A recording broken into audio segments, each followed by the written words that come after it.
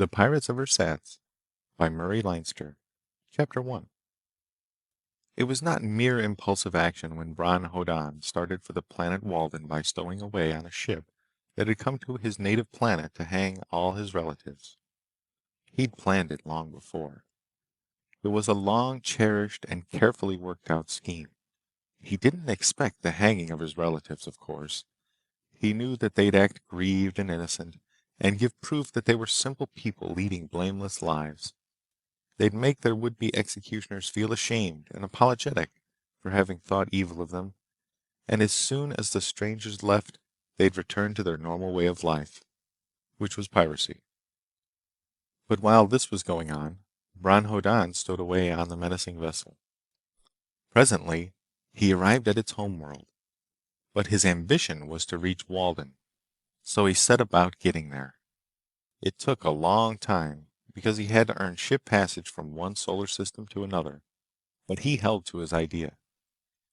Walden was the most civilized planet in that part of the galaxy. On Walden, Hoddan intended in order A. to achieve splendid things as an electronic engineer, B. to grow satisfactorily rich, C. to marry a delightful girl, and D. end his life as a great man. But he had to spend 2 years trying to arrange even the first. On the night before the police broke in the door of his room, though, accomplishment seemed imminent. He went to bed and slept soundly. He was calmly sure that his ambitions were about to be realized. At practically any instant, his brilliance would be discovered and he'd be well-to-do. His friend Derek would admire him, and even Netta would probably decide to marry him right away. She was the delightful girl. Such prospects made for good sleeping. And Walden was a fine world to be sleeping on. Outside the capital city, its spaceport received shipments of luxuries and raw materials from halfway across the galaxy. Its landing grid reared skyward and tapped the planet's ionosphere for power, with which to hoist ships to clear space and pluck down others from emptiness.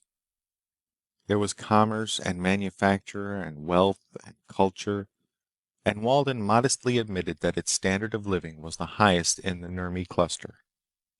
Its citizens had no reason to worry about anything but a supply of tranquilizers to enable them to stand the boredom of their lives. Even Hoddan was satisfied at the moment. On his native planet there wasn't even a landing grid.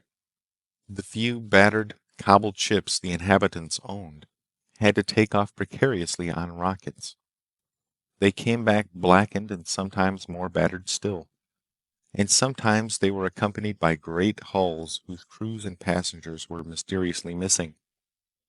These extra ships had to be landed on their emergency rockets, and of course couldn't take off again. But they always vanished quickly just the same. And the people of Zan, on which Hoddan had been born, always affected innocent indignation when embattled other spacecraft came and furiously demanded that they be produced. There were some people who said that all the inhabitants of Zan were space pirates and ought to be hung, and compared with such a planet, Walden seemed a very fine place indeed. So on a certain night, Bron Hoddan went confidently to bed and slept soundly until 3 hours after sunrise. Then the police broke in his door. They made a tremendous crash in doing it, but they were in great haste. The noise waked Hoddan, and he blinked his eyes open. Before he could stir, 4 uniformed men grabbed him and dragged him out the door. They searched him frantically for anything like a weapon. Then they stood him against a wall with 2 stun pistols on him, and the main body of cops began to tear his room apart, looking for something he could not guess. Then his friend Derek came hesitantly in the door and looked at him remorsefully. He wrung his hands. "I had to do it, Bron," he said agitatedly. "I couldn't help doing it." Hoddan blinked at him. He was dazed. Things didn't become clearer when he saw that a cop had slit open his pillow and was sifting its contents through his fingers. Another cop was ripping the seams of his mattress to look inside. Somebody else was going carefully through a little pile of notes that Netta had written, squinting at them as if he were afraid of seeing something he wished he hadn't. "What's happened?" asked Hoddan blankly. "What's this about?" Derek said miserably, "You killed someone, Bron. An innocent man. You didn't mean to, but you did, and it's terrible." "Me? Kill somebody? That's ridiculous," protested Hoddan.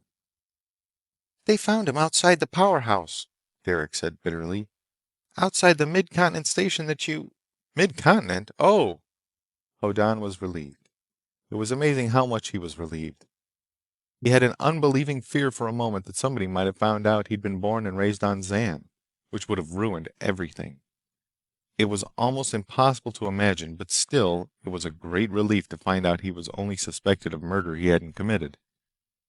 And he was only suspected because his first great achievement as an electronic engineer had been discovered. "They found the thing at mid-continent, huh? But I didn't kill anybody. And there's no harm done. The thing's been running 2 weeks now. I was going to the power board in a couple of days." He addressed the police. "I know what's up now," he said. "Give me some clothes and let's go get this straightened out." A cop waved a stun pistol at him. "One word out of line and pfft."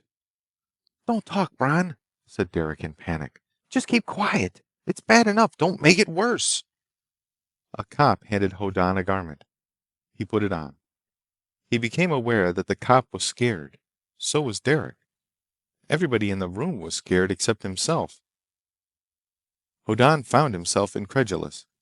People didn't act this way on a super-civilized, highest peak of culture, Walden. "Who'd I kill?" he demanded. "And why?"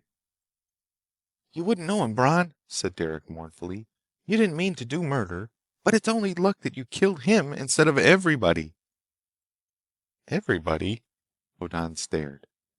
"No more talk," snapped the nearest cop. His teeth were chattering. "Keep quiet or else." Hoddan shut up. He watched, dressing the while as his clothing was inspected and then handed to him, while the cops completed the examination of his room.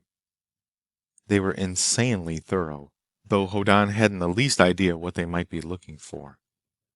When they began to rip up the floor and pull down the walls, the other cops let him outside.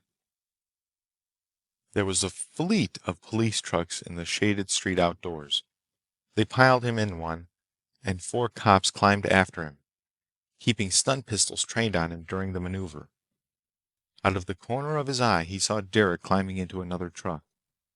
The entire fleet sped away together. The whole affair had been taken with enormous seriousness by the police. Traffic was detoured from their route. When they swung up on an elevated expressway, with raised up trees on either side, there was no other vehicle in sight. They raced on downtown. They rolled off the expressway. They rolled down a cleared avenue. Hoddan recognized the detention building. Its gates swung wide. The truck he rode in went inside. The gate closed. The other trucks went away, rapidly. Hoddan alighted and saw that the grim gray wall of the courtyard had a surprising number of guards mustered to sweep the open space with gunfire if anybody made a suspicious movement.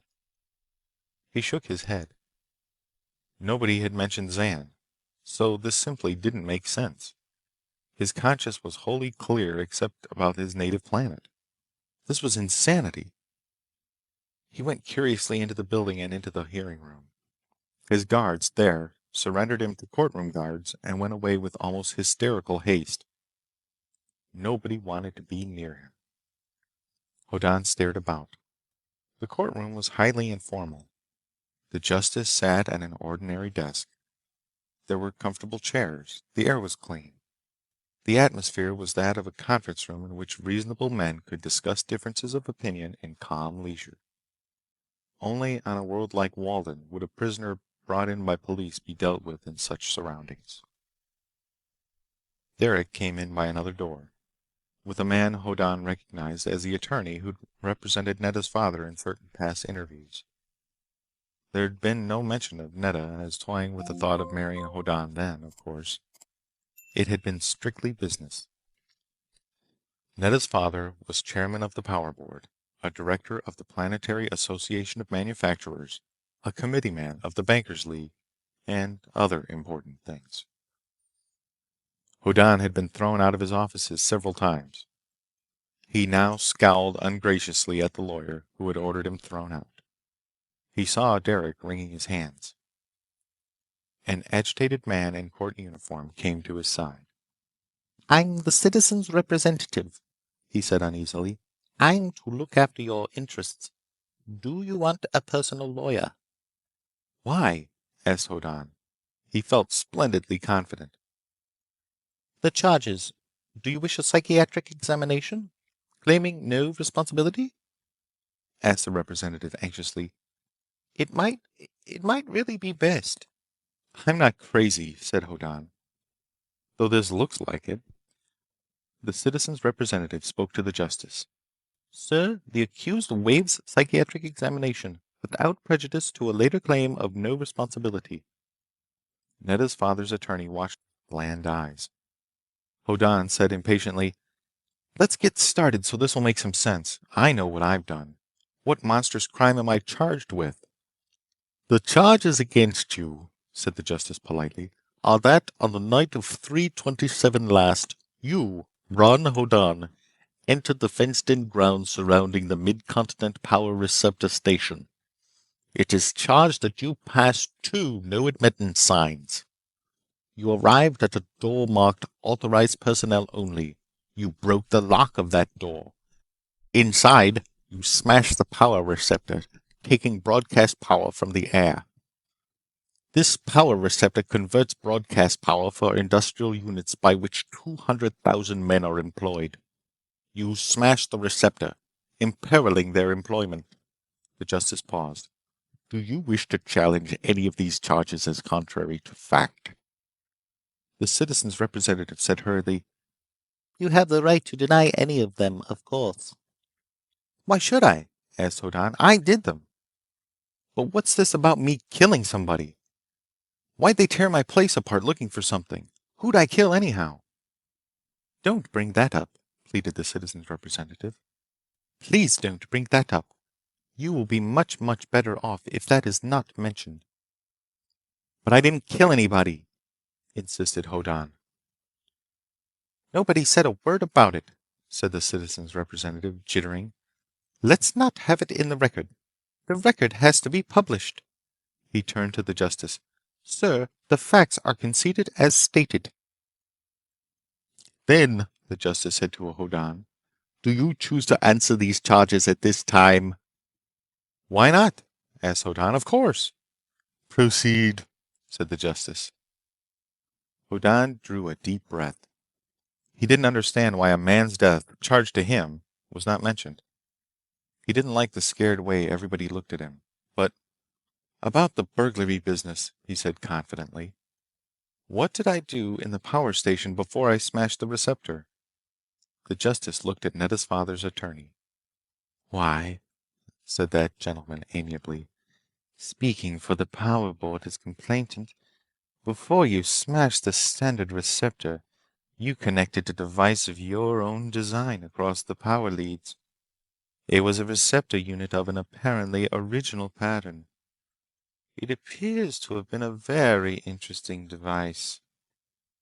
"I'd offered it to the power board," said Hoddan with satisfaction, "and I was thrown out. You had me thrown out. What did it do?"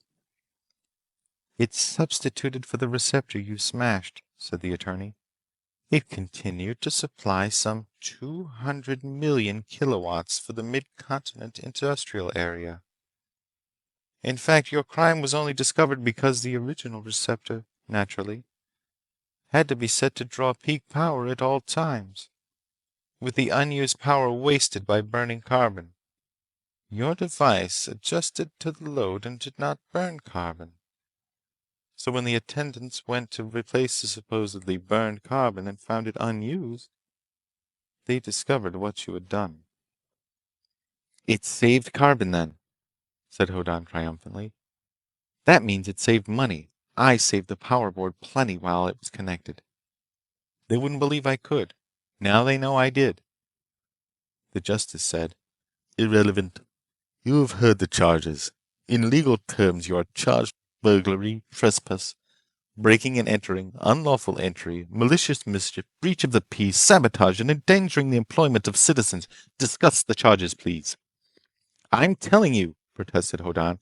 "I offered the thing to the power board. They said they were satisfied with what they had and wouldn't listen.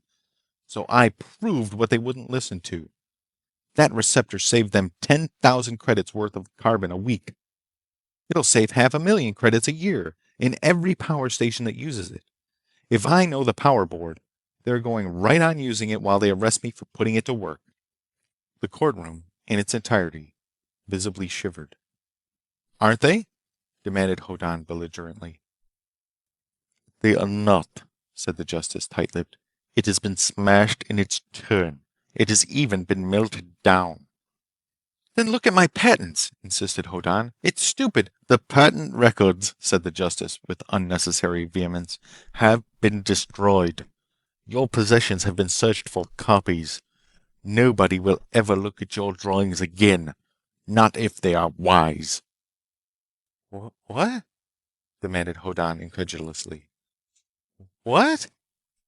"I will amend the record of this hearing before it is published," said the justice shakily.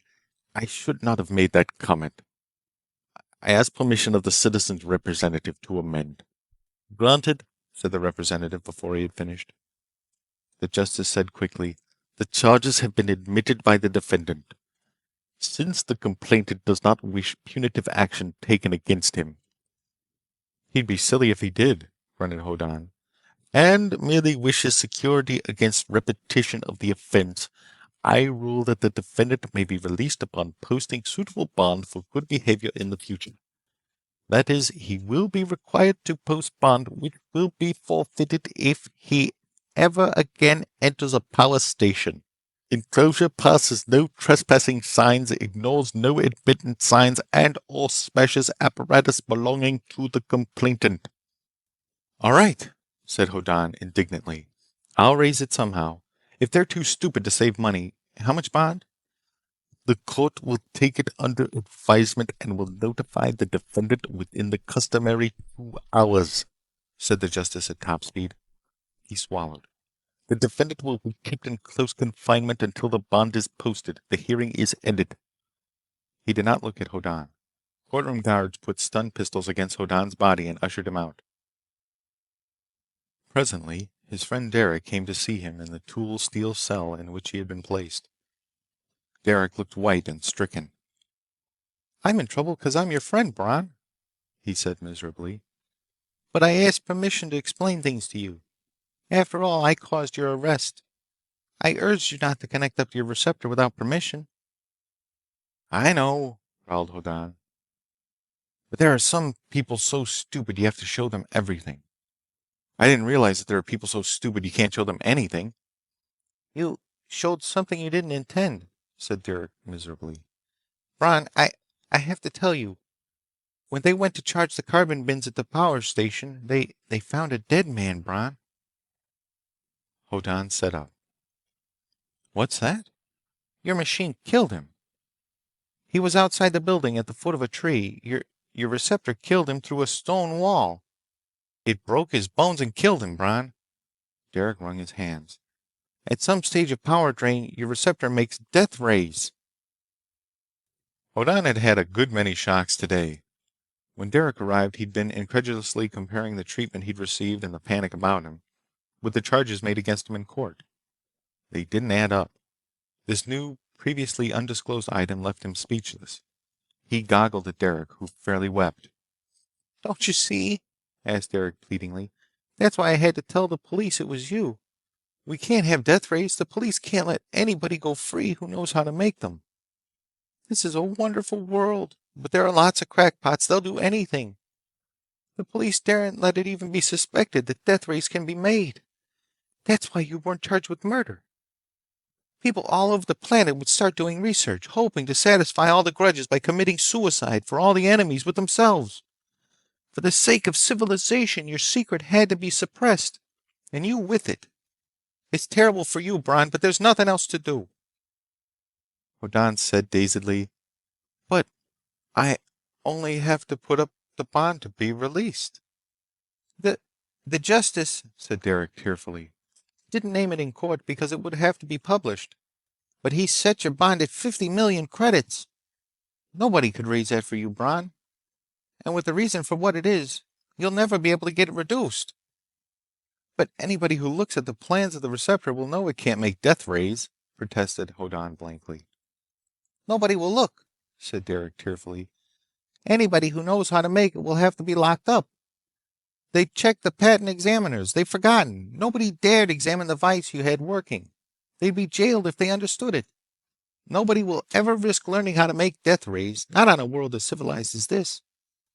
With so many people anxious to kill everybody else, you have to be locked up forever, Bron. You have to. Hoddan said inadequately. Oh.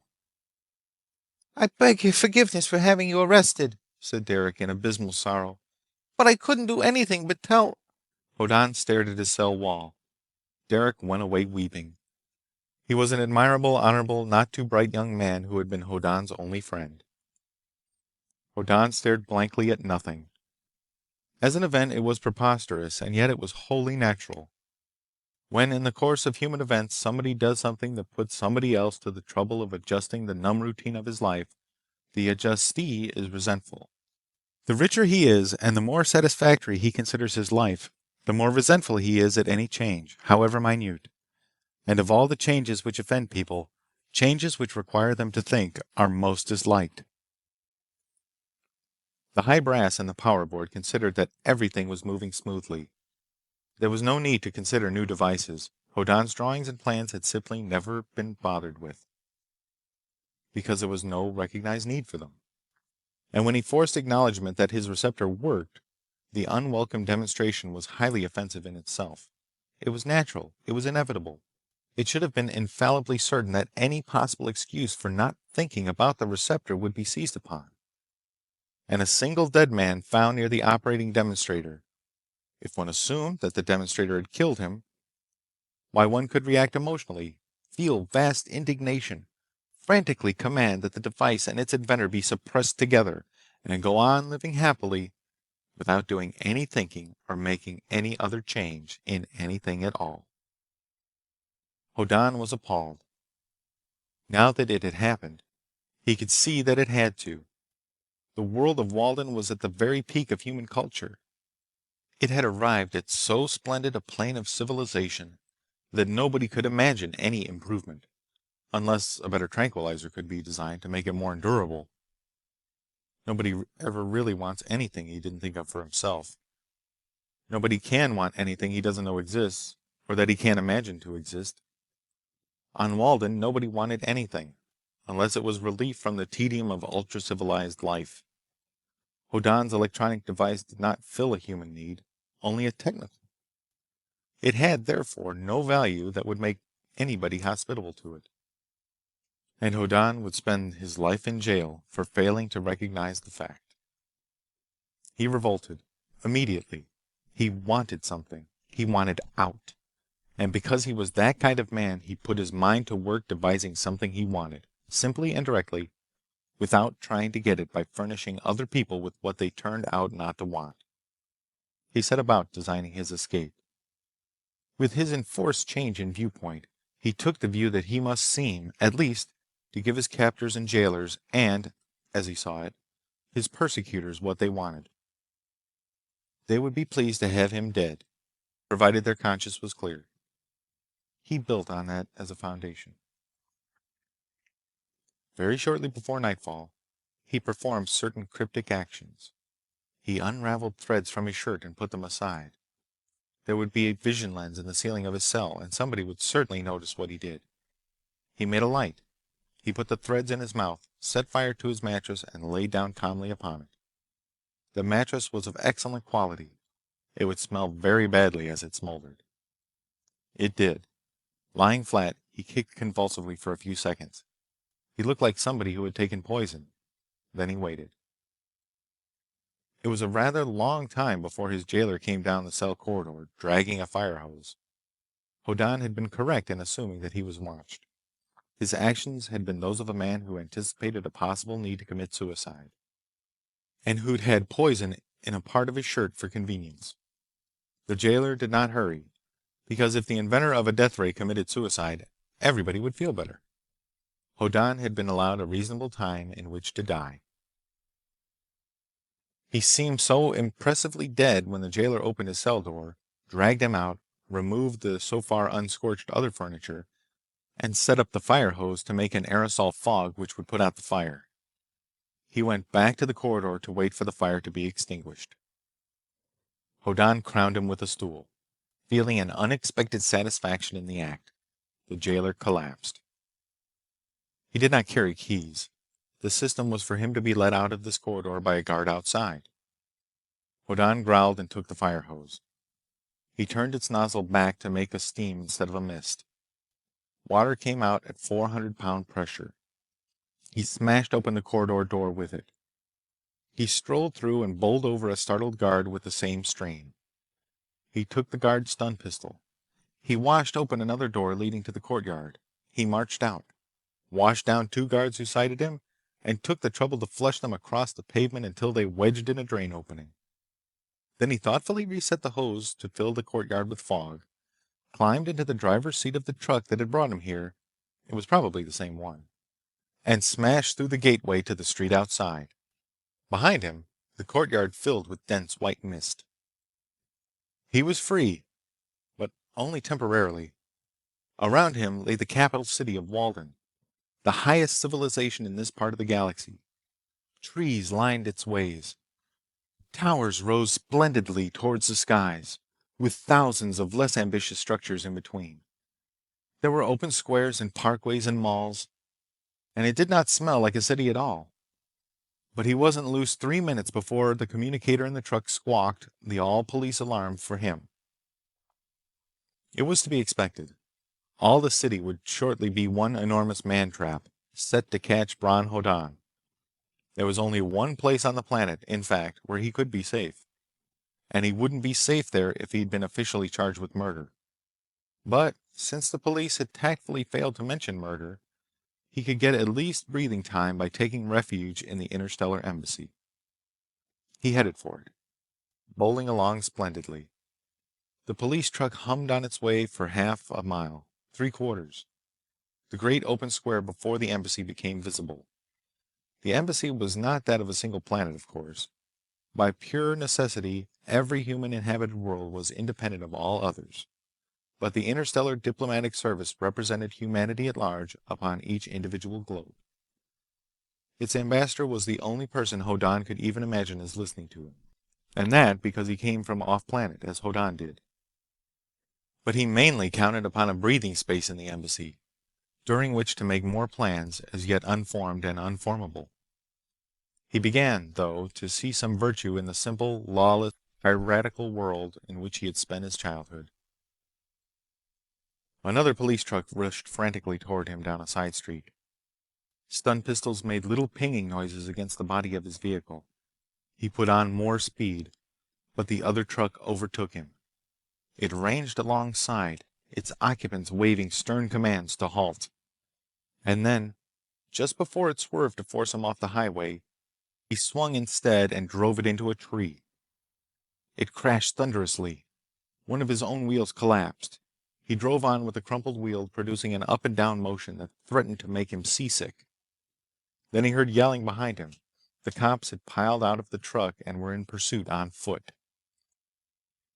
The tall, rough stone wall of the embassy was visible now, beyond the monument to the first settlers of Walden. He leapt to the ground and ran. Stun pistol bolts, a little beyond their effective range, stung like fire. They spurred him on. The gate of the embassy was closed. He bolted around the corner and swarmed up the conveniently rugged stones of the wall. He was well aloft before the cops spotted him. Then they fired at him industriously, and the charges crackled all around him. But he'd reached the top, and had both arms over the parapet before a charge hit his legs and stunned them, paralyzing them. He hung fast, swearing at his bad luck. Then hands grasped his wrists. A white-haired man appeared on the other side of the parapet. He took a good solid grip and heaved. He drew Hoddan over the breast-high top of the wall and led him down to the walkway inside it. "A near thing, that," said the white-haired man pleasantly. "I was taking a walk in the garden when I heard the excitement. I got to the wall top just in time." He paused and added, "I do hope you're not just a common murderer with the police after him. We can't offer asylum to such. Only a breathing space and a chance to start running again. But if you're a political offender—" Hoddan began to try to rub the sensation and usefulness back into his legs. Feeling came back and was not pleasant. "I'm the interstellar ambassador," said the white-haired man politely. "My name," said Hoddan bitterly, "is Bron Hoddan, and I'm framed for trying to save the power board some millions of credits a year." Then he said more bitterly, "If you want to know, I ran away from Zan to try to be a civilized man and live a civilized life. It was a mistake. I'm to be permanently jailed for using my brains." The ambassador cocked his head thoughtfully to one side. "Zan?" he said. "The name Hoddan fits to that somehow. Oh yes, space piracy. People say the people of Zan capture and loot a dozen ships or so a year.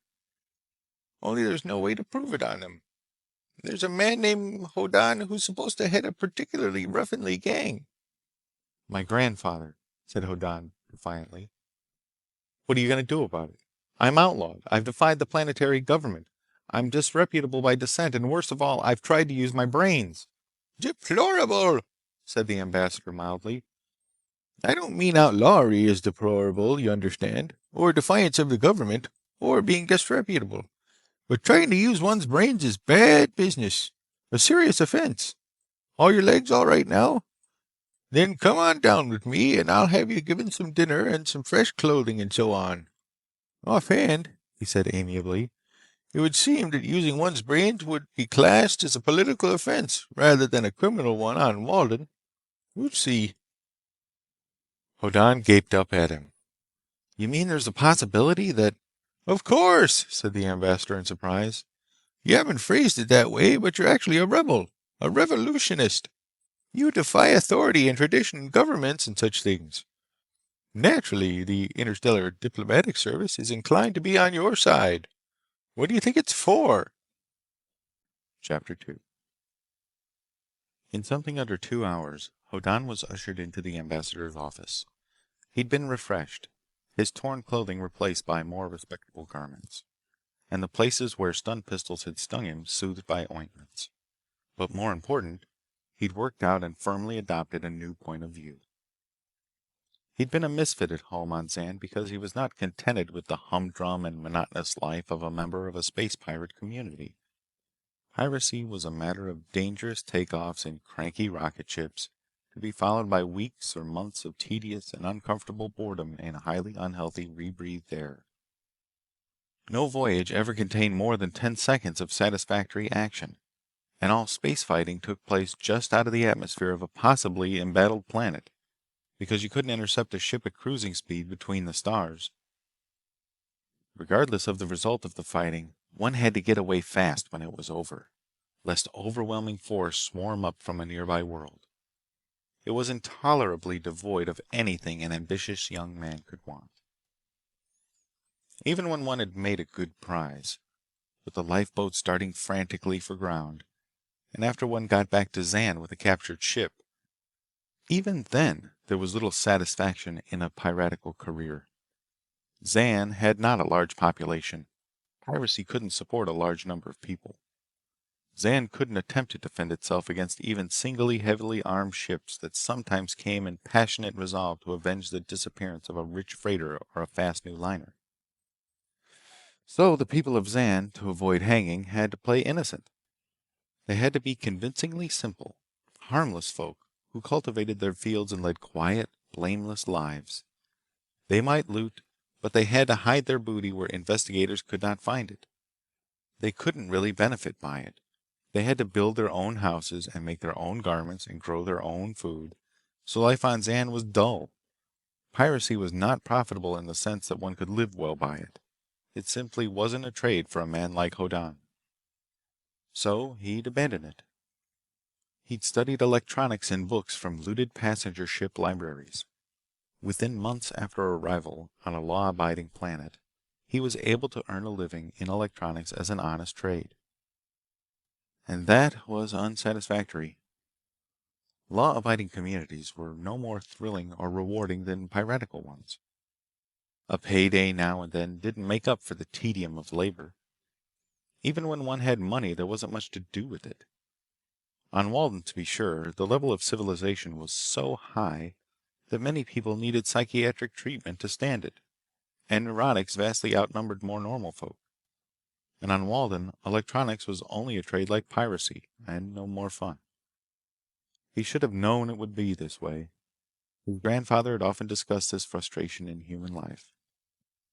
Us humans, it was his grandfather's habit to say, don't make sense. There's some of us that work so hard they get too tired to enjoy life. There's some that work so hard at enjoying it they don't get no fun out of it. And the rest of us spend our lives complaining there ain't no fun in it anyhow. The man that overall has the best time of any is one that picks out something he hasn't got a chance to do and spends his life raising hell because he stopped from doing it. When, and here Hoddan's grandfather tended to be emphatic, he wouldn't think much of it if he could. What Hoddan craved, of course, was a sense of achievement, of doing things worth doing and doing them well. Technically, there were opportunities all around him. He'd developed one, and it would save millions of credits a year if it were adopted. But nobody wanted it. He tried to force its use. He was in trouble, and now he could complain justly enough. But despite his grandfather, he was not the happiest man he knew. The ambassador received him with a cordial wave of the hand. "Things move fast," he said cheerfully. "You weren't here half an hour before there was a police captain at the gate. He explained that an excessively dangerous criminal had escaped jail and been seen to climb the embassy wall. He offered very generously to bring some men in and capture you and take you away, with my permission, of course. He was shocked when I declined." "I can understand that," said Hoddan. By the way," said the ambassador, "young men like yourself, is there a girl involved in this?" Hoddan considered. "A girl's father," he acknowledged, "is the real complainant against me." "Does he complain," asked the ambassador, "because you want to marry her, or because you don't?" "Neither," Hoddan told him. "She hasn't quite decided that I'm worth defying her rich father for." "Good," said the ambassador. "It can't be too bad a mess while a woman is being really practical. I've checked your story. Allowing for differences of viewpoint, it agrees with the official version. I've ruled that you're a political refugee, and so entitled to sanctuary in the embassy, and that's that." "Thank you, sir," said Hoddan. "There's no question about the crime," observed the ambassador, "or that it is primarily political. You propose to improve a technical process in a society which considers itself beyond improvement. If you'd succeeded, the idea of change would have spread. People now poor would have gotten rich. People now rich would have gotten poor. And you'd have done what all governments are established to prevent. So you'll never be able to walk the streets of this planet again in safety. You've scared people." "Yes, sir," said Hoddan. "It's been an unpleasant surprise to them, to be scared." The ambassador put the tips of his fingers together. "Do you realize," he asked, "that the whole purpose of civilization is to take the surprises out of life, so one can be bored to death? That a culture in which nothing unexpected ever happens is in what is called its golden age? That when nobody can even imagine anything happening unexpectedly, that they later fondly refer to that period as the good old days?" "I hadn't thought of it in just those words, sir." "It's one of the most avoided facts of life," said the ambassador. "Government, in the local or planetary sense of the word, is an organization for the suppression of adventure. Taxes are, in part, the insurance premiums one pays for protection against the unpredictable. And you have offended against everything that is the foundation of a stable and orderly and damnably tedious way of life. Against civilization, in fact." Hoddan frowned. "Yet you've granted me asylum." "Naturally," said the ambassador. "The diplomatic service works for the welfare of humanity. That doesn't mean stuffiness. A golden age in any civilization is always followed by collapse. In ancient days, savages came and camped outside the walls of super-civilized towns. They were unwashed, unmannerly, and unsanitary.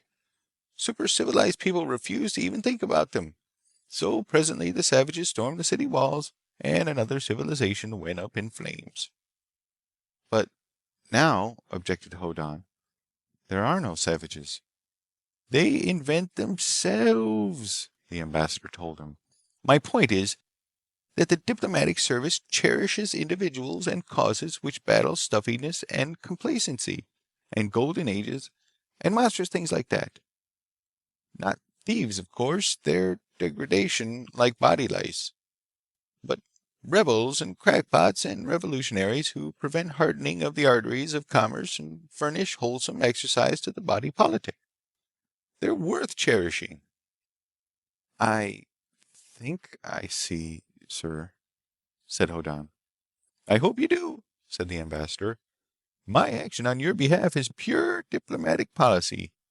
To encourage the dissatisfied is to ensure against universal satisfaction, which is lethal. Walden is in a bad way. You're the most encouraging thing that has happened here in a long time. And you're not a native." "No," agreed Hoddan. "I come from Zan."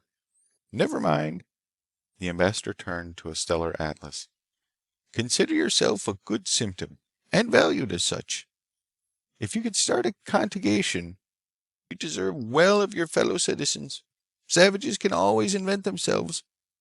But enough of apology from me. Let us set about your affairs."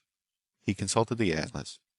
"Where would you like to go, since you must leave Walden?" "Not too far, sir." "The girl, eh?" The ambassador did not smile. He ran his finger down a page. "The nearest inhabited worlds, of course, are Krim and Darth. Krim is a place of lively commercial activity, where an electronics engineer should find easy employment. It's said to be progressive there and has much organized research." "I wouldn't want to be a kept engineer, sir," said Hoddan apologetically. "I'd rather, well, putter on my own." "Impractical, but sensible," commented the ambassador. He turned a page. "There's Darth. Its social system is practically feudal. It's technically backward. There's a landing grid, but space exports are skins and metal ingots and practically nothing else. There is no broadcast power. Strangers find local customs difficult. There's no town larger than 20,000 people. Few approach that size. Most settled places are mere villages near some feudal castle, and roads are so few and bad that wheel transport is rare." He leaned back and said in a detached voice, "I had a letter from there a couple of months ago. It was rather arrogant. The writer was one John Loris, and he explained that his dignity would not let him make a commercial offer, but an electronics engineer who put himself under his protection would not be the loser. He signed himself Prince of this, Lord of that, Baron of the other thing, and claimant to the dukedom of something else. Are you interested? No kings on Darth, just feudal chiefs." Hoddan thought it over. "I'll go to Darth," he decided. "It's bound to be better than Zan, and it can't be worse than Walden." The ambassador looked impassive. An embassy servant came in and offered an indoor communicator. The ambassador put it to his ear. After a moment he said, "Show him in. You did kick up a storm. The Minister of State, no less, is here to demand your surrender. I'll counter with a formal request for an exit permit. I'll talk to you again when he leaves." Don went out. He paced up and down the other room into which he was shown. Darth wouldn't be in a golden age. He was wiser now than he'd been this same morning. He recognized that he'd made mistakes. Now he could see rather ruefully how completely improbable it was that anybody could put across a technical device merely by proving its value, without making anybody want it. He shook his head regretfully at the blunder. The ambassador sent for him. "I've had a pleasant time," he told Hoddan genially. "There was a beautiful row. You've really scared people, Hoddan. You deserve well of the Republic. Every government and every person needs to be thoroughly terrified occasionally. It limbers up the brain." "Yes, sir," said Hoddan. "I've—" "The planetary government," said the ambassador with relish, "insists that you have to be locked up with the key thrown away, because you know how to make death rays.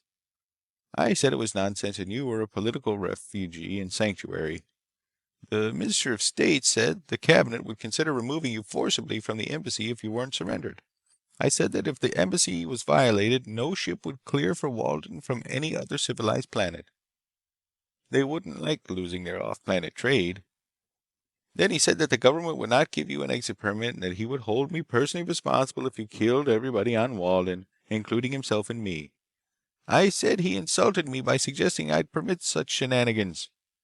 He said the government would take an extremely grave view of my attitude, and I said they would be silly if they did. Then he went off with great dignity, but shaking with panic, to think up more nonsense." "Evidently," said Hoddan in relief, "you believe me when I say that my gadget doesn't make death rays." The ambassador looked slightly embarrassed. "To be honest," he admitted, "I've no doubt that you invented it independently, but they've been using such a device for half a century in the Cetus cluster. They've had no trouble." Hoddan winced. "Did you tell the minister that?" "Hardly," said the ambassador. "It would have done you no good. You're in open revolt and have performed over acts of violence against the police. But it was also impolite enough for me to suggest that a local government was stupid. It would have been most undiplomatic to prove it." Hoddan did not feel proud just then. "I'm thinking that the cops, quite unofficially, might try to kidnap me from the embassy. They'll deny that they tried, especially if they manage it, but I think they'll try." "Very likely," said the ambassador. "We'll take precautions." "I'd like to make something, not lethal, just in case," said Hoddan. "If you can trust me not to make death rays, I'd like to make a generator of odd-shaped microwaves. They're described in textbooks. They ionize the air where they strike, that's all. They make air a high-resistance conductor. Nothing more than that." The ambassador said, "There was an old-fashioned way to make ozone." When Hoddan nodded, a little surprised, the ambassador said, "By all means, go ahead. You should be able to get parts from your room vision receiver. I'll have some tools given you." Then he added, "Diplomacy has to understand the things that control events. Once it was a social position. For a time it was weapons. Then it was commerce. Now it's technology. But I wonder how you use ionization of air to protect yourself from kidnappers. Don't tell me. I'd rather try to guess." He waved his hand in cordial dismissal, and an embassy servant showed Hoddan to his quarters. 10 minutes later, another staff man brought him tools such as would be needed for work on a vision set. He was left alone. He delicately disassembled the set in his room and began to put some of the parts together in a novel but wholly rational fashion. The science of electronics, like the science of mathematics, had progressed away beyond the point where all of it had practical applications. One could spend a lifetime learning things that research had discovered in the past, and industry had never found a use for. On Zan, industriously reading pirated books, Hoddan hadn't known where utility stopped. He'd kept on learning long after a practical man would have stopped studying to get a paying job. Any electronic engineer could have made the device he now assembled. It only needed to be wanted, and apparently he was the first person to want it. In this respect, it was like the receptor that had gotten him into trouble, but as he put the small parts together, he felt a certain loneliness. A man Hoddan's age needs to have some girl admire him from time to time. If Netta had been sitting cross-legged before him, listening raptly while he explained, Hoddan would probably have been perfectly happy. But she wasn't. It wasn't likely she ever would be. Hoddan scowled. Inside of an hour, he'd made a hand-sized 5-watt waveguide projector of waves of eccentric form. In the beam of that projector, air became ionized. Air became a high-resistance conductor comparable to nichrome wire, when and where the projector sent its microwaves.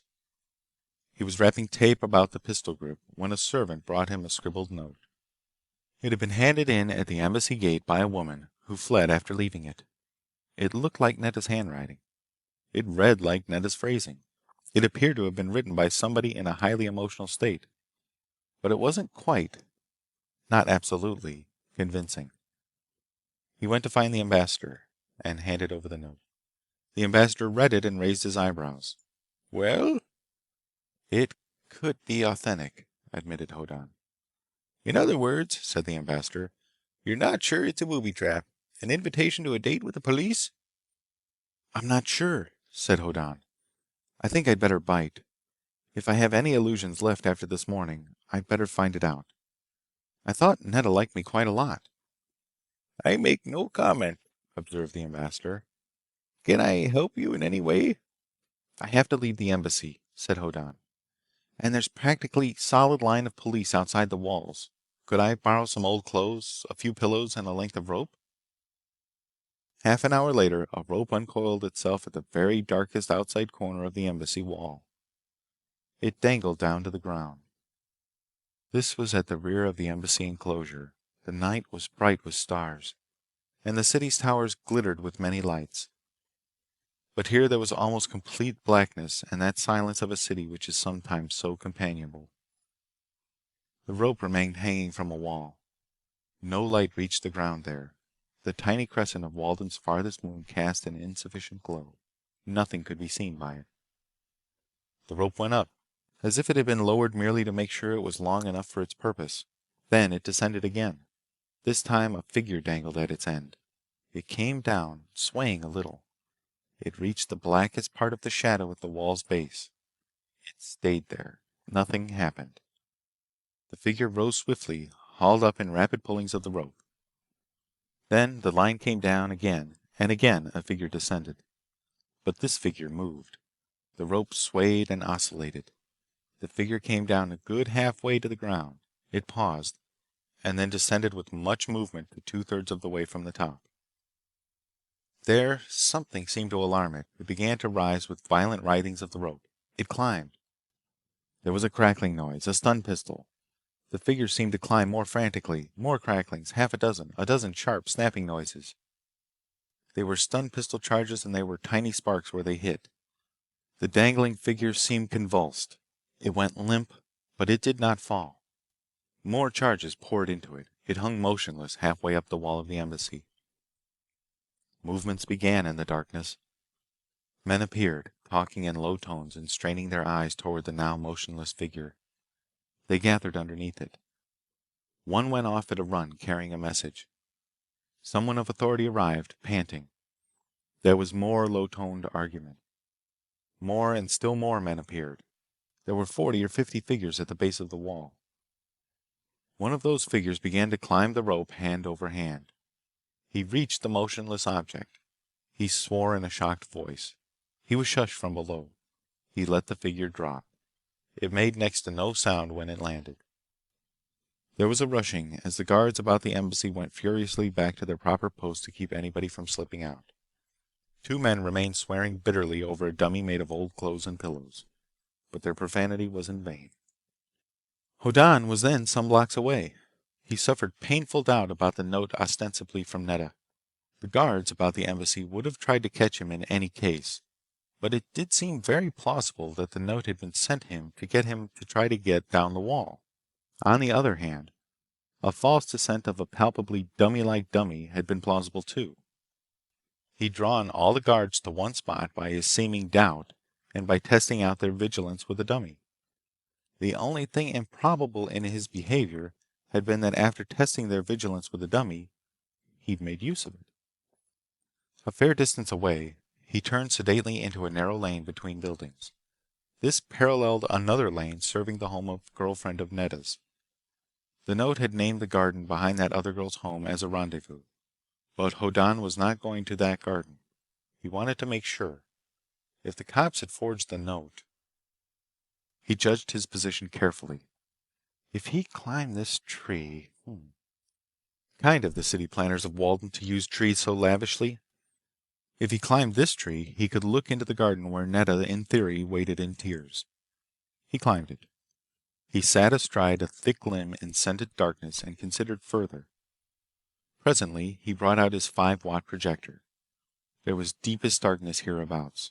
Trees and shrubbery were merely blacker than their surroundings. But there was reason for suspicion. Neither in the house of Netta's girlfriend, nor in the nearer house between, was there a single lighted window. Hoddan adjusted the waveguide and pressed the stud of his instrument. He pointed it carefully into the nearer garden. A man grunted in surprised tone. There was stirring. A man swore startledly. The word seemed inappropriate to a citizen merely breathing the evening air. Hoddan frowned. The note from Netta seemed to have been a forgery. To make sure, he readjusted the waveguide to project a thin but fan-shaped beam. He aimed again. Painstakingly, he traversed the area in which men would have been posted to jump him, in the event that the note was forged. If Netta were there, she would feel no effect. If police lay in wait, they would notice, at once. They did. A man howled. 2 men yelled together. Somebody bellowed. Somebody squealed. Someone in charge of the flares made ready to give light for the police was so startled by a strange sensation that he jerked the cord. An immense cold white brilliance appeared. The garden where Netta definitely was not present became bathed in incandescence. Light spilled over the wall of one garden into the next and disclosed a squirming mass of police in the near garden also. Some of them leaped wildly and ungracefully while clawing behind them. Some stood still and struggled desperately to accomplish something to their rear, while others gazed blankly at them until Hoddan swung his instrument their way also. A man tore off his pants and swarmed over the wall to get away from something intolerable. Others imitated him, save in the direction of their flight. Some removed their trousers before they fled, but others tried to get them off while fleeing. Those last did not fare too well.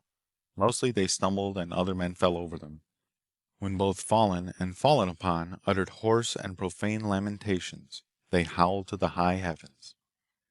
Hoddan let the confusion mount past any unscrambling, and then slid down the tree and joined in the rush. With the glare in the air behind him, he only feigned to stumble over one figure after another. Once he grunted as he scorched his own fingers, but he came out of a lane with a dozen stun pistols, mostly uncomfortably warm, as trophies of the ambush. As they cooled off, he stowed them away in his belt and pockets, strolling away down the tree-lined street. Behind him, cops realized their trouserless condition and appealed plaintively to householders to notify headquarters of their state. Hoddan did not feel particularly disillusioned somehow. It occurred to him even that this particular event was likely to help him getting off Walden. If he was to leave against the cops' will, he needed to have them at less than top efficiency. And men who have had their pants scorched off them are not apt to think too clearly. Hoddan felt a certain confidence increase in his mind. He'd worked the thing out very nicely. If ionization made a high-resistance conductor, then an ionizing beam would make a high-resistance short between the power terminals of a stun pistol. With the power a stun pistol carried, that short would get hot. So would the pistol. It would get hot enough, in fact, to scorch cloth in contact with it, which had happened. If the effect had been produced in the soles of policemen's feet, Hoddan would have given every cop a hot foot. But since they carried their stun pistols in their hip pockets, the thought of Netta diminished his satisfaction. The note could be pure forgery, or the police could have learned about it through the treachery of the servant she sent to the embassy with it. It would be worthwhile to know. He headed toward the home of her father. If she were loyal to him, why, it would complicate things considerably. But he felt it necessary to find out. He neared the spot where Netta lived. This was an especially desirable residential area. The houses were large and gracefully designed, and the gardens were especially lush. Presently he heard music ahead. Live music. He went on. He came to a place where strolling citizens had paused under the trees of the street to listen to the melody and the sound of voices that accompanied it. And the music and the festivity was in the house in which Netta dwelt. She was having a party, on the very night of the day in which he'd been framed for life imprisonment. It was a shock. Then there was a rush of vehicles, and police trucks were disgorging cops before the door. They formed a cordon about the house, and some knocked and were admitted in haste. Then Hoddan nodded dourly to himself. His escape from the embassy was now known.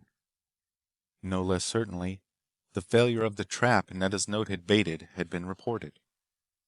The police were now turning the whole city into a trap for one Bron Hoddan, and they were looking first at the most probable places. Then they'd search the possible places for him to be. And by the time that had been accomplished, they'd have cops from other cities pouring into the city, and they'd search every square inch of it for him. And certainly and positively they'd take the most urgent and infallible precautions to make sure he didn't get back into the embassy. It was a situation that would have appalled Hoddan only that morning. Now, though, he only shook his head sadly. He moved on. He'd gotten into trouble by trying to make an industrial civilization accept something it didn't want, a technical improvement in a standard electronic device. He'd gotten partly out of trouble by giving his jailers what they definitely desired, the sight of him apparently a suicide in the cell of the detention building. He'd come out of the embassy again by giving the watchers outside a view they urgently desired. A figure secretly descending the embassy wall. He'd indulged himself at the ambuscade, but the way to get back into the embassy. It was not far from Netta's house to a public safety kiosk, decoratively placed on a street corner. He entered it. It was unattended, of course. It was simply an out-of-door installation where cops could be summoned or fires reported or emergencies described by citizens independently of the regular home communicators. It had occurred to Hoddan that the planetary authorities would be greatly pleased to hear of a situation in a place that would seem to hint at his presence. There were all sorts of public services that would be delighted to operate impressively in their own lines. There were bureaus which would rejoice in a chance to show off their efficiency. He used his microwave generator, which at short enough range would short-circuit anything, upon the apparatus in the kiosk. It was perfectly simple, if one knew how. He worked with a sort of tender thoroughness, shorting this item, shorting that, giving this frantic emergency call, stating that baseless lie. When he went back out of the kiosk, he walked briskly towards an appointment he had made. And presently the murmur of the city at night had new sound added to it. They began as a faint, confused clamor at the edges of the city. The uproar moved centralward and grew louder as it came. There were clanging bells and sirens and beeper horns warning all non-official vehicles to keep out of the way. On the raised-up expressway, snorting metal monsters rushed with squealing excitement. On the fragrant lesser streets, small vehicles rushed with proportionately louder howlings. Police trucks poured out of their cubbyholes and plunged valiantly through the dark. Broadcast units signaled emergency and cut off the air to make the placid ether waves available to authority. All these noises and all this tumult moved toward a single point. The outer parts of the city regained their former quiet, save that there was less music. The broadcasts were off. But the sound of racing vehicles clamoring for right-of-way grew louder and louder, and more peremptory as it concentrated toward the large open square on which the interstellar embassy faced. From every street and avenue, firefighting equipment poured into the square. In between and behind, hooting loudly for precedence, police trucks accompanied and foreran them. Emergency vehicles of all the civic bureaus appeared, all of them with immense conviction of their importance. It was a very large open square, that space before the embassy. From its edge, the monument to the first settlers in the center looked small. But even that vast plaza filled up with trucks of every imaginable variety from the hose towers which would throw streams of water 400 feet straight up, to the miniature troubled wagons of electrical supply. Staff cars of fire and police and sanitary services crowded each other and bumped fenders with tree surgeon trucks prepared to move fallen trees, and with public address trucks ready to lend stentorian tones to any voice of authority. But there was no situation except that there was no situation. There was no fire. There was no riot. There was not even stray dogs for the pound wagons to pursue, nor broken water mains for the water department technicians to shut off and repair. There was nothing for anybody to do but ask everybody else what the hell they were doing there, and presently to swear at each other for cluttering up the way. The din of arriving horns and sirens had stopped, and a mutter of profanity was developing when at last a vehicle arrived. It was an ambulance, and it came purposefully out of a side avenue and swung toward a particular place as if it knew exactly what it was about. When its way was blocked, it hooted impatiently for passage.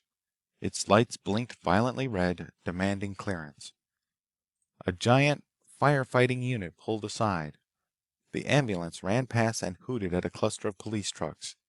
They made way for it. It blared at a gathering of dismounted, irritated truck personnel. It made its way through them. It moved in a straight line for the gate of the interstellar embassy. 100 yards from that gate, its horn blatted irritably at the car of the acting head of municipal police. That car obediently made way for it. The ambulance rolled briskly up to the very gate of the embassy. There it stopped. A figure got down from the driver's seat and walked purposefully in the gate. Thereafter, nothing happened at all, until a second figure rolled and toppled itself out on the ground from the seat beside the ambulance driver's. That figure kicked and writhed on the ground. A policeman went to find out what was the matter. It was the ambulance driver. Not the one who'd driven the ambulance to the embassy gate, but the one who should have.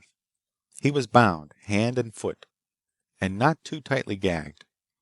When released, he swore vividly while panting that he'd been captured and bound by somebody who said he was Bron Hoddan, and was in a hurry to get back to the interstellar embassy.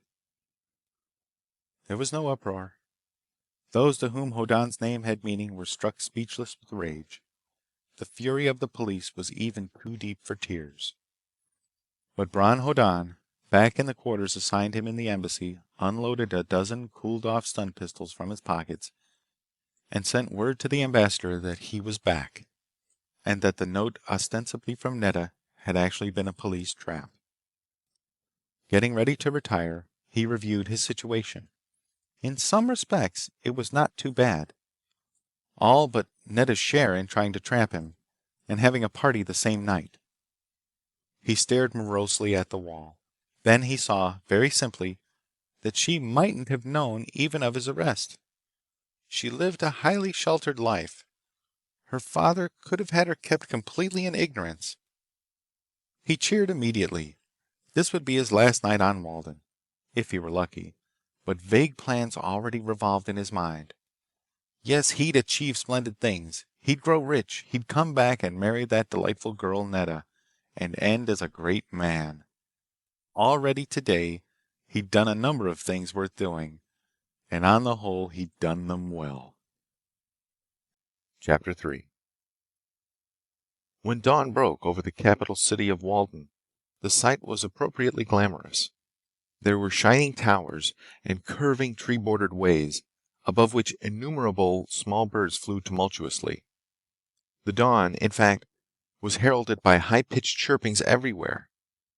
During the darkness there had been a deep-toned humming sound, audible all over the city.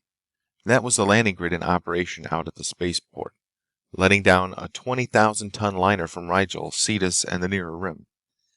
Presently, it would take off for Krim, Darth, and the Coalsack stars, and if Hoddan was lucky, he would be on it. But at the earliest part of the day there was only tranquility over the city and the square and the interstellar embassy. At the gate of the embassy enclosure, staff members piled up boxes and bales and parcels for transport to the spaceport, and thence to destinations whose names were practically songs. There were dispatches to Delisle, where the Interstellar Diplomatic Service had a sector headquarters, and there were packets of embassy-stamped invoices for Lahola and Trali and Famagusta. There were boxes for Sind and Maja, and metal-bound cases for Kent. The early explorers of this part of the galaxy had christened huge suns for little villages and territories back on Earth, which less than one human being in 10,000 had ever seen. The sound of stacking freight parcels was crisp and distinct in the morning hush. The dew deposited during darkness had not yet dried from the pavement of the square. Damp, unhappy figures loafed nearby. They were self-evidently secret police, as yet unrelieved after a night's vigil about the embassy's rugged wall. They were sleepy, and their clothing stuck soggily to them, and none of them had had anything warm in his stomach for many hours. They had not, either, anything to look forward to from their superiors. Hoddan was again in sanctuary inside the embassy they'd guarded so ineptly through the dark. He'd gotten out without their leave, and made a number of their fellows unwilling to sit down, and then made all the police and municipal authorities ridiculous by the manner of his return. The police guards about the embassy were very positively not in a cheery mood, but one of them saw an embassy servant he knew. He'd stood the man drinks, in times past, to establish a contact that might be useful. He summoned a smile and beckoned to that man. The embassy servant came briskly to him, rubbing his hands after having put a moderately heavy case of documents on top of the waiting pile. "That Hoddan," said the plainclothesman, attempting hearty ruthfulness. "He certainly put it over on us last night." The servant nodded. "Look," said the plainclothesman. "There could be something in it for you if, you wanted to make a little extra money." The servant looked regretful. "No chance," he said. "He's leaving today." The plainclothesman jumped. "Today?" "For Darth," said the embassy servant. "The ambassador is shipping him off on the space liner that came in last night." The plainclothesman dithered. "How's he going to get to the spaceport?" "I wouldn't know," said the servant. "They figured out some way. I could use a little extra money, too." He lingered, but the plainclothesman was staring at the innocent, inviolable parcels about to leave the embassy for distant parts.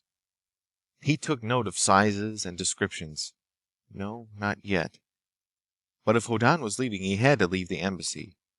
If he left the embassy... The plainclothesman bolted. He made a breathless report by the portable communicator set up for just such use. He told what the embassy servant had said, and the inference to be drawn from it, the suspicions to be entertained. And then he stopped short. Orders came back to him. Orders were given in all directions. Somebody was going to distinguish himself by catching Hoddan, and undercover politics worked to decide who it should be. Even the job of guard outside the embassy became desirable. So fresh, alert plainclothesmen arrived. They were bright-eyed and bushy-tailed, and they took over. Weary, hungry men yielded up their posts. They went home. The man who'd gotten the infallibly certain clue went home too, disgruntled, because he wasn't allowed a share in the credit for Hoddan's capture. But he was glad of it later. Inside the embassy, Hoddan finished his breakfast with the ambassador. "I'm giving you," said the ambassador, "that letter to the character on Darth. I told you about him. He's some sort of nobleman and has need of an electronic engineer. On Darth, they're rare to non-existent. But his letter wasn't too specific." "I remember," agreed Hoddan. "I'll look him up, thanks." "Somehow," said the ambassador, "I cherish unreasonable hopes of you, Hoddan. A psychologist would say your group identification is low and your silolomia practically a minus quality, while your ergic tension is pleasingly high. He'd mean that with reasonable good fortune, you will raise more hell than most. I wish you that good fortune, and... Hoddan?" "Yes?" "I don't urge you to be vengeful," explained the ambassador, "but I do hope you won't be too forgiving of these characters who jailed you for life. You've scared them badly. It's very good for them." Anything more you can do in that line will really be a kindness, and as such will positively not be appreciated. But it'll be well worth doing. I say this because I like the way you plan things, and any time I can be of service. Thanks, said Hoddan. But I better get going for the spaceport. He'd write Netta from Darth. I'll get set for it. He rose. The ambassador stood up, too. I like the way you plan things, He repeated appreciatively. we'll check over that box. They left the embassy dining room together. It was well after sunrise when Hoddan finished his breakfast, and the bright and watchful new plainclothesmen were very much on the alert outside. By this time, the sunshine had lost its early ruddy tint, and the trees about the city were vividly green, and the sky had become appropriately blue, as the skies on all human-occupied planets are. There was the beginning of traffic. Some was routine movement of goods and vehicles, but some was special. For example, the trucks which came to carry the embassy shipment to the spaceport. They were perfectly ordinary trucks, hired in a perfectly ordinary way by the ambassador's secretary. They came trundling across the square and into the embassy gate. The ostentatiously loafing plainclothesmen could look in and see the waiting parcels loaded on them. The first truckload was quite unsuspicious. There was no package in the lot which could have held a man in even the most impossibly cramped of positions. But the police took no chances. 10 blocks from the embassy, the cops stopped it and verified the licenses and identities of the driver and his helper. This was a moderately lengthy business. While it went on, plainclothesmen worked over the packages in the truck's body and put stethoscopes to any of more than 1 cubic foot capacity. They waved the truck on. Meanwhile, the second truck was loading up, and the watching, ostensible loafers saw that nearly the last item to be put on it was a large box which hadn't been visible before. It was carried with some care, and it was marked fragile, and it was put into place and wedged fast with other parcels. The plainclothesmen looked at each other with anticipatory glee. One of them reported the last large box with almost lyric enthusiasm. When the second truck left the embassy with the large box, a police truck came innocently out of nowhere and just happened to be going the same way. 10 blocks away, again the truckload of embassy parcels was flagged down and its driver's license and identity was verified. A plainclothesman put a stethoscope on the questionable case. He beamed and made a suitable signal. The truck went on while zestful Machiavellian plans took effect. 5 blocks farther, an unmarked empty truck came hurtling out of a side street, sideswiped the truck from the embassy, and went careening away down the street without stopping. The trailing police truck made no attempt at pursuit. Instead, it stopped helpfully by the truck which had been hit. A wheel was hopelessly gone. So uniformed police, with conspicuously happy expressions, cleared a space around the stalled truck and stood guard over the parcels under diplomatic seal. With eager helpfulness, they sent for other transportation for the embassy's shipment. A sneeze was heard from within the mass of guarded freight, and the policemen shook hands with each other. When substitute trucks came, there were 2 of them. They loaded one high with embassy parcels and sent it off to the spaceport with their blessing. There remained just one single large-sized box to be put on the second vehicle. They bumped it on the ground, and a startled grunt came from within. There was an atmosphere of innocent enjoyment all about as the police tenderly loaded this large box on the second truck they'd sent for, and festooned themselves about it as it trundled away. Strangely, it did not head directly for the spaceport. The police carefully explained this to each other in loud voices. Then some of them were afraid the box hadn't heard, so they knocked on it. The box coughed, and it seemed hilariously amusing to the policemen that the contents of the freight parcel should cough. They expressed deep concern, and, addressing the box, explained that they were taking it to the detention building, where they would give it some cough medicine. The box swore at them despairingly. They howled with childish laughter. and assured the box that after they had opened it and given it cough medicine, they would close it again very carefully, leaving the diplomatic seal unbroken, and deliver it to the spaceport so it could go on its way. The box swore again luridly. The truck which carried it hastened. The box teetered and bumped and jounced with the swift motion of a vehicle that carried it and all of the police around it. Bitter, enraged, and highly unprintable language came from within. The police were charmed. Even so early in the morning, they seemed inclined to burst into song. When the detention building gate opened for it and closed again behind it, there was a welcoming committee in the courtyard. It included a jailer with a bandaged head and a look of vengeful satisfaction on his face, and no less than 3 guards who had been given baths by high-pressure hose when Bron Hoddan departed from his cell. They wore unamiable expressions. And then, while the box swore very bitterly, somebody tenderly loosened a plank, being careful not to disturb the diplomatic seal, and pulled it away with a triumphant gesture. Then all the police could look into the box, and they did. Then there was dead silence, except for the voice that came from a two-way communicator set inside. "And now," said the voice from the box, and only now did anybody notice what the muffling effect of the boards had hidden.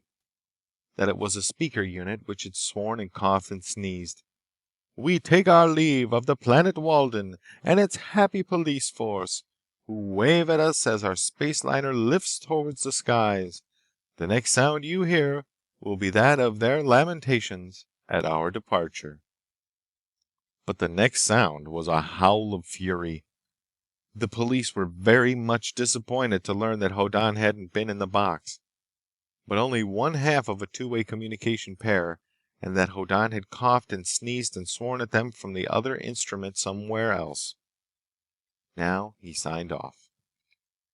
The space liner was not lifting off just yet. It was still solidly aground in the center of the landing grid.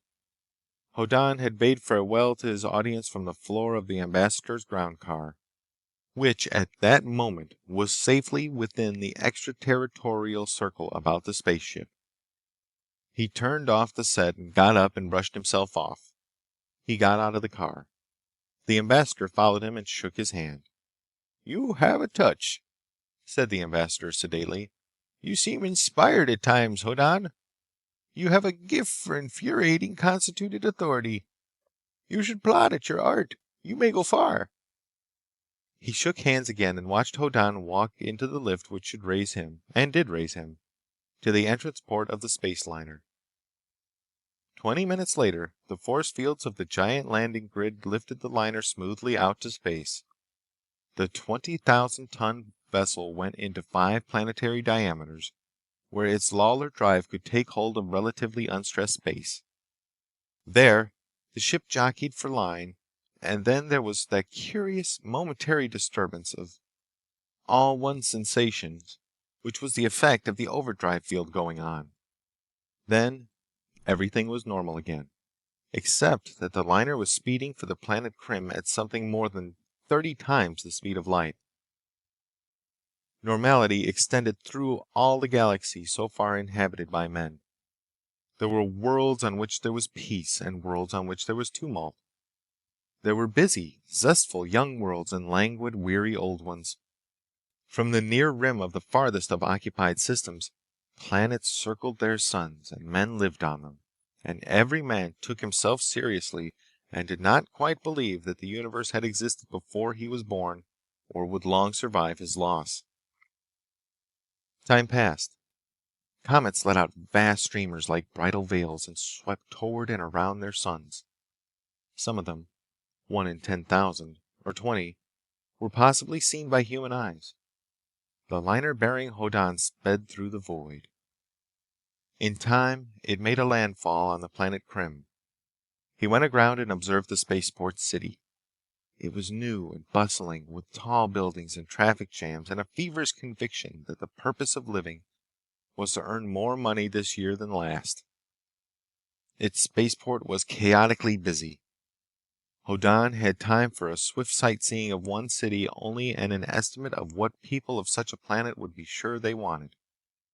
He saw slums and gracious public buildings, and went back to the spaceport and the liner, which then rose upon the landing grid's force fields until Krim was a great round ball below it. Then there was again a jockeying for line, and the liner winked out of sight and was again journeying at 30 times the speed of light. Again, time passed. In one of the remoter galaxies, a supernova flamed, and on a rocky, barren world a small living thing squirmed experimentally. And to mankind the one event was just as important as the other. But presently the liner from Krim and Walden appeared in Darth as the tiniest of shimmering pearly specks against the blue. To the north and east and west of the spaceport, rugged mountains rose steeply. Patches of snow showed here and there, and naked rock reared boldly in spurs and precipices. But there were trees on all the lower slopes, and there was not really a timberline. The space liner increased in size, descending toward the landing grid. The grid itself was a monstrous lattice of steel, half a mile high, and enclosing a circle not less in diameter. It filled much of the larger part of the level valley floor, and horned duryas and what Hoddan later learned were horses grazed in it. The animals paid no attention to the deep-toned humming noise the grid made in its operation. The ship seemed the size of a pea. Presently it was the size of an apple. Then it was the size of a basketball, and then it swelled enormously and put out spidery metal legs with large splay metal feet on them, and alighted and settled gently to the ground. The humming stopped.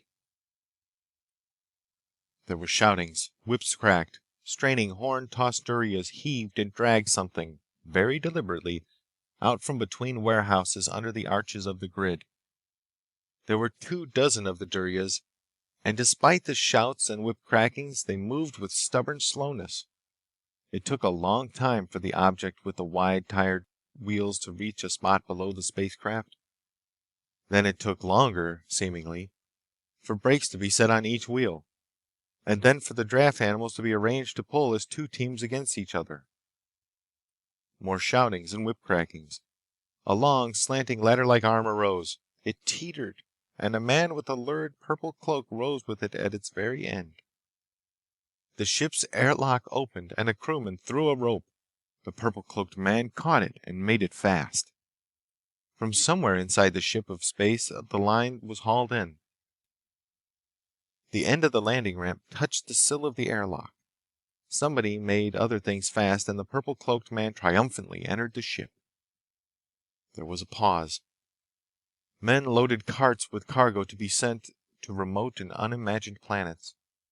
In the airlock, Bron Hoddan stepped to the unloading ramp and descended to the ground. He was the only passenger. He had barely reached a firm footing when objects followed him. His own ship bag, a gift from the ambassador, and then parcels, bales, boxes, and such nondescript items of freight as needed special designation. Rolls of wire, long strings of plastic objects, strung like beads on shipping cords, plexuskins of fluid which might be anything from wine to fuel oil in less than bulk cargo quantities. For a mere 5 minutes the flow of freight continued. Darth was not an important center of trade. Hoddan stared incredulously at the town outside one side of the grid. It was only a town, and was almost a village at that. Its houses had steep gabled roofs, of which some seemed to be tile and others thatch. Its buildings leaned over the narrow streets, which were unpaved. They looked like mud, and there was not a power-driven ground vehicle anywhere in sight, nor anything man-made in the air. Great carts trailed out to the unloading belt. They dumped bales of skin and ingots of metal, and more bales and more ingots. Those objects roared strode up to the airlock and vanished. Hoddan was ignored. He felt that without great care he might be crowded back into the reverse loading belt and be carried back to the ship. The loading process ended. The man with the purple cloak, who'd ridden the teetering belt beam up, reappeared and came striding grandly down to ground. Somebody cast off above. Ropes writhed and fell and dangled. The ship's airlock door closed. There was a vast humming sound. The ship lifted sedately. It seemed to hover momentarily over the group of Durias and humans in the center of the grid's enclosure. But it was not hovering. It shrank. It was rising in an absolutely vertical line. It dwindled to the size of a basketball, and then an apple, then to the size of a pea, and then that pea diminished until the spaceship from Krim, Walden, Cetus, Rigel, and the nearer rim had become the size of a dust mote, and then could not be seen at all. But one knew that it was going on to Lahola and Trali and Famagusta and the Coalsack stars. Hoddan shrugged and began to trudge toward the warehouses. The Duria-drawn landing ramp had began to roll slowly in the same direction. Carts and wagons loaded the stuff discharged from the ship. Creaking, plodding, with the curved horns of the Durias rising and falling, the wagons overtook Hoddan and passed him. He saw his ship bag on one of the carts. It was a gift from the interstellar ambassador on Walden. He'd assured Hoddan that there was a fund for the assistance of political refugees, and that the bag and its contents were normal. But in addition to the gift clothing, Hoddan had a number of stun pistols, formerly equipment of the police department of Walden's capital city. He followed his bag to a warehouse. Arrived there, he found the bag surrounded by a group of whiskered or mustachioed Darthian characters wearing felt pants and large sheath knives. They had opened the bag and were in the act of ferocious dispute about who should get what of its contents. Incidentally, they argued over the stun pistols, which looked like weapons but weren't because nothing happened when one pulled the trigger. Hoddan grimaced. They'd been in store on the liner during the voyage. Normally, they picked up a trickle charge from broadcast power on Walden, but there was no broadcast power on the liner, nor any on Darth. They leaked their charges and were quite useless. The one in his pocket would be useless too. He grimaced again and swerved to the building where the landing grid controls must be. He opened the door and went in. The interior was smoky and ill-smelling, but the equipment was wholly familiar. Two unshaven men, in violently colored shirts, languidly played cards. Only one, a redhead, paid attention to the controls of the landing grid. He watched dials. As Hoddan pushed his way in, he threw a switch and yawned. The ship was 5 diameters out from Darth, and he'd released it from the landing grid fields. He turned and saw Hoddan. "The hell do you want?" he demanded sharply. "Few kilowatts," said Hoddan. The redhead's manner was not amiable. Get out of here, He barked. The transformers and snaky cables leading to relays outside, all were clear as print to Hoddan. He moved confidently toward an especially understandable panel, pulling out his stun pistol and briskly breaking back the butt for charging. He shoved the pistol butt to contact with two terminals devised for another purpose, and the pistol slipped for an instant, and a blue spark flared. quit that! Roared the red-headed man. The unshaven men pushed back from their game of cards. One of them stood up, smiling unpleasantly. The stun pistol clicked. Hoddan withdrew it from charging contact, flipped the butt shut, and turned toward the three men. Two of them charged him suddenly, the redhead and the unpleasant smiler. The stun pistol hummed. The redhead howled. He'd been hit in the hand. His unshaven companion buckled in the middle and fell to the floor. The third man backed away in panic, automatically raising his arms in surrender. Hoddan saw no need for further action. He nodded graciously and went out of the control building, swinging the recharged pistol in his hand. In the warehouse, arguments still raged over his possessions. He went in briskly. Nobody looked at him. The casual appropriation of unguarded property was apparently a social norm here. The man in the purple cloak was insisting furiously that he was a Darthian gentleman and he'd have his share or else. "Those things," said Hoddan, "are mine. Put them back." Faces turned to him, expressing shocked surprise. A man in dirty yellow pants stood up with a suit of Hoddan's underwear and a pair of shoes. He moved with great dignity to depart. The stun pistol buzzed. He leapt and howled and fled. Hoddan had aimed accurately enough, but prudence suggested that if he appeared to kill anybody, the matter might become serious. So he'd fired to sting the man with a stun pistol bolt at about the same spot where, on Walden, he'd scorched members of a party of police in ambush. It was nice shooting, but this happened to be a time and place where prudence did not pay. There was a concerted gasp of outrage. Men leapt to their feet. Large knives came out of elaborate holsters. Figures in all the colors of the rainbow, all badly soiled, roared their indignation and charged at Hoddan. They waved knives as they came. He held down the stun pistol trigger and traversed the rushing men. The whining buzz of the weapon was inaudible at first, but before he released the trigger it was plainly to be heard. Then there was silence.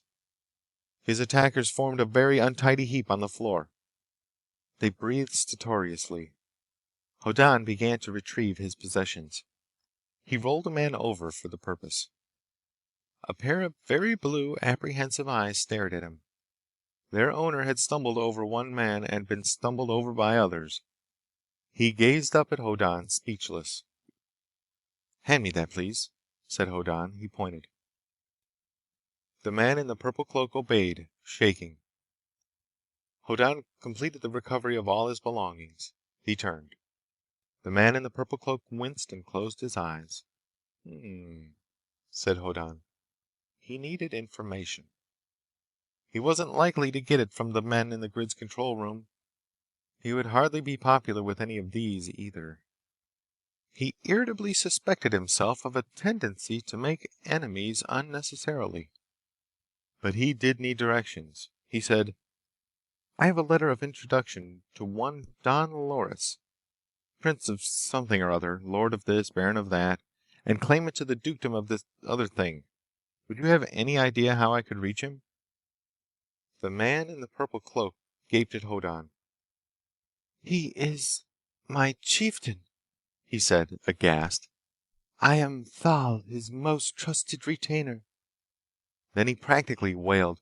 "You must be the man I was sent to meet. He sent me to learn if you came on the ship. I should have fought by your side. This is disgrace." "It's disgraceful," agreed Hoddan grimly. But he, who had been born and raised in a space pirate community, should not be too critical of others. "Let it go. How do I find him?" "I should take you," complained Thal bitterly. "But you have killed all these men. Their friends and chieftains are honor bound to cut your throats. And you shot Merc. But he ran away and will be summoning his friends to come and kill you now.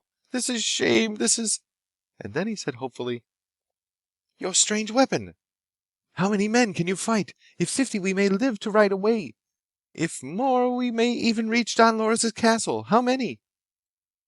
"We'll see what we see," said Hoddan dourly. "But I'd better charge these other pistols. You can come with me or wait.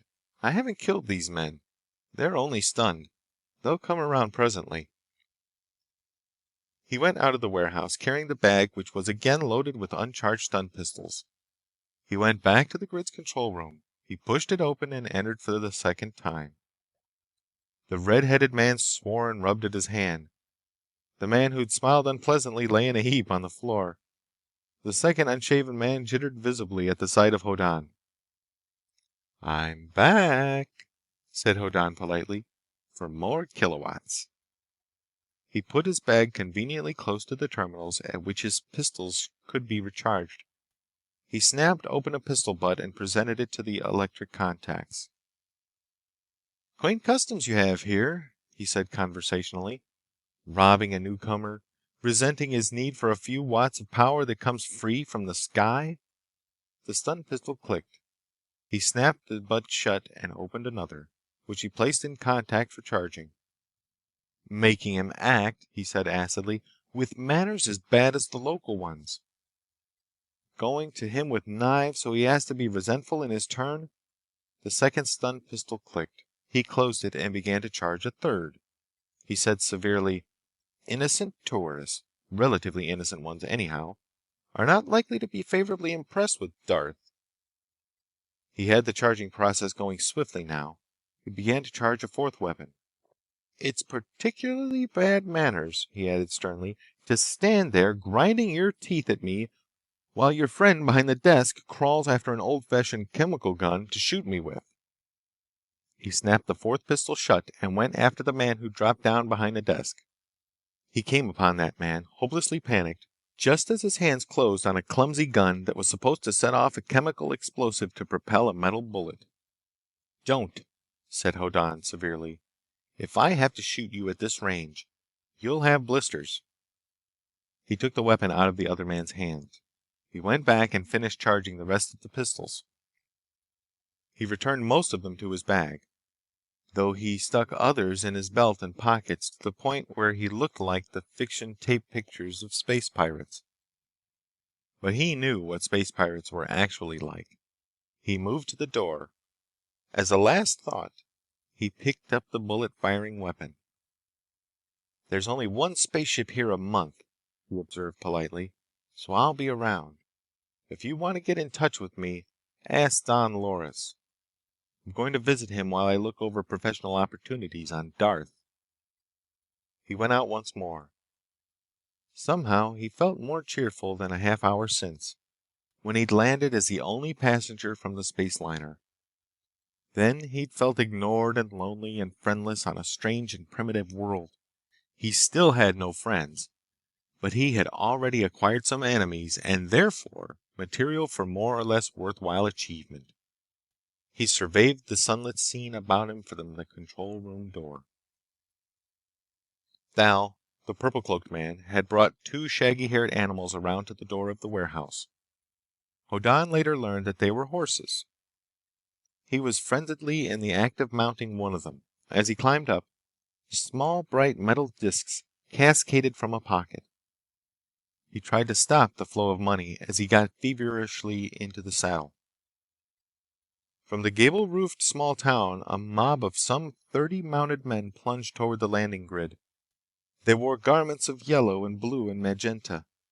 They waved large-bladed knives and made bloodthirsty noises. Thal saw them and bolted, riding one horse and towing the other by a lead rope. It happened that his line of retreat passed by where Hoddan stood. Hoddan held up his hand. Thal reined in. "Mount!" he cried hoarsely. "Mount and ride!" Hoddan passed up the chemical powder gun. Thal seized it frantically. "Hurry!" he panted. "Don Loris would have my throat cut if I deserted you. Mount and ride!" Hoddan painstakingly fastened his bag to the saddle of the lead horse. He unfastened the lead rope. He'd noticed that Thal pulled in the leather reins to stop the horse. He'd seen that it had kicked furiously to urge it on. He deduced that one steered the animal by pulling on one strap or the other. He climbed clumsily to a seat. There was a howl from the racing mounted men. They waved their knives and yelled in zestful anticipation of murder. Hoddan pulled on a rein. His horse turned obediently. He kicked it. The animal broke into a run toward the rushing mob. The jolting motion amazed Hoddan. One could not shoot straight while being shaken up like this. He dragged back on the reins. The horse stopped. "Come!" yelled Thal despairingly. "This way, quick!" Hoddan got out a stun pistol. Sitting erect, frowning a little in his concentration, he began to take pot shots at the charging small horde. 3 of them got close enough to be blistered where stun pistol bolts hit them. Others toppled from their saddles at distances ranging from 100 yards to 20. A good dozen, however, saw what was happening in time to swerve their mounts and hightail it away. But there were 18 luridly tinted heaps of garments on the ground inside the landing grid. 2 or 3 of them squirmed and swore. Hoddan had partly missed on them. He heard the chemical weapon booming thunderously. Now that victory was won, Thal was shooting valorously. Hoddan held up his hand for ceasefire. Thal rode up beside him, not quite believing what he'd seen. "Wonderful," he said shakily. "Wonderful. Don Loris will be pleased. He will give me gifts for my help to you. This is a great fight. We will be great men after this." "Then let's go and brag," said Hoddan. Thal was shocked. "You need me," he said commiseratingly. "It is fortunate that Don Loris chose me to fight beside you." He sent his horse trotting toward the mostly unconscious men on the ground. He alighted. Hoddan saw him happily and publicly pick the packets of the stun gun's victims. He came back, beaming and now swaggering in his saddle. "We will be famous," he said zestfully. 2 against 30 and some ran away." He gloated. "And it was a good haul. We share, of course, because we are companions." "Is it the custom," asked Hoddan mildly, "to loot defenseless men?" "But of course," said Thal. "How else can a gentleman live if he has no chieftain to give him presents? You defeated them, so of course you take their possessions." "Ah, yes," said Hoddan. "To be sure." He rode on. The road was a mere horse track. Presently it was less than that. He saw a frowning, battlemented stronghold away off the left. Thal openly hoped that somebody would come from that castle and try to charge them toll for riding over their lord's land. After Hoddan had knocked them over with the stun pistol, Thal would add to the heavy weight of coins already in his possession. It did not look promising, in a way. But just before sunset, Hoddan saw 3 tiny bright lights flash across the sky from west to east. They moved in formation and at identical speeds. Hoddan knew a spaceship in orbit when he saw one. He bristled and muttered under his breath. "What's that?" asked Thal. "What did you say?" "I said," said Hoddan dourly, "that I've got to do something about Walden. When they get an idea in their heads—" Chapter 4. According to the fiction tapes, the colonized worlds of the galaxy vary wildly from each other. In cold and unromantic fact, it isn't so. Space travel is too cheap and Sol-type solar systems too numerous to justify the settlement of hostile worlds.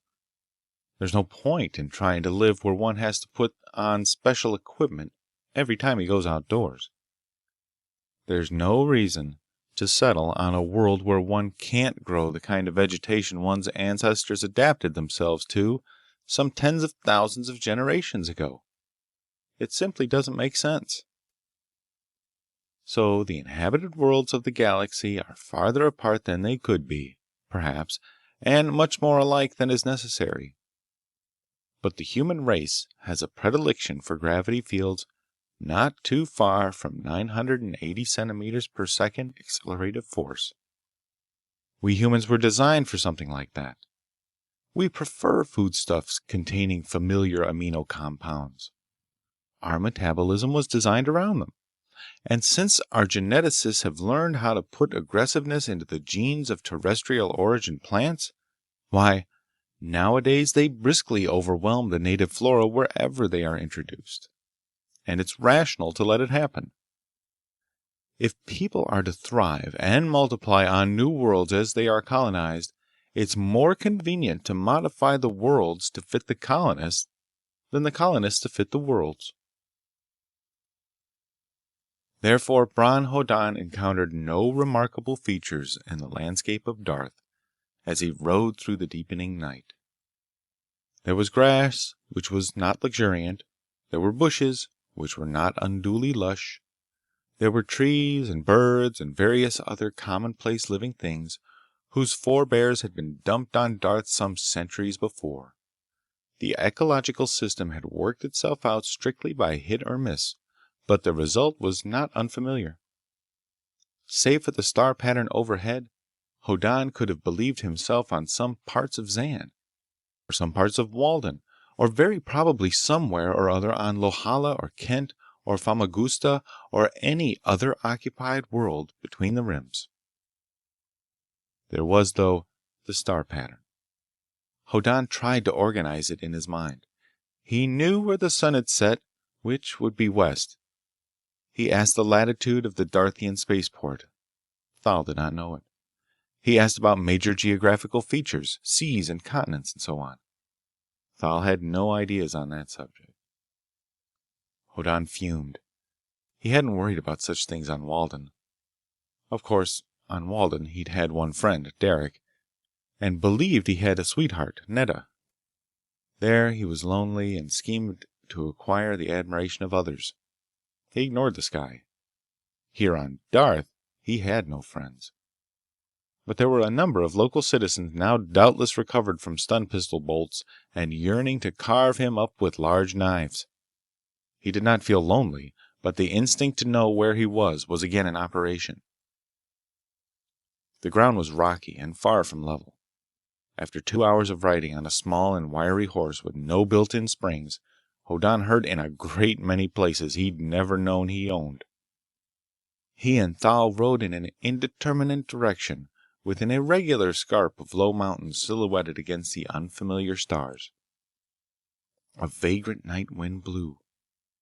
Thal had said it was a 3-hour ride to Don Loris's castle. After something over 2 of them, he said meditatively, "I think that if you wish to give me a present, I will take it and not make a gift in return.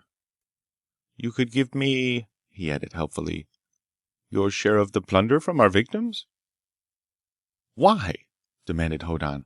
"Why should I give you a present?" "If I accepted it," explained Thal, "and made no gift in return, I would become your retainer. Then it would be my obligation as a Darthian gentleman to ride beside you, advise, counsel, and fight in your defense, and generally to uphold your dignity." Hoddan suspected himself of blisters in places that had no dignity about them. He said suspiciously, "How about Don Loris? Aren't you his retainer?" "Between the 2 of us," said Thal, "he's stingy. His presents are not as lavish as they could be. I can make him a return present of part of the money we won in combat. That frees me of duty to him. Then I could accept the balance of the money from you, and become a retainer of yours." "Oh," said Hoddan. "You need a retainer badly," said Thal. "You do not know the customs here. For example, there is enmity between Don Loris and the young Lord Ghek. If the young Lord Ghek is as enterprising as he should be, some of his retainers should be lying in wait to cut our throats as we approach Don Loris' stronghold." Said Hoddan grimly. But Thal seemed undisturbed. "This system of gifts and presents sounds complicated. Why doesn't Don Loris simply give you so much a year, or week, or whatnot?" Thal made a shocked sound. "That would be pay. A Darthian gentleman does not serve for pay. To offer it would be insult." Then he said, "Listen." He reined in. Hoddan clumsily followed his example. After a moment or two, Thal clucked to his horse and started off again. "It was nothing," he said regretfully. "I hoped we were riding into an ambush." Hoddan grunted. It could be that he was being told a tall tale. But back at the spaceport, the men who came after him waving large knives had seemed sincere enough. "Why should we be ambushed?" he asked. "And why do you hope for it?" "Your weapons would destroy our enemies," said Thal placidly. "And the pickings would be good," he added. "We should be ambushed because the Lady Fani refused to marry the Lord Ghek. She is Don Loris' daughter, and to refuse to marry a man is naturally a deadly insult. So he should ravage Don Loris' lands at every opportunity until he gets a chance to carry off the Lady Fani and marry her by force. That is the only way the insult can be wiped out." "I see," said Hoddan, ironically. He didn't. The two horses stopped to rise, and far in the distance there was a yellow light, with a mist above it as of illuminated smoke. "That is Don Loris' stronghold," said Thal. He sighed. "It looks like we may not be ambushed." They weren't. It was very dark where the horses forged ahead through brushwood. As they moved onward, the single light became two. There were great bonfires burning in iron cages some 40 feet up in the air. Those cages projected from the battlements of a massive cut stone wall. There was no light anywhere else underneath the stars. Thal rode almost underneath the cressets and shouted upward. A voice answered. Presently a gate clanked open, and a black cave-like opening appeared behind it. Thal rode grandly in, and Hoddan followed. Now that the ride seemed over, he let himself realize where he ached from the unaccustomed exercise. Everywhere. He also guessed that the area of his skin first rubbed to blisters, and then to the discomfort of raw flesh underneath. The gate clanked shut. Torches waved overhead. Hoddan found that he and Thal had ridden into a very tiny courtyard. 20 feet above them, an inner battlemented wall offered excellent opportunities for the inhabitants of the castle to throw things down at visitors who, after admission, turned out to be undesired. Thal shouted further identifications, including a boastful and entirely untruthful declaration that he and Hoddan, together, had slaughtered 20 men in one place and 30 in another, and left them lying in their gore. The voices that replied sounded derisive. Somebody came down a rope and fastened the gate from the inside. With an extreme amount of creaking, an inner gate swung wide. Men came out of it and took the horses. Hoddan dismounted, and it seemed to him that he creaked as loudly as the gate. Thal swaggered, displaying coins he had picked from the pockets of the men the stun pistols had disabled. He said splendidly to Hoddan, "I will go to announce your coming to Don Loris. These are his retainers. They will give you to drink." He added amiably, "If you were given food, it would be disgraceful to cut your throat." He disappeared. Hoddan carried his ship bag and followed a man in a dirty pink shirt to a stone-walled room containing a table and a chair. He sat down, relieved to have a rest for his back. The man in the pink shirt brought him a flagon of wine. He disappeared again. Hoddan drank sour wine and brooded. He was very hungry and very tired, and it seemed to him that he had been disillusioned in a new dimension. Morbidly, he remembered a frequently given lecture from his grandfather on Zan. "It's no use," it was the custom of his grandfather to say. "There's no bit of use in having brains. All they do is get you in trouble. A lucky idiot's 10 times better off than the brainy man with the jinx on him. A smart man starts thinking, and he thinks himself into a jail cell if his luck is bad and good luck's wasted on him, because it ain't reasonable and he don't believe it in when it happens. It takes me a lifetime to keep my brains from ruining me. No, sir. I hope none of my descendants inherit my brains. I pity 'em if they do." Hoddan had been on Darth not more than 4 hours. In that time he'd found himself robbed, had resented it, had been the object of 2 spirited attempts at assassination, had ridden an excruciating number of miles on an unfamiliar animal, and he now found himself in a stone dungeon and deprived of food, lest feeding him obligate his host not to cut his throat. And he'd gotten into this by himself? He'd chosen it? He practically asked for it. He began strongly to share his grandfather's disillusioned view of brains. After a long time, the door of the cell opened. Thal was back, chastened. "Don Loris wants to talk to you," he said in a subdued voice. "He's not pleased." Hoddan took another gulp of the wine. He picked up his ship's bag and limped to the door. He decided, painfully, that he was limping on the wrong leg. He tried the other. No improvement. He really needed to limp on both. He followed a singularly silent Thal through a long stone corridor and up stone steps until they came to a monstrous hall with torches in holders on the side walls. It was barbarically hung with banners, but it was not exactly a cheery place. At the far end, logs burned in a great fireplace. Don Loris sat in a carved chair beside it. wizened and white-bearded, in a fur-trimmed velvet robe, with a peevish expression on his face. "My chieftain," said Thal subduedly, "here is the engineer from Walden." Hoddan scowled at Don Loris, whose expression of peevishness did not lighten. He did regard Hoddan with a flicker of interest, however. A stranger who unfeignedly scowls at a feudal lord with no superior and many inferiors is anyhow a novelty. "Thal tells me," said Don Loris fretfully, "that you and he together slaughtered some dozens of the retainers of my neighbors today. I consider it unfortunate. They may ask me to have the two of you hanged, and it would be impolite to refuse." Hoddan said truculently, "I considered it impolite for your neighbor's retainers to march toward me waving large knives, and announcing what they intended to do to my inwards with them." "Yes," agreed Don Loris impatiently. "I conceded that point. It is natural enough to act hastily at such times. But still, how many did you kill?" "None," said Hoddan curtly. "I shot them with stun pistols I just charged in the control room of the landing grid." Don Loris sat up straight. "Stun pistols?" he demanded sharply. "You use stun pistols on Darth?" "Naturally on Darth," said Hoddan with some tartness. "I was here, but nobody was killed. One or two may be slightly blistered. All of them had their pockets picked by Thal. I understand that is a local custom. There's nothing to worry about." But Don Loris stared at him aghast. "But this is deplorable," he protested. "Stun pistols used here? It is one thing I would have given strict orders to avoid. My neighbors will talk about it. Some of them may even think about it. You could have used any other weapon, but of all things, why did you have to use a stun pistol?" "Because I had one," said Hoddan briefly. "Horrible," said Don Loris peevishly.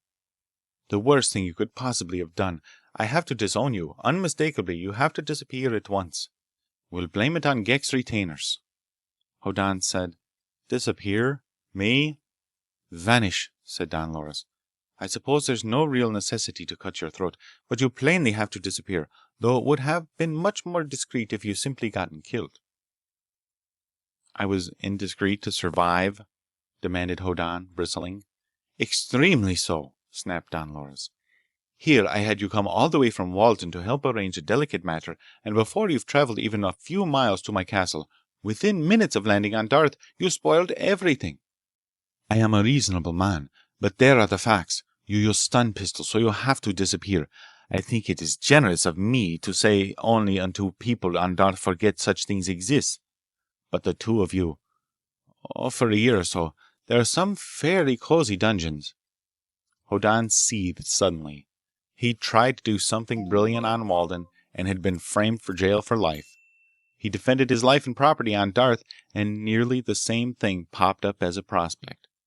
Hoddan angrily suspected fate and chance of plain conspiracy against him. But there was an interruption. A clanking of arms sounded somewhere nearby. Men with long, gruesome, glistening spears came through a doorway. They stood aside. A girl entered the great hall. More spearmen followed her. They stopped by the door. The girl came across the hall. She was a pretty girl, but Hoddan hardly noticed the fact. With so many other things on his mind, he had no time for girls. Thal, behind him, said in a quivering voice, "My Lady Fani, I beg you to plead with your father for his most faithful retainer." The girl looked surprisedly at him. Her eyes fell on Hoddan. She looked interested. Hoddan, at that moment, was very nearly as disgusted and as indignant as a man could be. He did not look romantically at her, which to the Lady Fani, daughter of that Don Loris who was prince of this and baron of that and so on, was news. He did not look at her at all. He ground his teeth. "Don't try to wheedle me, Fani," snapped Don Loris.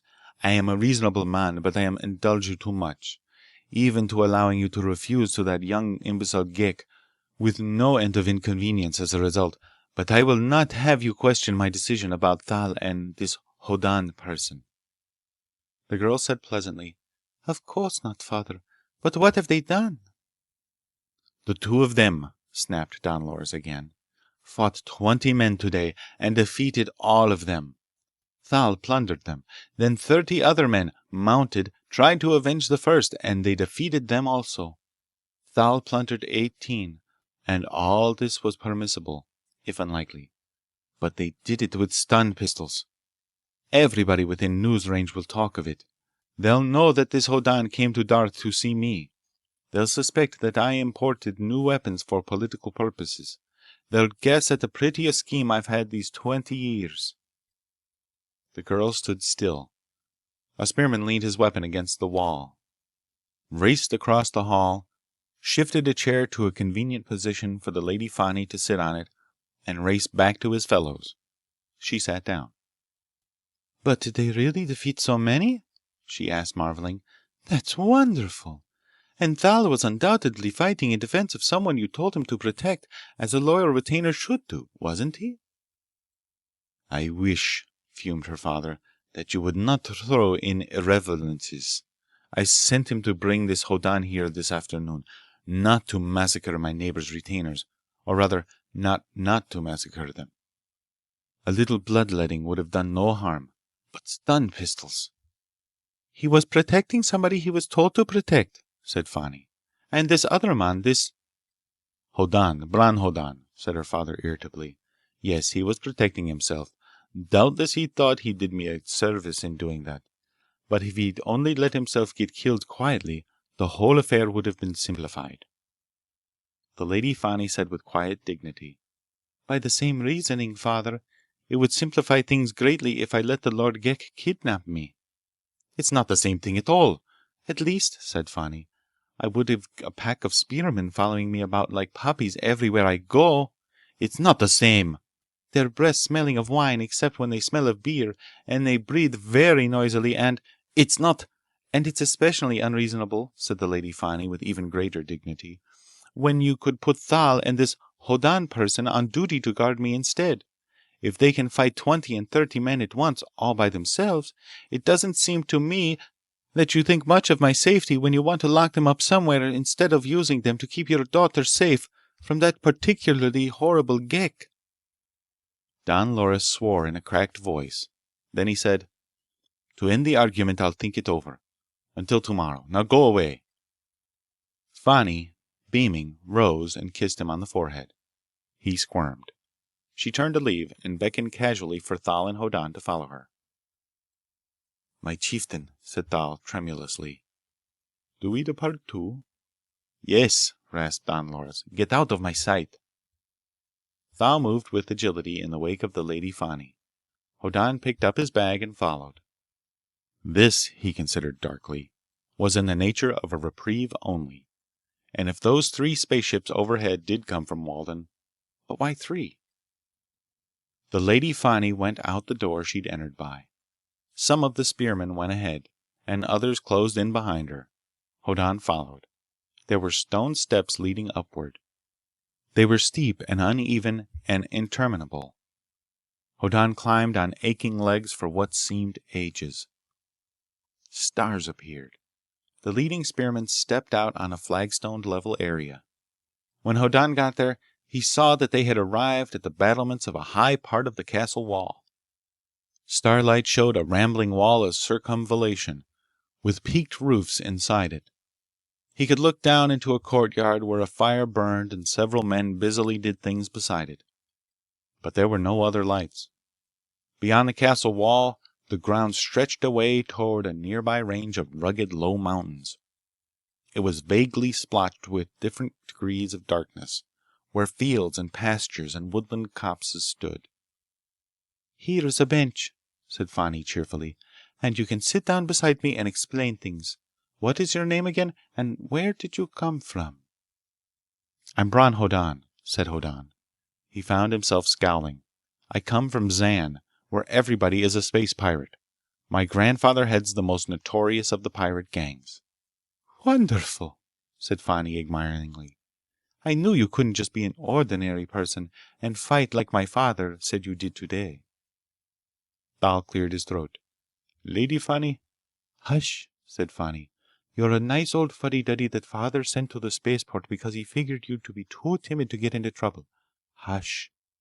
To Hoddan, she said interestedly, now tell me all about the fighting. It must have been terrible. She watched him with her head on one side, expectantly.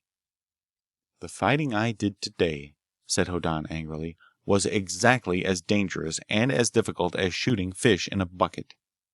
A little more trouble, but not much. Even in the starlight he could see that her expression was more admiring than before. I thought you'd say something like that, she said contentedly. Go on. That's all, said Hoddan. Quite all? I can't think of anything else, he told her. He added drearily, I rode a horse for 3 hours today. I'm not used to it. I ache. Your father is thinking of putting me in a dungeon until some scheme or other of his goes through. I'm disappointed. I'm worried about 3 lights that went across the sky at sundown, and I'm simply too tired and befuddled for normal conversation. Oh, said Fani. If I may take my leave, said Hoddan querulously, I'll get some rest and do some thinking when I get up. I'll hope to have more entertaining things to say. He got to his feet and picked up his bag. Where do I go? He asked. Fani regarded him enigmatically. Thal squirmed. Thal will show you. Then Fani said deliberately, Bron Hoddan, will you fight for me? Thal plucked anxiously at his arm. Hoddan said politely, If at all desirable, yes, but now I must get some sleep. Thank you, said Fani. I am troubled by the Lord Ghek. She watched him move away. Thal, moaning softly, went with him down another monstrosity of a stone stairway. Oh, what folly, mourned Thal. I tried to warn you. You would not pay attention. When the Lord Fani asked if you would fight for her, you should have said if her father permitted you that honor. But you said yes. The spearman heard you. Now you must either fight the Lord Ghek within a night and a day, or be disgraced. I doubt, said Hoddan tiredly, that the obligations of Darthian gentility apply to the grandson of a pirate or an escaped... to me. He'd been about to say an escaped criminal from Walden, but caught himself in time. But they do apply, said Thal, shocked. A man who has been disgraced has no rights. Any man may plunder him. Any man may kill him at will. But if he resists plundering or kills anybody else in self-defense, he is hanged. Hoddan stopped short in his descent of the uneven stone steps. That's me from now on? He said sardonically. Of course, the Lady Fani didn't mean to put me on such a spot. You were not polite, explained Thal. She'd persuaded her father out of putting us in a dungeon until he thought of us again. You should have at least shown good manners. You should have said that you came here across the desert and flaming oceans because of the fame of her beauty. You might have said you have heard songs of her sweetness beside campfires half a world away. She might not have believed you, but... Hold it, said Hoddan. That's just manners? What would you say to a girl you really liked? Oh, then, said Thal, you'd get complimentary. Hoddan went heavily down the rest of the steps. He was not in the least pleased. On a strange world with strange customs and with his weapons losing their charge every hour, he did not need any handicaps. But if he got into a worse than outlawed category such as Thal described... At the bottom of the stairs, he said, seething, When you've tucked me in bed, go back and ask the Lady Fani to arrange for me to have a horse and permission to go fight this Lord Ghek right after breakfast. He was too much enraged to think further. He let himself be led into some sort of quarters, which probably answered Don Loris's description of a cozy dungeon. Thal vanished and came back with ointments for Hoddan's blisters, but no food. He explained again that food given to Hoddan would make it disgraceful to cut his throat, and Hoddan swore poisonously, but stripped off his garments and smeared himself lavishly where he had lost skin. The ointment stung like fire, and he presently lay awake in a sort of dreary fury, and he was ravenous. It seemed to him that he lay awake for eons, but he must have dozed off because he was awakened by a yell. It was not a complete yell, only the first part of one. It stopped in a particularly unpleasant fashion, and its echoes went reverberating through the stony walls of the castle. Hoddan was out of bed with the stun pistol in his hand in a hurry, before that first yell was followed by other shouts and outcries, by the clashing of steel upon steel, and all the frenzied tumult of combat in the dark. The uproar moved. In seconds, the sound of fighting came from a plainly different direction, as if a striking force of some sort went rushing through only indifferently defended corridors. It would not pass before Hoddan's door, but he growled to himself. On a feudal world, presumably, one might expect anything. But there was a certain situation in being here in which etiquette required a rejected suitor to carry off a certain scornful maiden by force. Some young lordling named Ghek had to carry off Fani or be considered a man of no spirit. A gun went off somewhere. It was a powder gun, exploding violently to send metal bullets somewhere. It went off again. There was an instant almost of silence. Then an intolerable screeching of triumph, and shrieks of another sort entirely, and the excessively loud clash of arms once more. Hoddan was clothed now, at least clothed enough to have places to stick stun pistols. He jerked on the door to open it, irritably demanding of himself how he would know which side was which, or for that matter, which side he should fight on. The door was locked. He raged. He flung himself against it and it barely quivered. It was barred on the outside. He swore in highly indecorous terms and tore his bedstead apart to get a battering ram. The fighting reached a climax. He heard a girl scream, and without question he knew that it was the Lady Fani, and equally without question he knew that he would fight to keep any girl from being abducted by a man she didn't want to marry. He swung the log which was the corner post of his bed. Something cracked. He swung again. The sound of battle changed to that of a running fight. The objective of the raiders had been reached.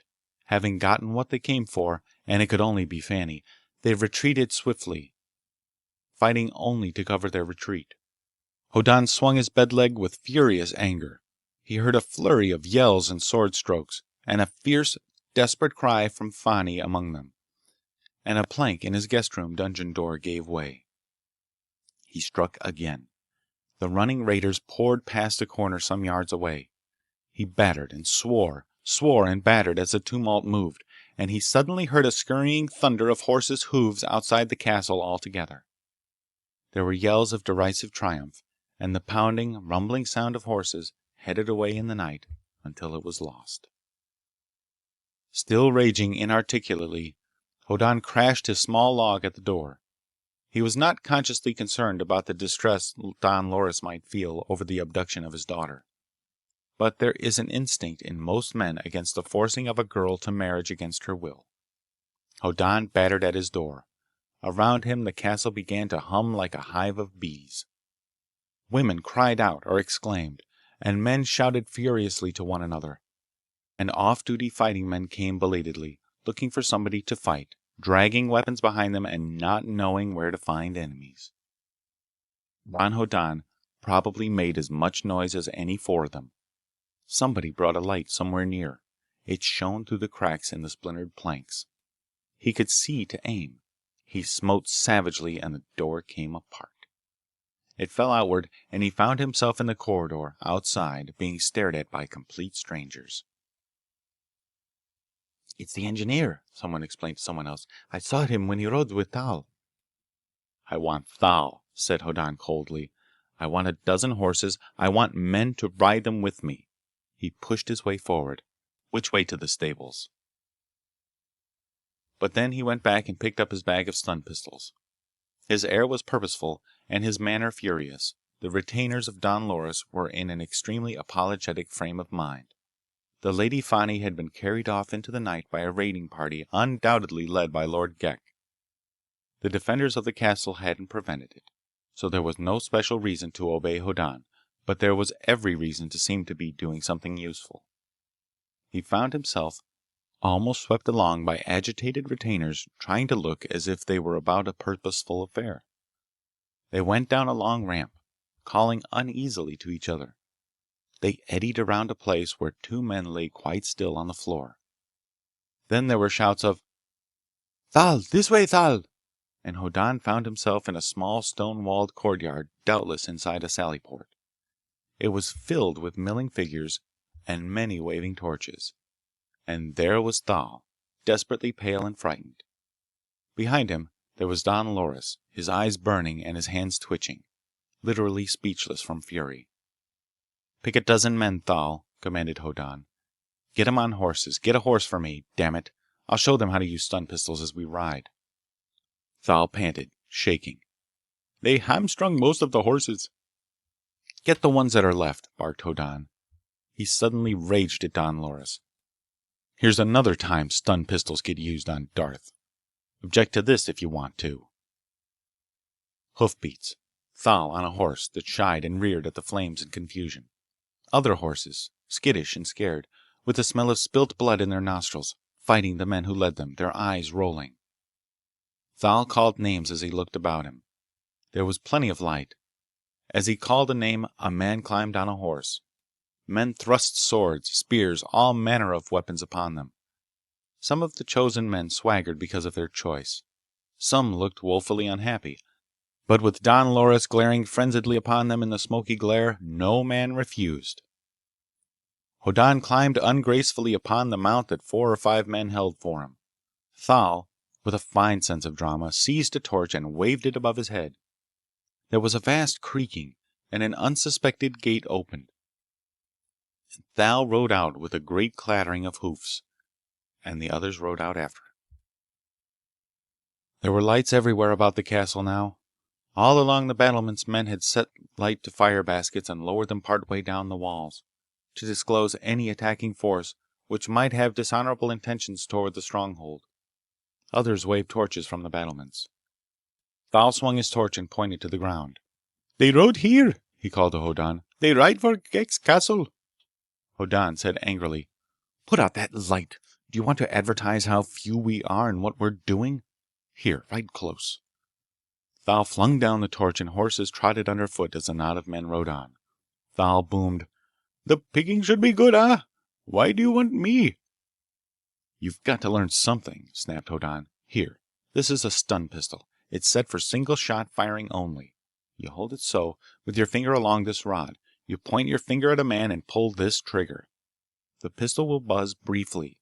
You let the trigger loose and point it at another man and pull the trigger again. Understand? Don't try to use it over 10 yards. You're no marksman." There, on a galloping horse beside Hoddan in the darkness, Thal zestfully repeated his lesson. "Show another man and send him to me for a pistol," Hoddan commanded curtly. "I'll be showing others." He turned to the man who rode too close to his left. Before he had fully instructed that man, another clamored for a weapon on his right. This was hardly adequate training in the use of modern weapons.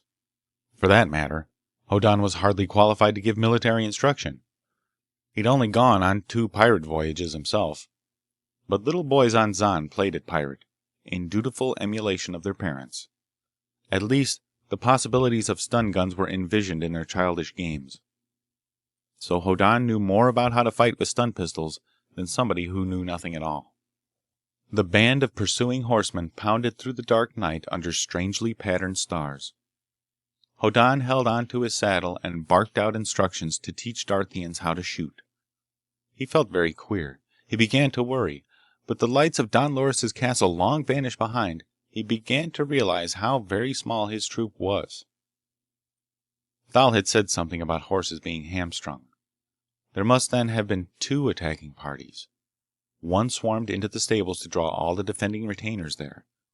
Then the other poured over a wall, or in through a bribed-open sally port, and rushed for the Lady Fani's apartments. The point was that the attackers had made sure there could be only a token pursuit. They knew they were many times stronger than any who might come after them. It would be absurd for them to flee. Hoddan kicked his horse and got up to the front of the column of riders in the night. "Thal!" he snapped. "They'll be idiots if they keep on running away. Now they're too far off to worry about men on foot. They'll stop and wait for us, most of them anyhow. We're riding into an ambush." "Good pickings, eh?" said Thal. "Idiot!" yelped Hoddan. "Those men know you. You know what I can do with stun pistols. Tell them we're riding into ambush. They're to follow close behind us too. Tell them they're not to shoot anybody more than 5 yards off and not coming at them. And if any man stops to plunder, I'll kill him personally." Thal gaped at him. "Not stop to plunder?" "Ghek won't," snapped Hoddan. "He'll take Fani onto his castle, leaving most of his men behind to massacre us." Thal reined aside, and Hoddan pounded on at the head of the tiny troop. This was the second time in his life he'd been on a horse. It was too many. This adventure was not exhilarating. It came into his mind, depressingly, that supposedly stirring action like this was really no more satisfying than piracy. Fani had tricked him into a fix in which he had to fight Ghek or be disgraced. And to be disgraced on Darth was equivalent to suicide. His horse came to a gentle rise in the ground. It grew steeper. The horse slacked in its galloping. The incline grew steeper still. The horse slowed to a walk, which it pursued with a rhythmically tossing head. It was only less uncomfortable than a gallop. The dim outline of trees appeared overhead.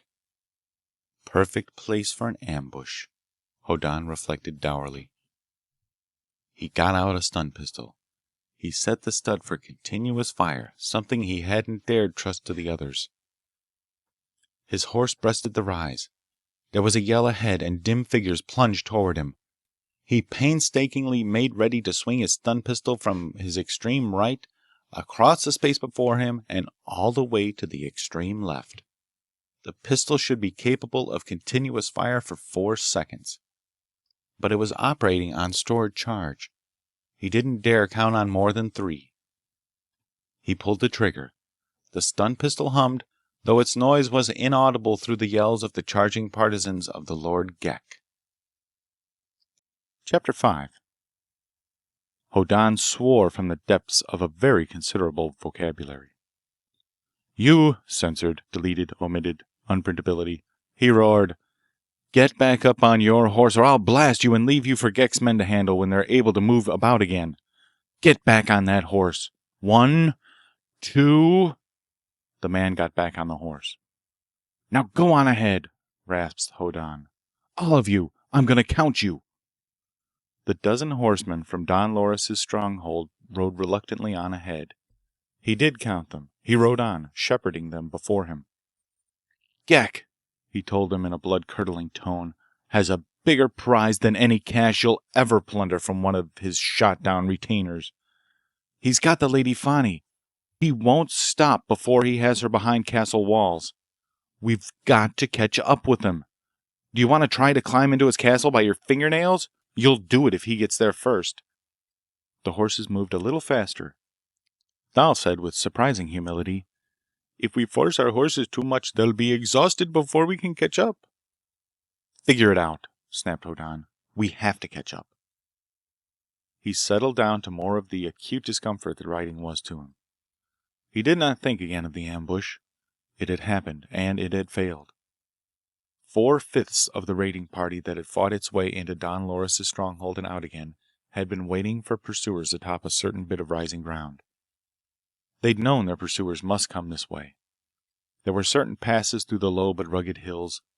One went this way or that, but no other. Their blood already warmed by past fighting, when Hoddan and his dozen seemed to ride right into destruction, they flung themselves into a charge. But Hoddan had a stun pistol set for continuous fire.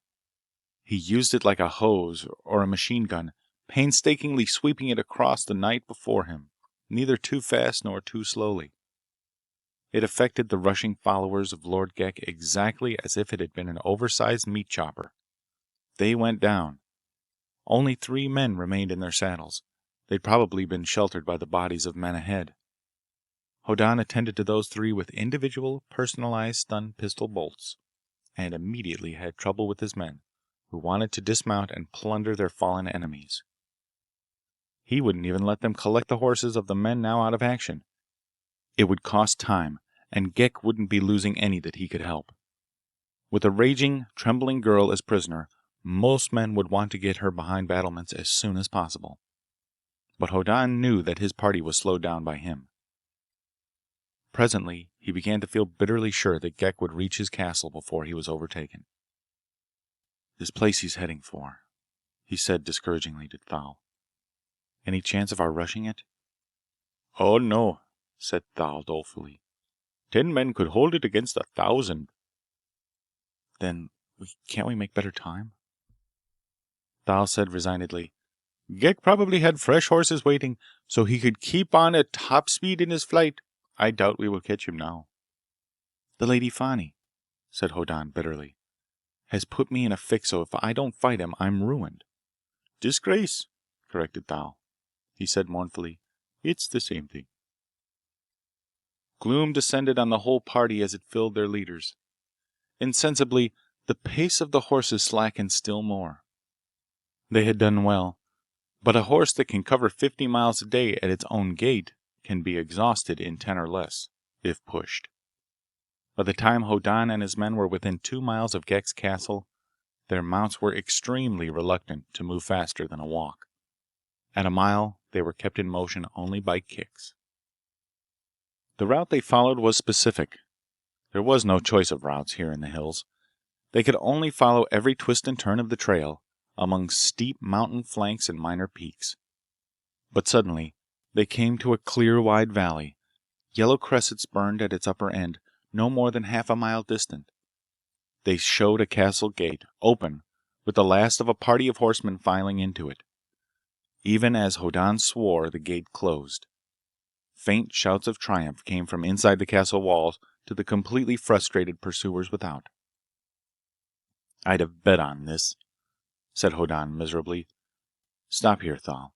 Pick out a couple of your more hangdog characters and fix them up with their hands apparently tied behind their backs. We'll take a breather for 5 minutes.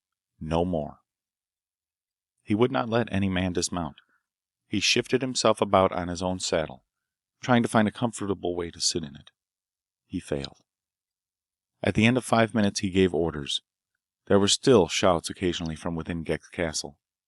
They had that unrhythmic frequency which suggested that they were responses to a speech. Ghek was making a fine dramatic spectacle of his capture of an unwilling bride.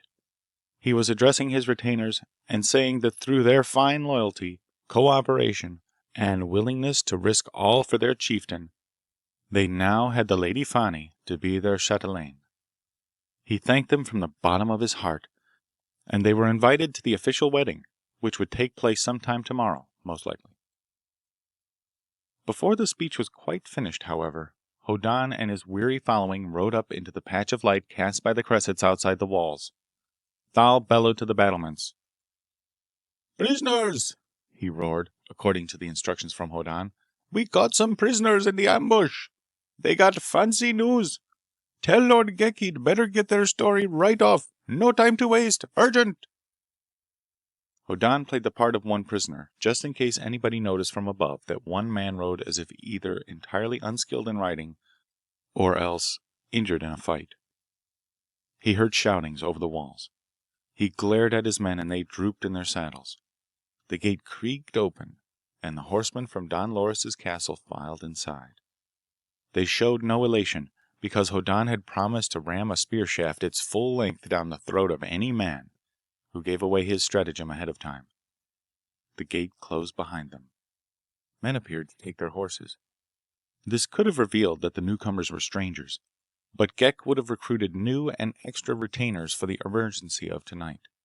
There would be many strange faces in his castle just now. "Good fight, eh?" bellowed an ancient long-haired retainer with a wine bottle in his hand. "Good fight," agreed Thal. "Good plunder, eh?" bellowed the ancient above the heads of the younger men. "Like the good old days." "Better," boomed Thal. At just this instant, the young Lord Ghek appeared. There were scratches on his cheek, acquired during the ride with Fani across his saddle bow. He looked thrilled by his victory, but uneasy about his prize. "What's this about prisoners with fancy news?" he demanded. "What is it?" "Don Loris," whooped Thal. "Long live the Lady Fani!" Hoddan painstakingly opened fire. With the continuous fire stud of this pistol, his third tonight, pressed down. The merrymakers in the courtyard wavered and went down in windrows. Thal opened fire with a stun pistol. The others bellowed and began to fling bolts at every living thing they saw. "To the Lady Fani!" rasped Hoddan, getting off his horse with as many creakings as the castle gate. His followers now rushed, dismounting where they had to. They fired with reckless abandon. A stun pistol, which does not kill, imposes few restraints upon its user. If you shoot somebody who doesn't need to be shot, he may not like it, but he isn't permanently harmed. So the 12 who'd followed Hoddan poured in what would have been a murderous fire if they'd been shooting bullets, but was no worse than devastating as matters stood. There were screams and flight and utterly hopeless defiances by sword-armed and spear-armed men. In instants, Hoddan went limping into the castle with Thal by his side, searching for Fani. Ghek had not fallen at the first fire.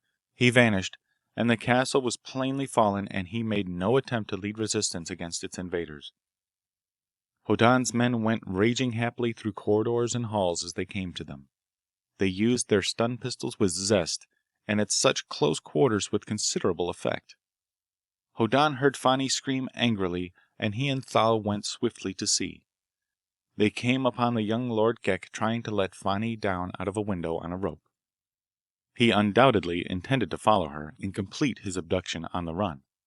But Fani bit him, and Hoddan said vexedly, "Look here, it seems I'm disgraced if I don't fight you somehow."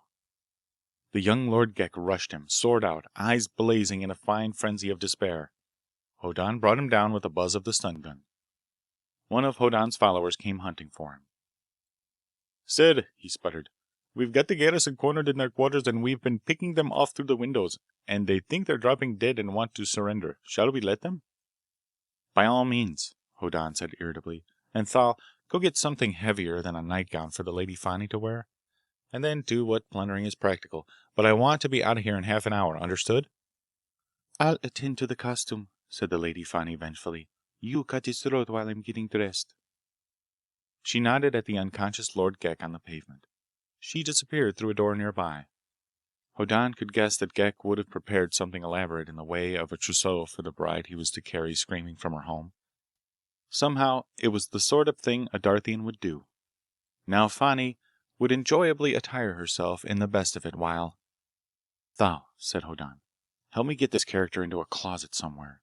He's not to be killed. I don't like him, but at this moment I don't like anybody very much, and I won't play favorites." Thal dragged the insensible young nobleman into the next room. Hoddan locked the door and pocketed the key as Fani came into view again. She was splendidly attired, now, in brocade and jewels. Ghek had evidently hoped to placate her after marriage by things of that sort and had spent lavishly on them. Now, throughout the castle, there were many and diverse noises. Sometimes, not often, there was still the crackling hum of a stun pistol.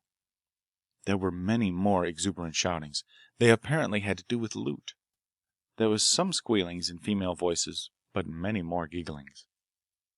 "I need not say," said the Lady Fani with dignity, "that I thank you very much. I do say so." "You're quite welcome," said Hoddan politely. "And what are you going to do now?" "I imagine," said Hoddan, "that we'll go down into the courtyard where our horses are. I gave my men half an hour to loot in. During that half hour I shall sit down on something which will, I hope, remain perfectly still. And I may," he added morbidly, "eat an apple. I've had nothing to eat since I landed on Darth. People don't want to commit themselves to not cutting my throat. But after half an hour we'll leave." The Lady Fani looked sympathetic. "But the castle surrendered to you," she protested. "You hold it. Aren't you going to try to keep it?" "There are a good many unpleasant characters out yonder," said Hoddan, waving his hand at the great outdoors, "who've reason to dislike me very much. They'll be anxious to express their emotions when they feel up to it. I want to dodge them, and presently the people in this castle will realize that even stun pistols can't keep on shooting indefinitely here. I don't want to be around when that occurs to them." He offered his arm with a reasonably grand air, and went limping with her down to the courtyard just inside the gate. Two of Don Loris's retainers staggered into view as they arrived, piling up plunder which ranged from a quarter keg of wine to a mass of frothy stuff which must be female garments. They went away, and other men arrived loaded down with their own accumulations of loot. Some of the local inhabitants looked on with uneasy indignation. Hoddan found a bench and sat down. He conspicuously displayed one of the weapons which had captured the castle. Geck's defeated retainers looked at him darkly. "Bring me something to eat," commanded Hoddan. "Then, if you bring fresh horses for my men, and one extra for each to carry his plunder on, I'll take them away. I'll even throw in the Lord Geck, who is now unharmed but with his life in the balance. Otherwise—" He moved the pistol suggestively. The normal inhabitants of Geck's castle moved away, discussing the situation in subdued voices. The Lady Fani sat down proudly on the bench beside him. "You are wonderful," she said with conviction. "I used to cherish that illusion myself," said Hoddan.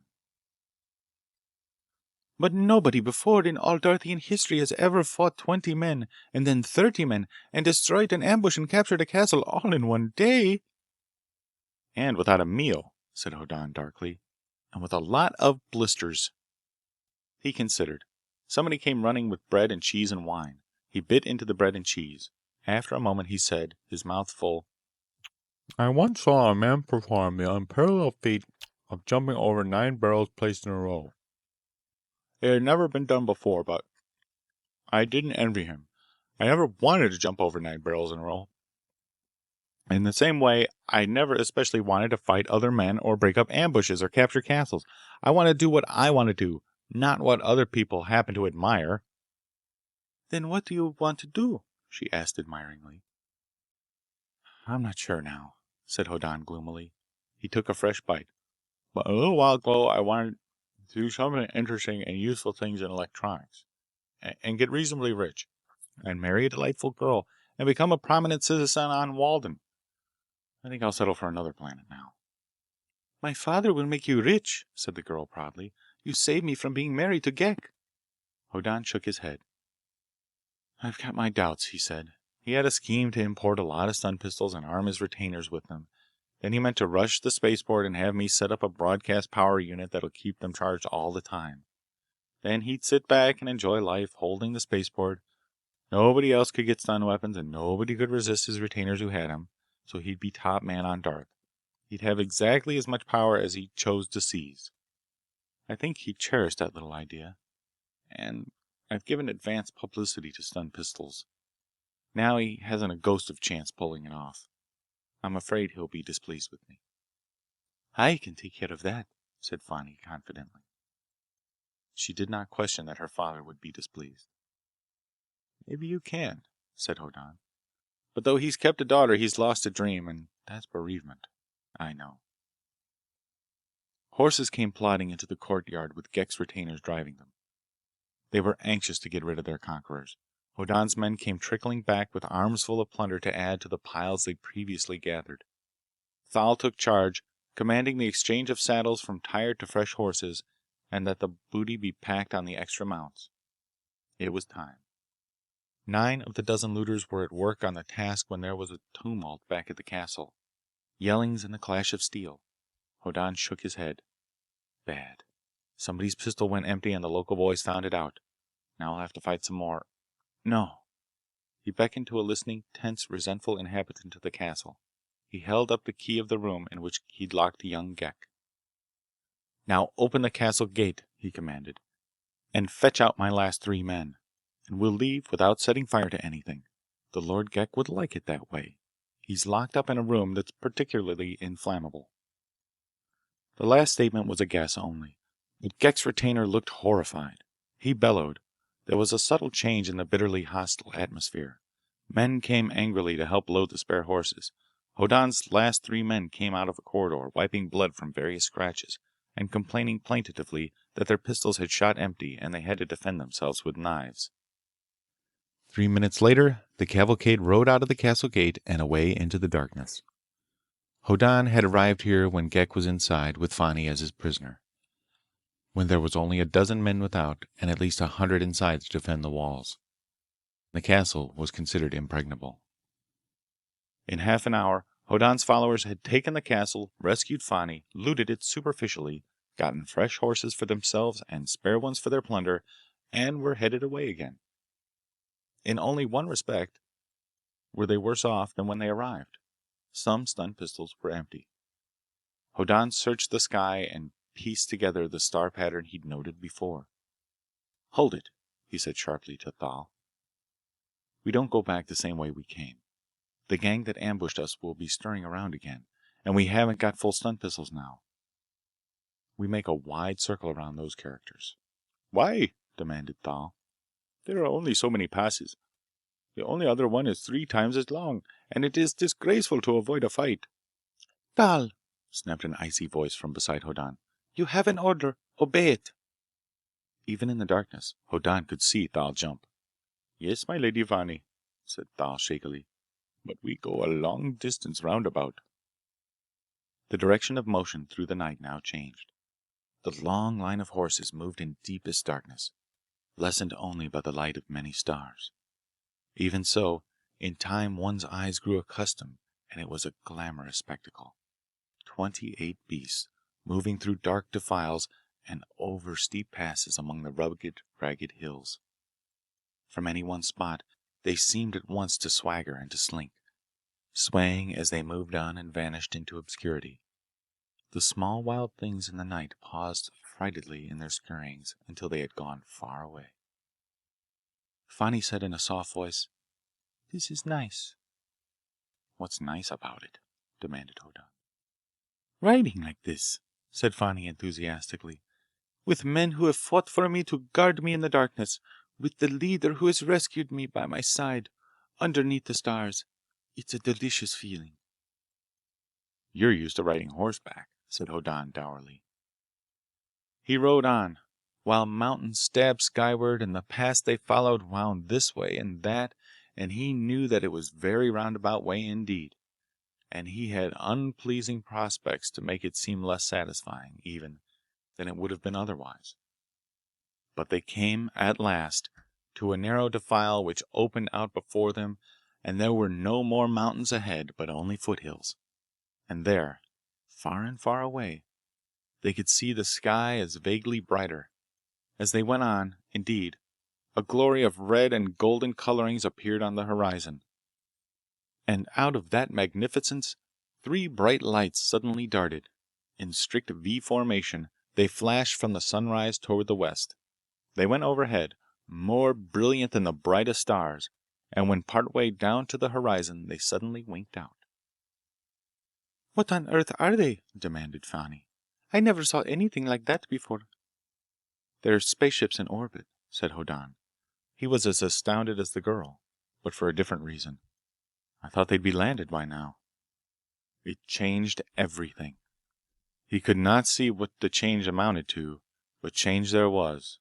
For one thing, "We're going to the spaceport," he told Thal curtly. "We'll recharge our stun pistols there. I thought those ships had landed. They haven't. Now we'll see if we can keep them aloft. How far to the landing grid?"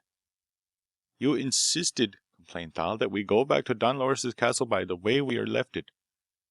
There are only so many passes through the hills. The only other one is very long. We are only 4 miles." "Then we head there right now," snapped Hoddan, "and we step up the speed." He barked commands to his followers. Thal, puzzled but in dread of acid comment from Fani, bustled up and down the line of men, insisting on a faster pace. And the members of the cavalcade had not pushed these animals as they had their first. Even the lead horses, loaded with loot, managed to get up a respectable ambling trot. The sunrise proceeded. Dew upon the straggly grass became visible. Separate drops appeared as gems upon the grass blades, and then began gradually to vanish as the sun's disk showed itself. Then the angular metal framework of the landing grid rose dark against the sunrise sky. When they rode up to it, Hoddan reflected that it was the only really civilized structure on the planet. Architecturally, it was surely the least pleasing. It had been built when Darth was first settled on, and when ideas of commerce and interstellar trade seemed reasonable. It was half a mile high and built of massive metal beams. It loomed hugely overhead when the double file of shaggy horses trotted under its lower arches and across the grass-grown space within it. Hoddan headed purposefully for the control shed. There was no sign of movement anywhere. The steeply gabled roofs of the nearby town showed only the fluttering of tiny birds. No smoke rose from chimneys, yet the slanting morning sunshine was bright. As Hoddan actually reached the control shed, he saw a sleepy man in the act of putting a key in the door. He dismounted within feet of that man, who turned and blinked sleepily at him and then immediately looked the reverse of cordial. It was the red-headed man he'd stung with a stun pistol the day before. "I've come back," said Hoddan, "for a few more kilowatts." The red-headed man swore angrily. "Hush," said Hoddan gently. "The Lady Fani is with us." The red-headed man jerked his head around and paled. Val glowered at him. Others of Don Loris's retainers shifted their positions significantly to make their oversized spelt knives handier. "We'll come in," said Hoddan. "Val, collect the pistols and bring them inside." Fani swung lightly to the ground and followed him in. She looked curiously at the cables and instrument boards and switches inside. On one wall, a red light pulsed and went out, and pulsed again. The red-headed man looked at it. "You're being called," said Hoddan. "Don't answer it." The red-headed man scowled. Val came in with an armful of stun pistols in various stages of discharge. Hoddan briskly broke the butt of one of his own and presented it to the terminals he'd used the day before. "He's not to touch anything, Thal," said Hoddan. To the red-headed man he observed, "I suspect that call's been coming in all night. Something was in orbit at sundown. You closed up shop and went home early, eh?" "Why not?" rasped the red-haired man. "There's only one ship a month." "Sometimes," said Hoddan, "there are specials. But I commend your negligence. It was probably good for me." He charged one pistol and snapped its butt shut, and snapped open another and charged it. There was no difficulty, of course. In minutes, all the pistols he'd brought from Walden were ready for use again. He tucked away as many as he could conveniently carry on his person. He handed the rest to Thal. He went competently to the pulsing call signal. He put headphones to his ears. He listened. His expression became extremely strange, as if he did not quite understand nor wholly believe what he heard. "Odd," he said mildly. He considered for a moment or two. Then he rummaged around in the drawer of desks. He found wire clips. He began to snip wires in half. The red-headed man started forward automatically. "Take care of him, Thal," said Hoddan. He cut the microwave receiver free of its wires and cables. He lifted it experimentally and opened part of its case to make sure the thermal battery that would power it in an emergency was there and in working order. It was. "Put this on a horse, Thal," commanded Hoddan. "We're taking it up to Don Loris's." The red-headed man's mouth dropped open. He said stridently, "Hey, you can't do that!" Hoddan turned upon him and said sourly, "All right, you can. I'm not trying to stop you with all those hard cases outside." "You can build another in a week," said Hoddan kindly. "You must have spare parts." Thal carried the communicator outside. Hoddan opened a cabinet, threw switches, and painstakingly cut and snipped at a tangle of wires within. "Just your instrumentation," he explained to the appalled red-headed man. "You won't use the grid until you've fixed this too. A few days of harder work than you're used to, that's all." He led the way out again, and on his way explained to Fani, "Pretty old-fashioned job, this grid. They make simpler ones nowadays. They'll be able to repair it, though, in time. Now we go back to your father's castle. He may not be pleased, but he should be mollified." He saw Fani mount lightly into her own saddle and shook his head gloomily. He climbed clumsily into his own. They moved off to return to Don Loris's stronghold. Hoddan suffered. They reached the castle before noon, and the sight of the Lady Fani riding beside a worn-out Hoddan was productive of enthusiasm and loud cheers. The loot displayed by the returned wayfarers increased the rejoicing. There was envy among the men who had stayed behind. There was respectfully admiring looks cast upon Hoddan. He had displayed, in furnishing opportunities for plunder, the most admired quality a leader of feudal fighting men could show. The Lady Fani beamed as she and Thal and Hoddan, all very dusty and travel-stained, presented themselves to her father in the castle's great hall. "Here is your daughter, sir," said Hoddan, and yawned. "I hope there won't be any further trouble with Ghek. We took his castle and looted it a little and brought back some extra horses. Then we went to the spaceport. I recharged my stun pistols and put the landing grid out of order for the time being. I brought away the communicator there." He yawned again. "There's something highly improper going up just beyond the atmosphere. There are 3 ships up there in orbit. They're all trying to call the spaceport in non-regulation fashion. It's possible that some of your neighbors would be interested, so I postponed everything until I could get some sleep. It seemed to me that when better skullduggeries are concocted, that Don Loris and his associates ought to concoct them. And if you'll excuse me—" He moved away, practically dead on his feet.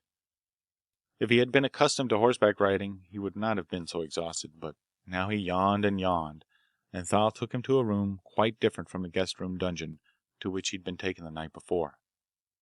He noted that the door, this time, opened inward. He braced chairs against it to make sure that nobody could open it from without. He lay down and slept heavily. He was waked by loud poundings. He roused himself enough to say sleepily, "What do you want?" "The light in the sky!" cried Fani's voice outside the door. "The ones you say are spaceships. It's sunset again, and I just saw them, but there aren't 3. Now there are 9. "All right," said Hoddan. He laid down his head again and thrust it into his pillow. Then he was suddenly very wide awake indeed. He sat up with a start. 9 spaceships? That wasn't possible. That would be a space fleet. And there were no space fleets. Walden would certainly have never sent more than 1 ship to demand his surrender to its police. The Space Patrol never needed more than 1 ship anywhere. Commerce wouldn't cause ships to travel in company. Piracy. It couldn't be a pirate fleet. There'd never be enough loot anywhere to keep it in operation. 9 spaceships at one time, traveling in orbit around a primitive planet like Darth. A fleet of spaceships. It couldn't happen. Hoddan couldn't conceive of such a thing. But a recently developed pessimism suggested that since everything else to date had been to his disadvantage, this was probably a catastrophe also. He groaned and lay down to sleep again. Chapter 6. When frantic bangings on the propped-shut door awakened him next morning, he confusedly imagined that they were noises in the communicator headphones, and until he heard his name called tried drearily to make sense of them. But suddenly he opened his eyes. Someone banged on the door once more. A voice cried angrily, "Bron Hoddan, wake up or I'll go away and let whatever happens to you happen. Wake up!" It was the voice of the Lady Fani, at once indignant and tearful and solicitous and angry. He rolled out of bed and found himself dressed. He hadn't slept the full night. At one time he couldn't rest for thinking about the sounds in the communicator when he listened at the spaceport. He listened again, and what he heard made him get his clothes on for action. That was when he heard a distinctly Waldenian voice speaking communication speech with crisp distinctness, calling the landing grid. The other voices were not Waldenian ones, and he grew dizzy trying to figure them out. But he was clothed and ready to do whatever proved necessary when he realized that he had the landing grid receiver, that there would be no reception even of the Waldenian call until the landing grid crew had built another one out of spare parts in store. And even then, couldn't do much until they painfully sorted out and respliced all the tangled wires that Hoddan had cut. That had to be done before the grid could be used again. He'd gone back to sleep when he tried to make sense of things. Now, long after daybreak, he shook himself and made sure a stun pistol was handy. Then he said, "Hello, I'm awake. What's up? Why all the noise?" "Come out of there!" cried Fani's voice, simultaneously exasperated and filled with anxiety. "Things are happening. Somebody's here from Walden. They want you." Hoddan could not believe it. It was too unlikely, but he opened the door and Thal came in, and Fani followed. "Good morning," said Hoddan automatically.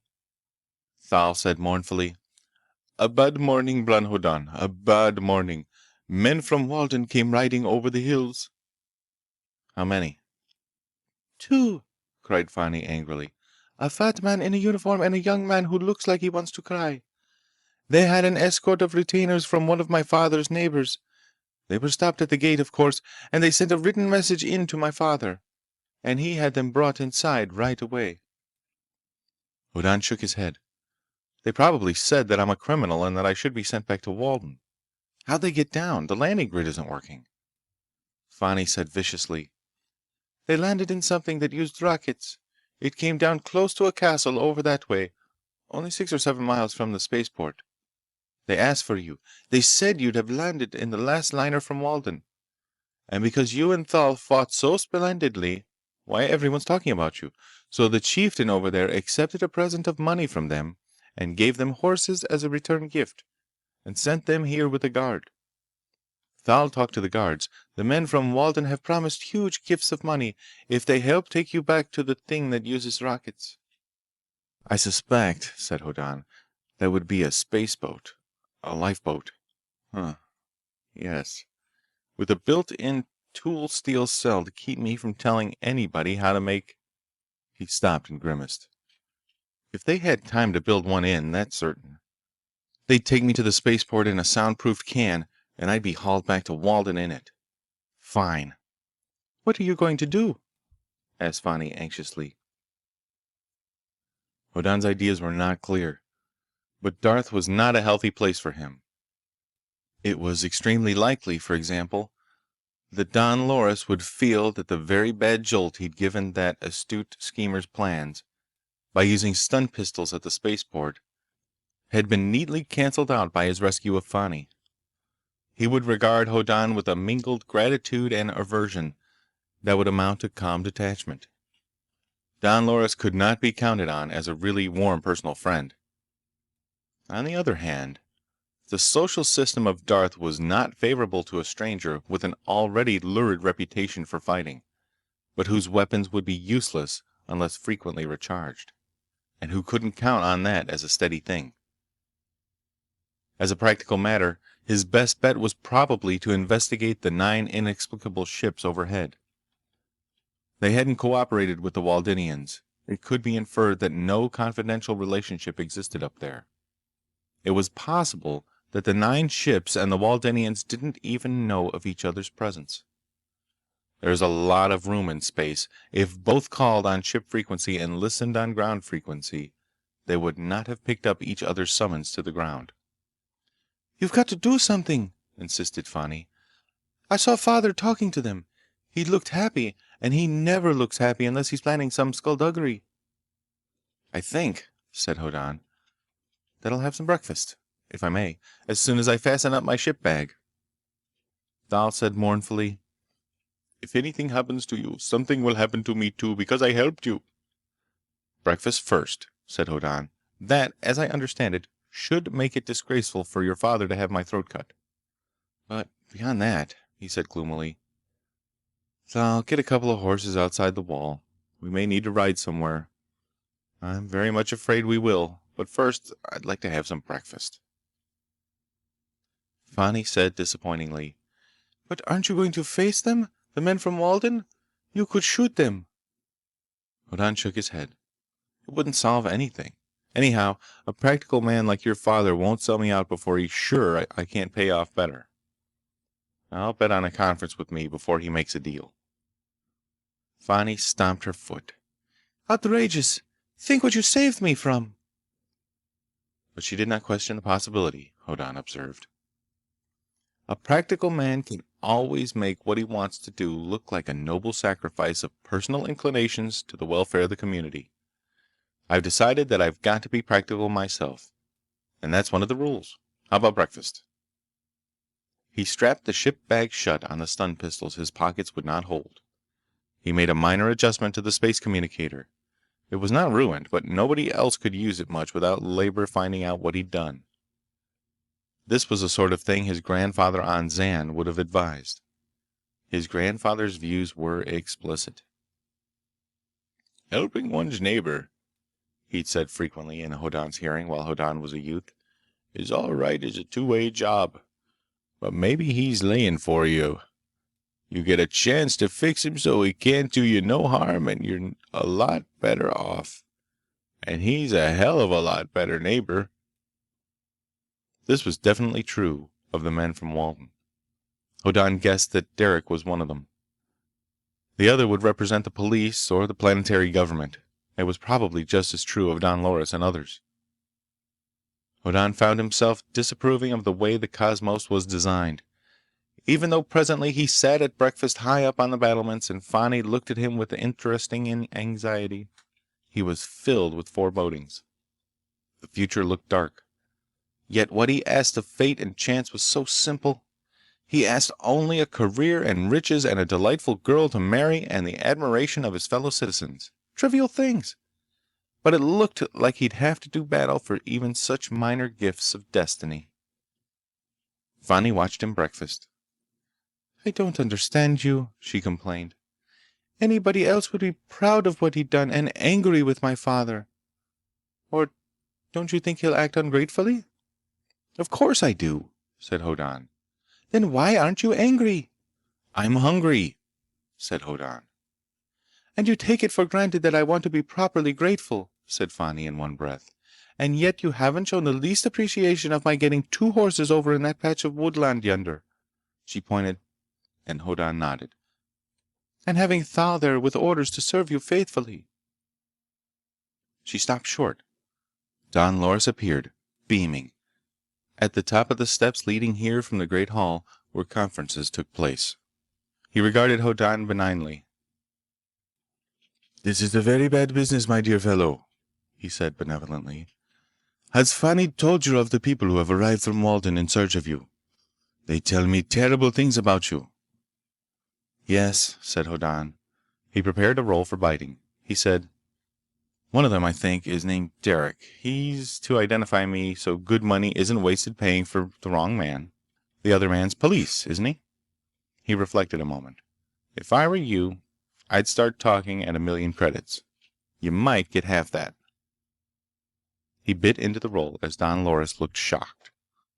"Do you think," he asked indignantly, "that I would give up the rescuer of my daughter to emissaries from a foreign planet to be locked in a dungeon for life?" "Not in those words," conceded Hoddan. "But, after all, despite your deep gratitude to me, there are such things as one's duty to humanity as a whole. And while it would cause you bitter anguish if someone dear to you represented a danger to millions of innocent women and children, still, under such circumstances, you might feel it necessary to do violence to your own emotions." Don Loris looked at him with abrupt suspicion. Hoddan waved the roll. "Moreover," he observed, "gratitude for actions done on Darth does not entitle you to judge of my actions on Walden. While you might and even should feel obligated to defend me in all things I have done on Darth, your obligation to me does not let you deny that I may have acted less defensibly on Walden."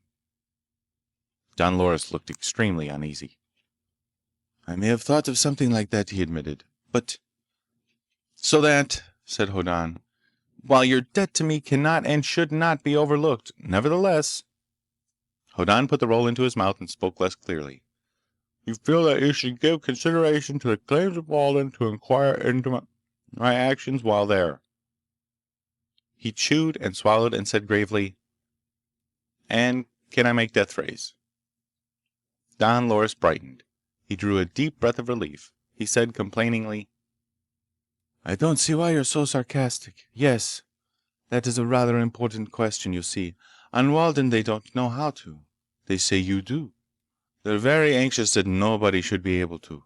But while in unscrupulous hands such as an instrument of destruction would be most unfortunate, under proper control—" "Yours," said Hoddan. "Say ours," said Don Loris hopefully. "With my experience of men and affairs and my loyal and devoted retainers—" "And cozy dungeons," said Hoddan.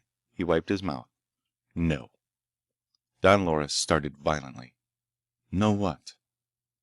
"No death rays," said Hoddan. "I can't make them. Nobody can. If they could be made, some star somewhere would be turning them out." or some natural phenomenon would let them loose from time to time. If there were such things as death rays, all living things would have died, or else would have adjusted to their weaker manifestations and developed immunity so they wouldn't be death rays any longer. As a matter of fact, that's probably been the case sometime in the past. So, as far as the gadget goes that they're talking about, it's been in use for half a century in the Cetus cluster. Nobody's died of it yet. Don Loris looked bitterly disappointed. "That's the truth?" he asked unhappily. "Honestly, that's your last word on it?" "Much," said Hoddan. "Much as I hate to spoil the prospects of profitable skullduggery, that's my last word. And it's true." "But those men from Walden are very anxious," protested Don Loris. "There was no ship available, so their government got a liner that normally wouldn't stop here to take an extra lifeboat aboard.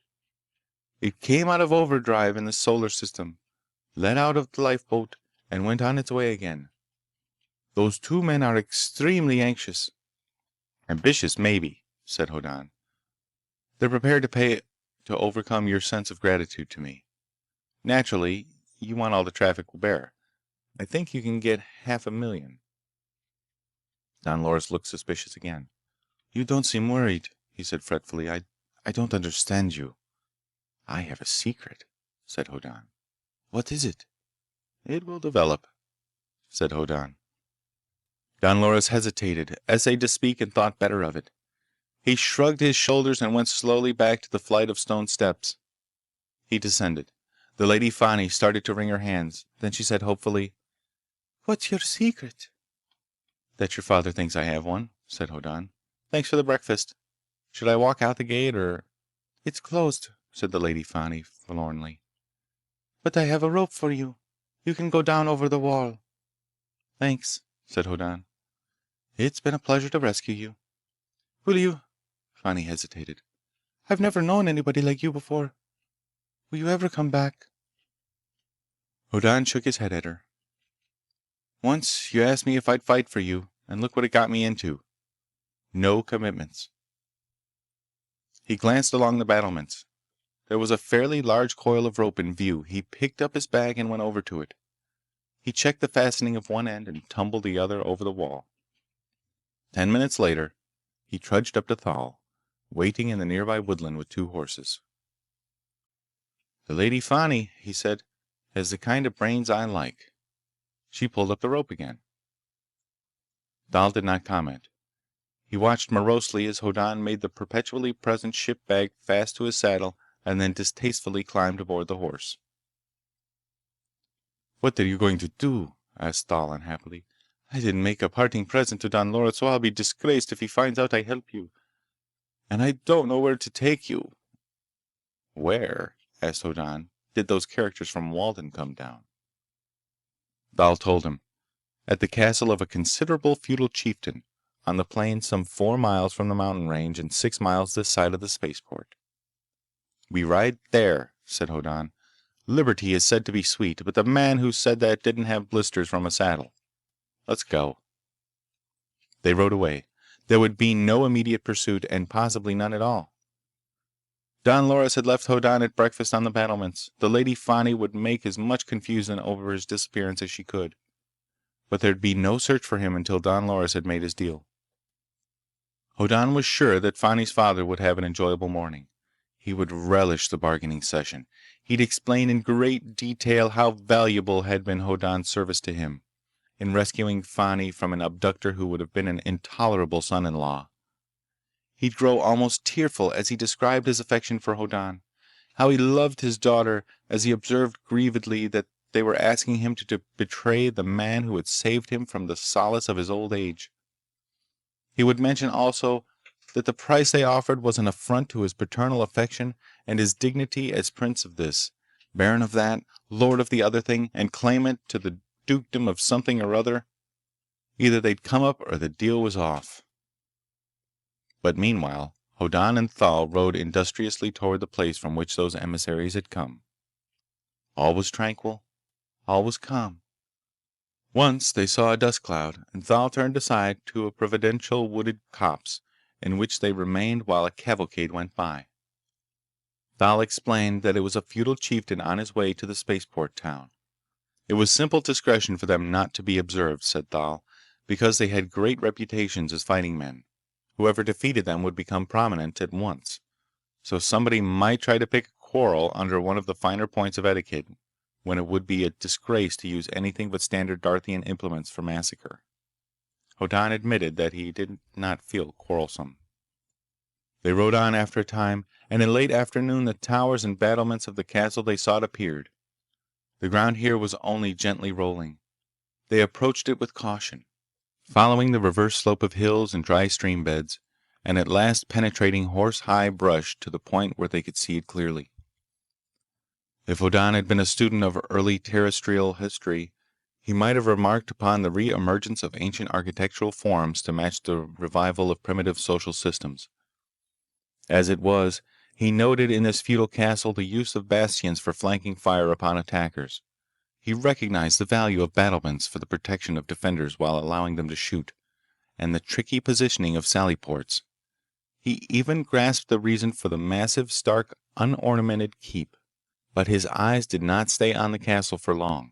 He saw the spaceboat in which Derek and his more authoritative companion had arrived. It lay on the ground a half-mile from the castle walls. It was a clumsy, obese, flattened shape, some 40 feet long and nearly 15 wide. Ground about it was scorched where it had descended upon its rocket flames. There were several horses tethered near it, and men who were plainly retainers of the nearby castle reposed in its shade. Hoddan reined in. "Here we part," he told Thal. "When we first met, I enabled you to pick the pockets of a good many of your fellow countrymen. I never asked for my split of the take. I expect you to remember me with affection." Thal clasped both of Hoddan's hands in his. "If you ever return," he said with mournful warmth, "I am your friend." Hoddan nodded and rode out of the brushwood toward the spaceport, the lifeboat that had landed the emissaries from Walden. That it landed so close to the spaceport, of course, was no accident. It was known on Walden that Hoddan had taken space passage to Darth.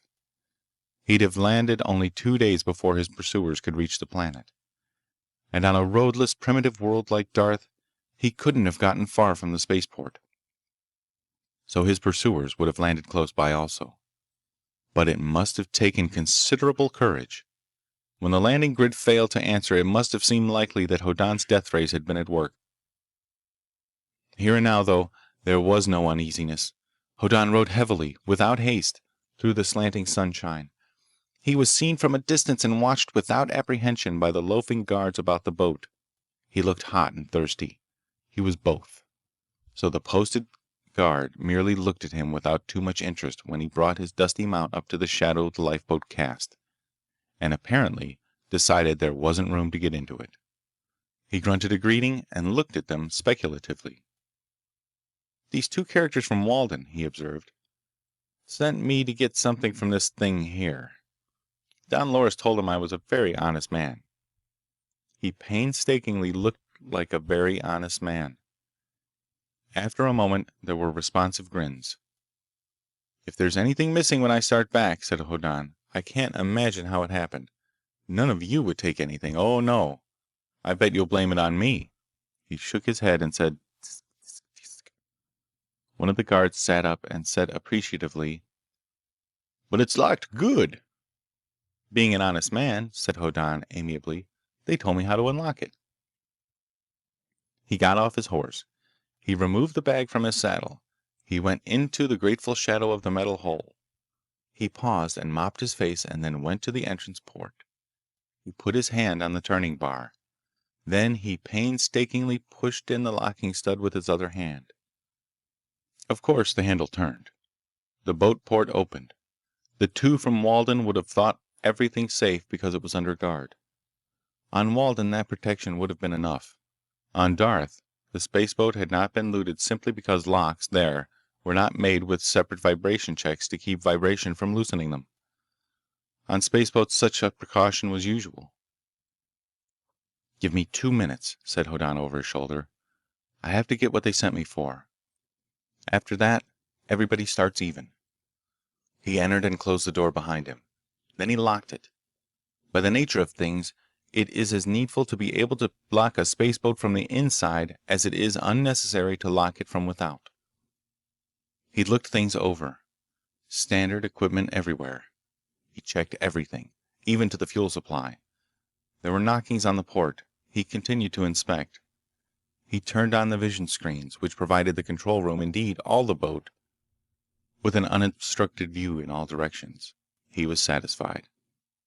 The knocks became bangings. Something approaching indignation could be deduced. The guards around the spaceboat felt that Hoddan was taking an unfair amount of time to pick the cream of the loot inside. He got a glass of water. It was excellent. A second.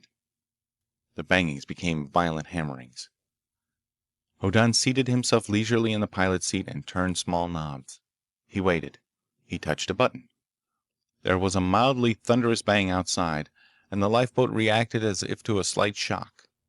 The vision screen showed a cloud of dust at the spaceboat's stern, roused by a deliberate explosion in the rocket tubes. It also showed the retainers in full flight. He waited until they were in safety and made the standard takeoff preparations. A horrific roaring started up outside. He touched controls and a monstrous weight pushed him back in his seat. The rocket swung and lifted and shot skyward with greater acceleration than before. It went up at a lifeboat's full fall-like rate of climb, leaving a trail of blue-white flame behind it. All the surface of Darth seemed to contract swiftly below him.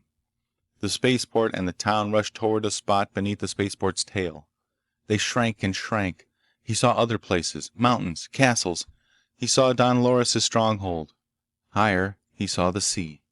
The sky turned purple. It went black with specks of starshine in it. Hoddan swung to a westward course and continued to rise, watching the star images as they shifted on the screens. The image of the sun, of course, was automatically diminished, so it was not dazzling. The rockets continued to roar, though in a minor fashion because there was no longer air outside in which a bellow could develop. Hoddan painstakingly made use of those rule-of-thumb methods of astrogation which his piratical forebears had developed and which a boy on Zan absorbed without being aware. He wanted an orbit around Darth. He didn't want to take time to try and compute it. So he watched the star images ahead and astern. If the stars ahead rose above the planet's edge faster than those behind sank down below it, he would be climbing. If the stars behind sank down faster than those ahead rose up, he would be descending. If all the stars rose equally, he'd be climbing straight up. And if they all dropped equally, he'd be moving straight down. It was not a complex method, and it worked. Presently, he relaxed. He sped swiftly back past midday and toward the sunrise line on Darth. This was the reverse of a normal orbit, but it was the direction followed by the ships up here. He hoped his orbit was lower than theirs. If it was, he'd overtake them from behind. If he were higher, they'd overtake him. He turned on the space phone. Its reception indicator was piously placed at ground. He shifted it to space so that it would pick up calls going planetward, instead of listening vainly for replies from the non-operative landing grid. Instantly voices boomed in his ears, many voices, an impossibly large number of voices, many, many more than 9 transmitters were in operation now. "Idiot," said a voice in quiet passion. "Sheer off or you'll get on a field drive." A high-pitched voice said, "And Group 2 take second orbit position." Somebody bellowed, "Well, why don't they answer?" And another voice still said formally, "Reporting Group 5, but 4 ships are staying behind with Tanker Toya, which is having stabilizer trouble." Hoddan's eyes opened very wide. He turned down the sound while he tried to think. But there wasn't anything to think. He'd come aloft to scout 3 ships that had turned to 9, because he was in such a fix on Darth that anything strange might be changed into something useful. But this was more than 9 ships, itself an impossibly large space fleet.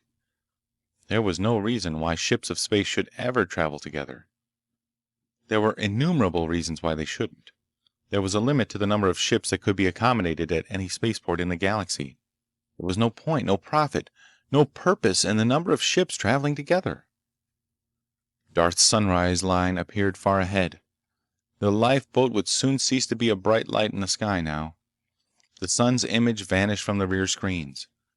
The boat went hurtling onward through the blackness of the planet's shadow while voices squabbled, and wrangled, and formally reported, and now and again ones admonished disputants to a proper discipline of language. During the period of darkness, Hoddan racked his brains for the vaguest of ideas on why so many ships should appear about an obscure and unimportant world like Darth. Presently, the sunset line appeared ahead, and far away he saw moving lights, which were the hulls of the volubly communicating vessels. He stared blankly. There were tens, scores. He was forced to guess at the stark impossibility of more than 100 spacecraft in view. As the boat rushed onward, he had to raise the guess. It couldn't be. But he turned on the outside telescope, and the image on its screen was more incredible than the voices and the existence of the fleet itself. The scope focused first on a bulging monster antiquated freighter of a design that had not been built for 100 years.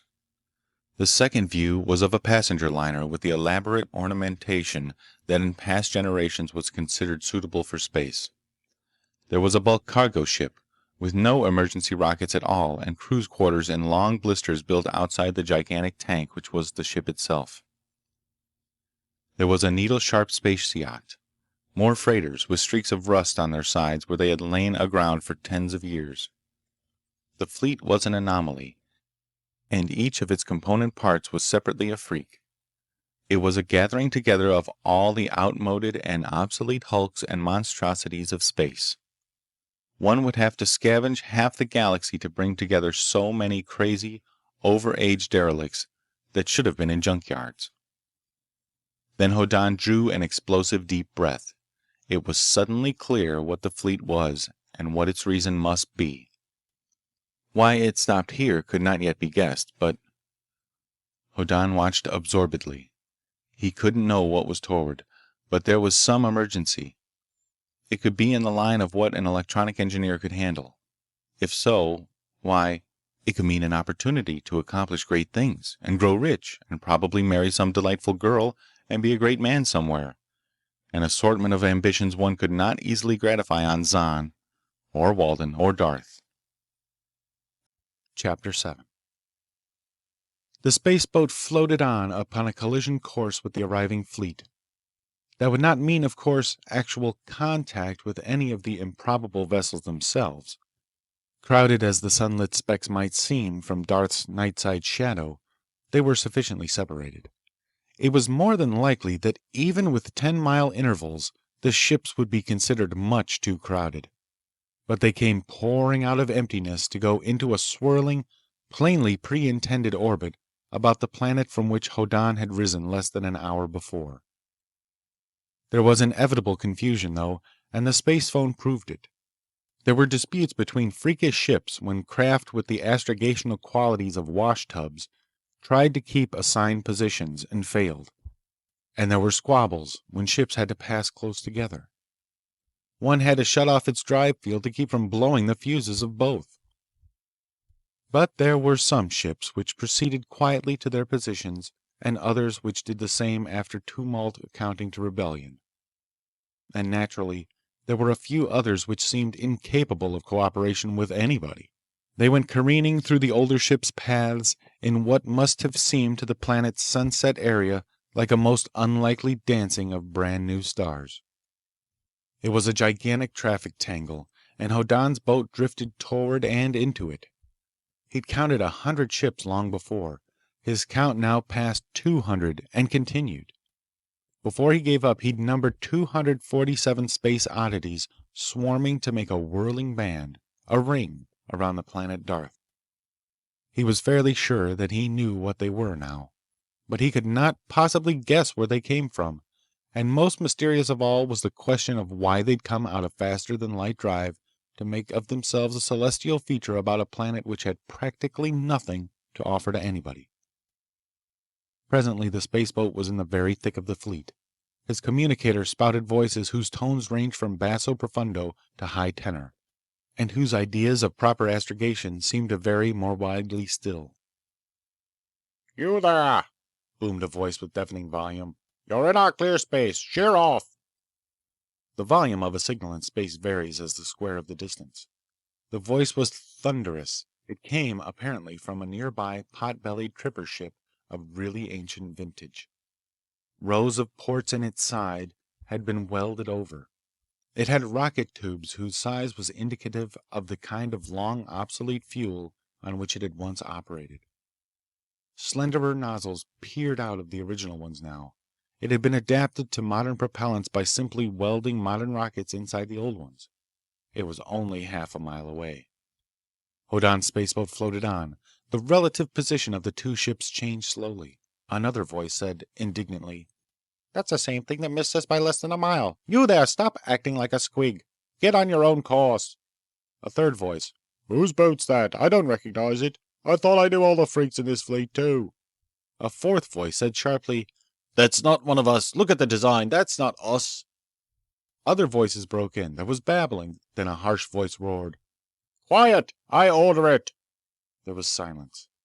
The harsh voice said heavily, "Relay the image to me." There was a pause. The same voice said grimly, "It is not of our fleet. You, stranger, identify yourself. Who are you, and why do you slip secretly among us?" Hoddan pushed the transmit button. "My name is Bron Hoddan," he said. "I came up to find out why 3 ships, and then 9 ships, went into orbit around Darth. It was somewhat alarming. Our landing grids disabled anyhow, and it seemed wisest to look you over before we communicated and possibly told you something you might not believe. But you surely don't expect to land all this fleet. Actually, we can't land any." The harsh voice said as grimly as before, "You come from the planet below us, Darth? Why is your ship so small? The smallest of ours is greater." "This is a lifeboat," said Hoddan pleasantly. "It's supposed to be carried on larger ships in case of emergency." "If you will come to our leading ship," said the voice, "we will answer all your questions. I will have a smoke flare set off to guide you." Hoddan said to himself, "No threats and no offers. I can guess why there's no threats, but they should offer something." He waited. There was a sudden huge eruption of vapor in space some 200 miles away. Perhaps an ounce of explosive had been introduced into a rocket tube and fired. The smoke particles, naturally ionized, added their self-repulsion to the expansiveness of the explosive gases. A cauliflower-like shape, filmy whiteness appeared and grew larger and thinner. Hoddan drove toward the spot with very light touches of rocket power. He swung the boat around and killed its relative velocity. The leading ship was a sort of gigantic, shapeless, utterly preposterous ark-like thing. Hoddan could neither imagine a purpose for which it could have been used, nor a time when men could have built anything like it. Its huge sides seemed to be made exclusively of great doorways now tightly closed. One of those doorways suddenly gaped wide. It would have admitted a good-sized modern ship. A nervous voice essayed to give Hoddan directions for getting the spaceboat inside what was plainly an enormous hold now pumped empty of air. He grunted and made the attempt. It was tricky. He sweated when he cut off his power, but he felt fairly safe. Rocket flames would burn down such a door if necessary. He could work havoc if hostilities began. The great cargo door swung shut. The outside pressure needle swung sharply and stopped at 30 centimeters of mercury pressure. There was a clanging. A smaller door evidently opened somewhere. Lights came on, old-fashioned glow tubes. Then figures appeared through a door leading to some other part of this ship. Hoddan nodded to himself. The costume was odd. It was awkward. It was even primitive, but not in the fashion of the soiled but gaudily colored garments of Darth. These men wore unrelieved black, with gray shirts. There was no touch of color about them. Even the younger ones wore beards. And of all unnecessary things, they wore flat-brimmed hats. In a spaceship. Hoddan opened the boat door and said politely, "Good morning. I'm Bron Hoddan. You were talking to me just now?" The oldest and most fiercely bearded of the men said harshly, "I'm the leader here. We are the people of Colin." He frowned when Hoddan's expression remained unchanged. "The people of Colin!" he repeated more loudly. The people whose forefathers settled that planet and brought it to be a world of peace and plenty, and then foolishly welcomed strangers to their midst. Too bad, said Hoddan. He knew what these people were doing, he believed. But putting a name to where they'd come from told him nothing of what they wanted of Darth.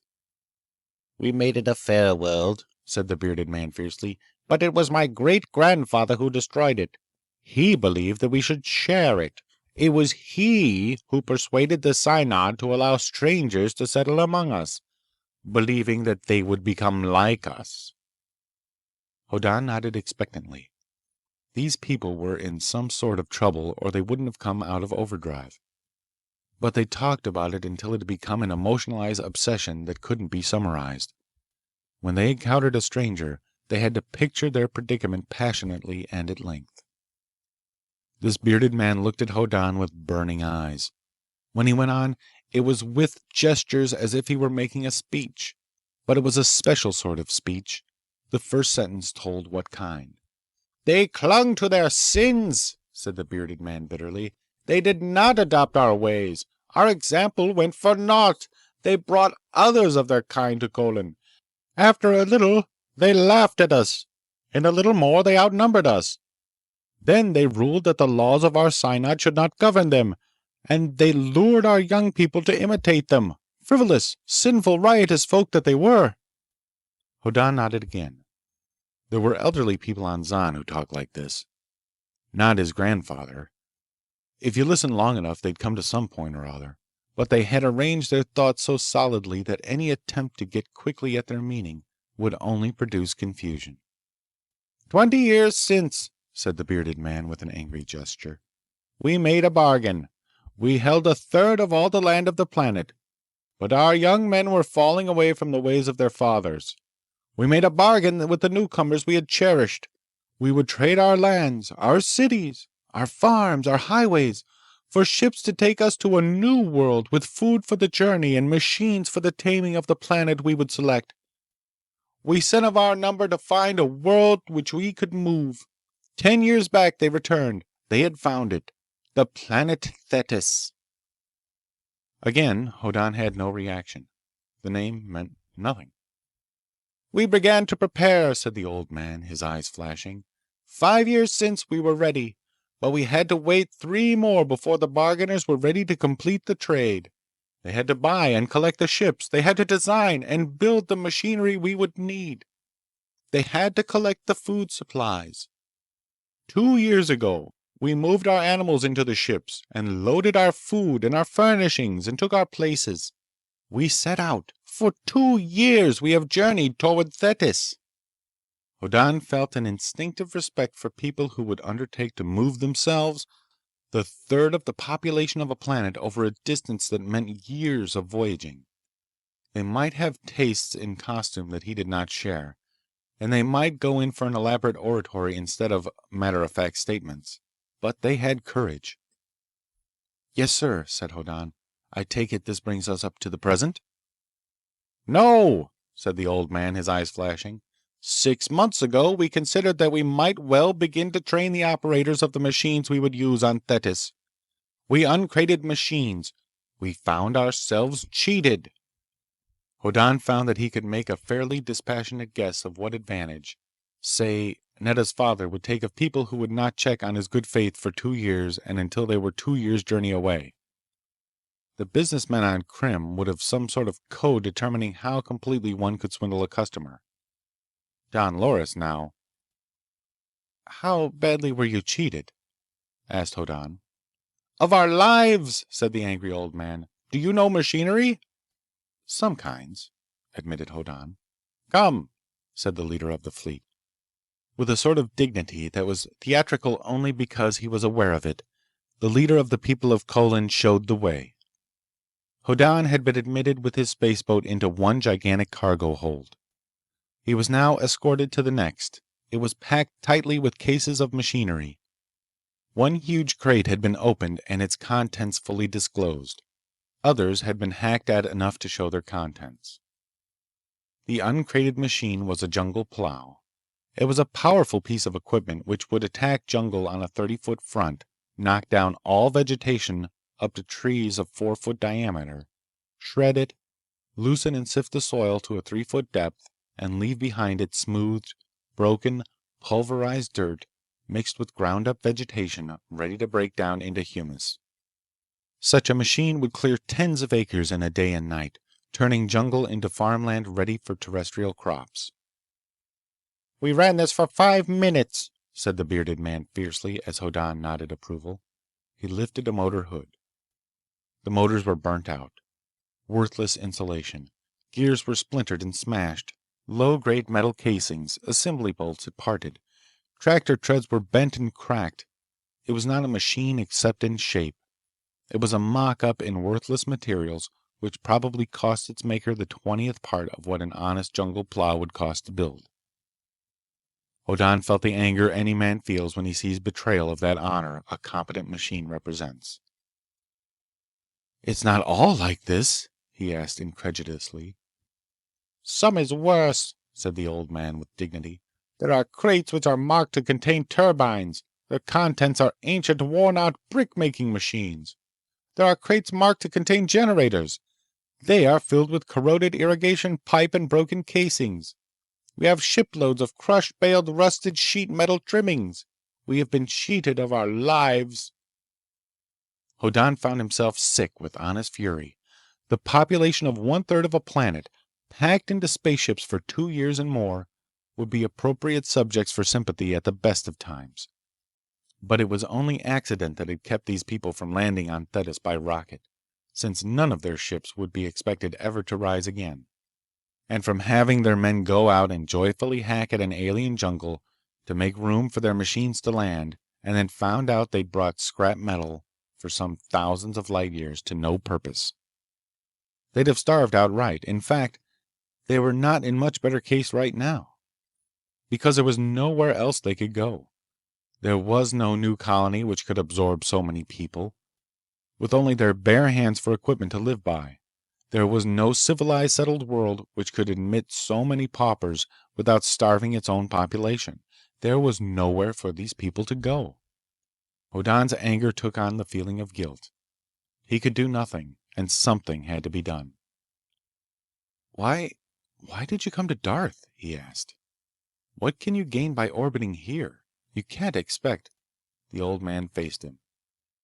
"We are beggars," he said with bitter dignity. "We stopped here to ask for charity.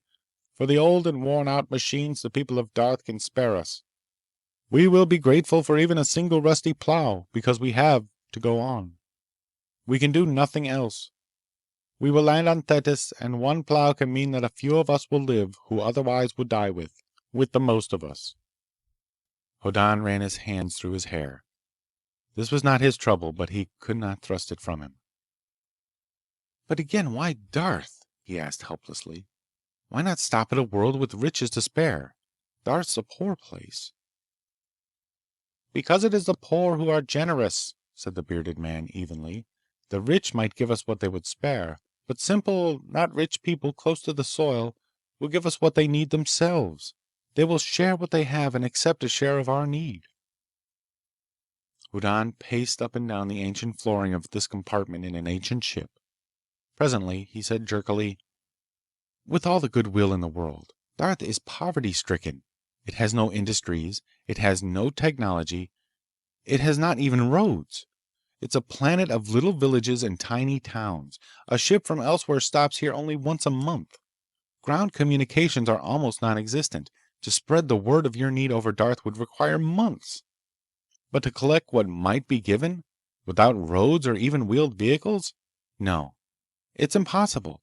And I have the only space vessel on the planet, and it's not fit for a journey between suns." The bearded man waited with a sort of implacable despair. "But," said Hoddan grimly, "I have an idea. I have contacts on Walden. The government of Walden does not regard charity with favor. The need for charity seems a criticism of the Waldenian standard of living." The bearded man said coldly, "I can understand that. The hearts of the rich are hardened. The existence of the poor is a reproach to them." But Hoddan began suddenly to see real possibilities. This was not a direct move toward the realization of his personal ambitions, but, on the other hand, it wasn't a movement away from them. Hoddan suddenly remembered an oration he'd heard his grandfather give many, many times in the past. Straight thinking, the old man had said obstinately, is a delusion. You think things out clear and simple, and you can see yourself ruined and your family starving any day. But real things ain't simple. They ain't clear. Any time you try to figure things out so they're simple and straightforward, you're going against nature, and you're going to get 'em mixed up. So when something happens and you're in a straightforward, hopeless fix, why, you go along with nature. Make it as complicated as you can, and the people who want you in trouble will get hopeless confused, and you can get out. Hoddan adverted to his grandfather's wisdom, not making it the reason for doing what he could, but accepting that it not impossibly might apply. He saw one possibility right away. It looked fairly good. After a minute's examination, it looked better. It was astonishing how plausible. He said. I have planned work of my own, as you may have guessed. I'm here because of, people on Walden. If I could make a quick trip to Walden, my, present position might let me help you. I cannot promise very much, but if I can borrow even the smallest of your ships for the journey my spaceboat can't make, why, I may be able to do something. Much more than can be done on Darth. The bearded man looked at his companions. He seems frank, he said forbiddingly. And we can lose nothing. We have stopped our journey and are in orbit. We can wait. But our people should not go to Walden. Fleshpots. I can find a crew, said Hoddan cheerfully. Inwardly, he was tremendously relieved. If you say the word, I'll go down to ground and come back with them. I want a very small ship. It will be, said the old man. We thank you. Get it inboard here, suggested Hoddan, so I can come inside as before, transfer my crew without spacesuits, and leave my boat in your care until I come back. It shall be done, said the old man firmly. He added gravely, you must have had an excellent upbringing, young man, to be willing to live among the poverty-stricken people you describe, and to be willing to go so far to help strangers like ourselves. Huh? Then Hoddan said enigmatically, what lessons I shall apply to your affairs, I learned at the knee of my beloved grandfather. Of course, his grandfather was head of the most notorious gang of pirates on the disreputable planet Zan, but Hoddan found himself increasingly respecting the old gentleman as he gained experience of various worlds. He went briskly back to his spaceboat. On the way, he made verbal arrangements for the enterprise he'd envisioned so swiftly. It was remarkable how two sets of troubles could provide suggestions for their joint alleviation. He actually saw possible achievement before him, even in electronics. By the time the cargo space was again pumped empty and the great door opened to the vastness of space, Hoddan had a very broad view of things. He'd said that same day to Fani that a practical man can always make what he wants to look like a sacrifice of his personal inclinations to others' welfare. He began to suspect, now, that the welfare of others can often coincide with one's own. He needed some rather extensive changes in the relationship of the cosmos to himself. Walden was prepared to pay bribes for him. Don Loris felt it necessary to have him confined somewhere. There were a number of Darthian gentlemen who would assuredly like to slaughter him if he wasn't kept out of their reach in some cozy dungeon. But up to now, there had not been even a practical way to leave Darth, to act upon Walden, or even to change his status in the eyes of Darthians. He backed out of the big ship and consulted the charts of the lifeboat. They had been consulted before, of course, to locate the landing grid which did not answer calls. He found its position. He began to compare the chart with what he saw from out here in orbit, above Darth. He identified a small ocean, with Darth's highest mountain chain just beyond its eastern limit. He identified a river system emptying into that area, and here he began to get rid of his excess velocity, because the landing grid was not very far distant, some 1,500 or 2,000 miles. To a scientific pilot, his maneuvering from that time on would have been a complex task. The advantage of computation over astrogation by ear, however, is largely a matter of saving fuel. Perfectly computed course for landing will get down to ground with the use of the least number of centigrams of fuel possible. But fuel-efficient maneuvers are rarely time-efficient ones. Hoddan hadn't the time or the data for computation. He swung the spaceboat end for end, very judgmatically used rocket power to slow himself to a suitable east-west velocity, and at the last and proper instant applied full power for deceleration and went down practically like a stone. One cannot really learn this. It has to be absorbed through the pores of one's skin. That was the way Hoddan had absorbed it, on Zan. Within minutes, then, the stronghold of Don Loris was startled by a roaring mutter in the sky high overhead. Helmeted sentries on the battlements stared upward. The mutter rose to a howl, and the howl to the volume of thunder, and the thunder to a very great noise which made loose pebbles dance and quiver. Then there was a speck of white cloudiness in the late afternoon sky.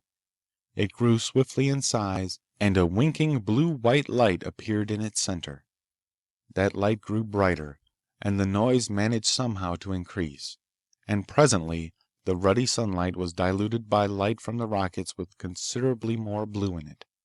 Secondary, pallid shadows appeared. Then, abruptly, the rockets cut off, and something dark plunged downward, and the rockets flamed again, and a vast mass of steam arose from scorched ground, and the spaceboat lay in a circle of widely smoking, carbonized Darthian soil. The return of tranquility after so much tumult was startling. Absolutely nothing happened. Hoddan unstrapped himself from the pilot's seat, examined his surroundings thoughtfully, and turned off the vision apparatus. He went back and examined the feeding arrangements of the boat. He'd had nothing to eat since breakfast in this same time zone. The food in store was extremely easy to prepare, and not especially appetizing. He ate with great deliberation, continuing to make plans which linked the necessities of the emigrants from Colin to his relationship to the government of Walden, the brief visit he'd made to Krim, the ship the immigrants would lend him, and his unpopularity with Don Loris on Darth. He also thought very respectfully about his grandfather's opinions on many subjects, including space piracy. Hoddan found himself much more in agreement with his grandfather than he believed possible. Outside the boat, birds which had dived to ground and cowered there during the boat's descent now flew about again, their terror forgotten. Horses which had galloped wildly in their pastures, or kicked in panic in the castle stalls, returned to their oats and hay. And there were human reactions. Don Loris had been in an excessively fretful state of mind since the conclusion of his deal with the pair from Walden. Hoddan had estimated that he ought to get 500,000 credits for Hoddan delivered to Derek and the Waldenian police. He'd been unable to get the police official, Derek merely sat miserably by and said nothing, to promise more than half so much. But he'd closed the deal and sent for Hoddan, and Hoddan was gone. Now the landing of this spaceboat roused a lively uneasiness in Don Loris. It might be new bargainers for Hoddan. It might be anything. Hoddan had said he had a secret. This might be it. Don Loris vexedly tried to contrive some useful skullduggery without the information to base it on. Fani looked at the spaceboat with bright eyes. Thal was back at the castle. He told her of Hoddan riding up to the spaceboat near another chieftain's castle, entering it, and that then it had taken to the skies in an aura of flames and smoke and thunder. Fani hoped that he might have returned here in it, but she worried while she waited for him to do something. Hoddan did nothing. The spaceboat gave no sign of life. The sun set, and the sky twinkled with darting lights which flew toward the west and vanished. Twilight followed, and more lights flashed across the heavens as if pursuing the sun. Fani had learned to associate 3 and then 9 such lights with spacecraft, but she could not dream of a fleet of hundreds.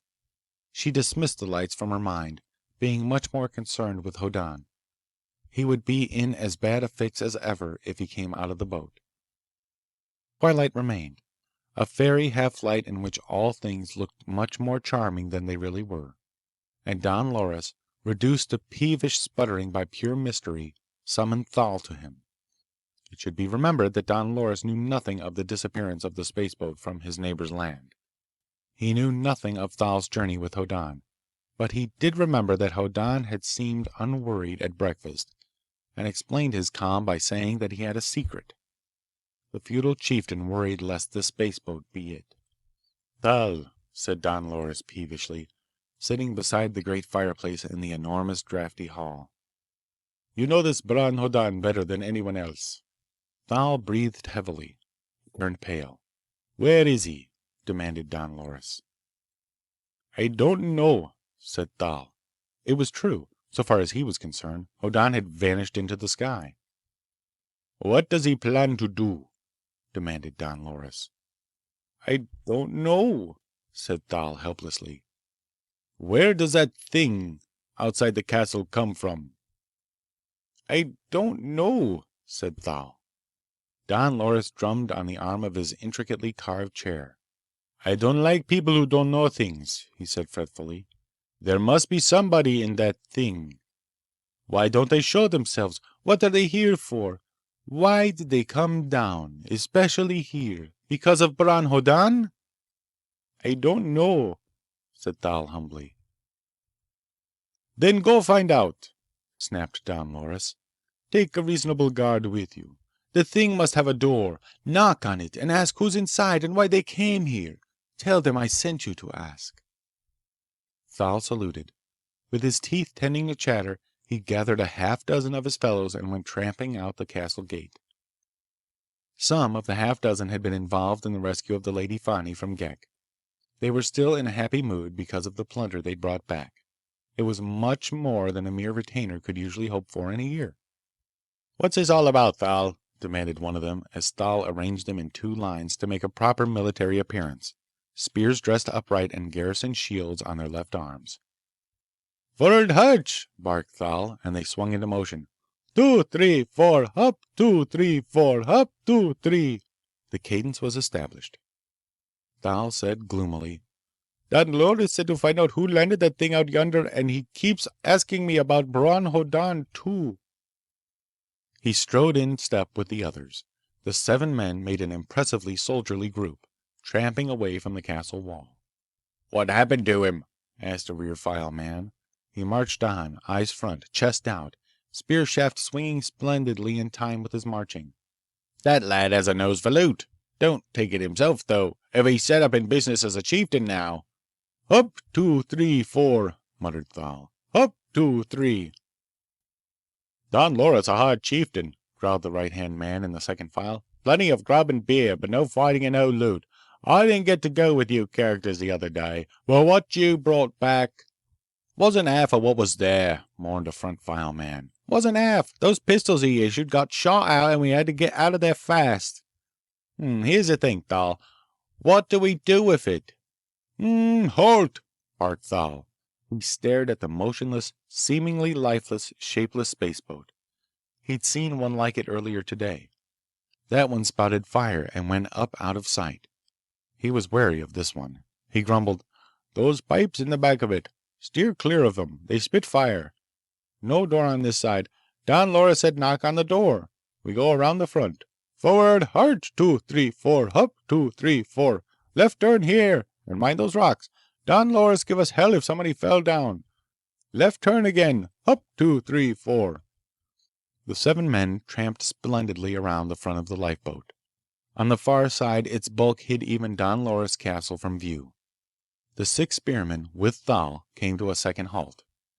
"Here goes," rumbled Thal. "I tell you, boys, if she starts to spit fire, you'll get the hell away." He marched up to the spaceboat's port. He knocked on it. There was no response. He knocked again. Hoddan opened the door. He nodded cheerfully to Thal. "Afternoon, Thal. Glad to see you. I've been hoping you'd come over this way. Who's with you?" He peered through the semi-darkness. "Some of the boys, huh? Come in." He beckoned and said casually, "Lean your spears against the hull there." Thal hesitated and was lost. The others obeyed. There were clatterings as the steel spearheads came to rest against the metal hull. 6 of Don Loris's retainers followed Thal admiringly into the spaceboat's interior, to gaze at it and that Bron Hoddan, who so recently had given 3 of them and nearly half a score of their fellows the chance to loot a nearby castle. "Sit down," said Hoddan cordially. "If you want to feel what a spaceboat's really like, clasp the seat belts around you. You'll feel exactly like you're about to make a journey out of atmosphere. That's it. Lean back. You'll notice there are no viewports in the hull. That's because we use these vision screens to see around with." He flicked on the screens. Thal and his companions were charmed to see the landscape outside portrayed on screens. Hoddan shifted the sensitivity point toward infrared, and details came out that would have been invisible to the naked eye. "With the boat port closed," said Hoddan, "like this." The port clanged shut and grumbled for half a second as the locking dogs went home. "We're all set for takeoff. I need only get into the pilot's seat." He did so, and throw on the fuel pump. A tiny humming sounded. "And we move when I advance this throttle." He pressed the firing stud. There was a soul-shaking roar. There was a terrific pressure. The 7 men from Don Loris' stronghold were pressed back in their seats with an overwhelming, irresistible pressure which held them absolutely helpless. Their mouths dropped open. Appalled protests tried to come out, but were pushed back by the seemingly ever-increasing acceleration. The screens, showing the outside, displayed a great and confused tumult of smoke and fumes and dust to rearward. They showed only stars ahead. Those stars grew brighter and brighter as the roar of the rockets diminished to a merely deafening sound. Suddenly, the disk of the local sun appeared, rising above the horizon to the west. The spaceboat, naturally, overtook it as it rose into an orbit headed east to west instead of the other way about. Presently, Hoddan turned off the fuel pump. He turned to look thoughtfully at the 7 men. They were very pale. They sat unanimously very still, because they could see in the vision plates that a strange, mottled, again sunlit surface flowed past them with an appalling velocity. They were very much afraid that they knew what it was. They did. It was the surface of the planet Darth, well below them. "I'm glad you boys came along," said Hoddan. "We'll catch up with the fleet in a moment or two. The pirate fleet, you know. I'm very pleased with you. Not many groundlings would volunteer for space piracy, not even with the loot there is in it." Thal choked slightly, but no one else made a sound. No one even protested. Protest would have been no use. There were looks of anguish, but nothing else, because Hoddan was the only one in the spaceboat who had the least idea of how to get it down again. His passengers had to go along for the ride he'd taken them for, no matter where it led. Numbly, they waited for what would befall. Chapter 8. Hoddan did not worry about his followers, captives, noting the obsolescence of the space fleet into which they presently drifted. Ancient hulks and impractical oddities did not seem antique or freakish to them.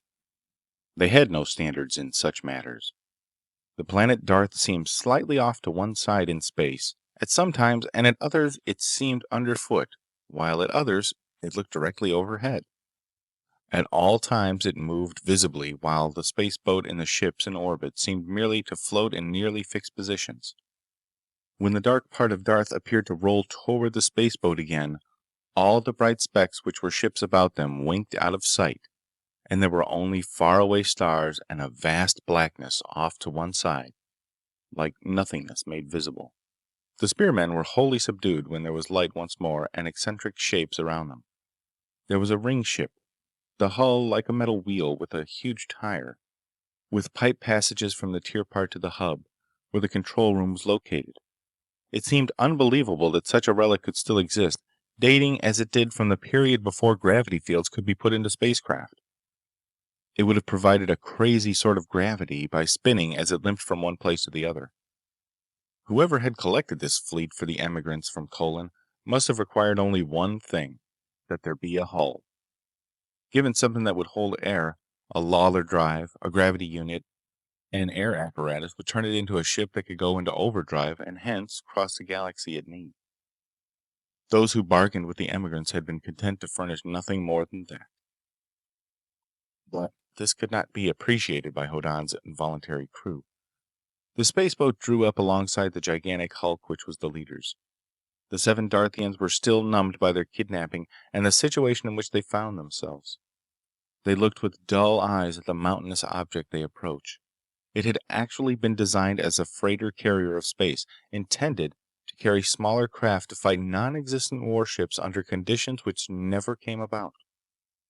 It must have been sold for scrap a couple of 100 years since, and patched up for this immigration. Hoddan waited for the huge door to open. It did. He headed into the opening, noticing as he did so that an object 2 or 3 times the size of the spaceboat was already there. It cut down the room for maneuvering, but a thing once done is easier thereafter. Hoddan got the boat inside, and there was a very small scraping and the great door closed before the boat could drift out again. Hoddan turned to his companions, followers, victims, once the spaceboat was still. "This," he said in a manner which could only be described as one of smiling ferocity, "is a pirate ship, belonging to the pirate fleet we passed through on the way here.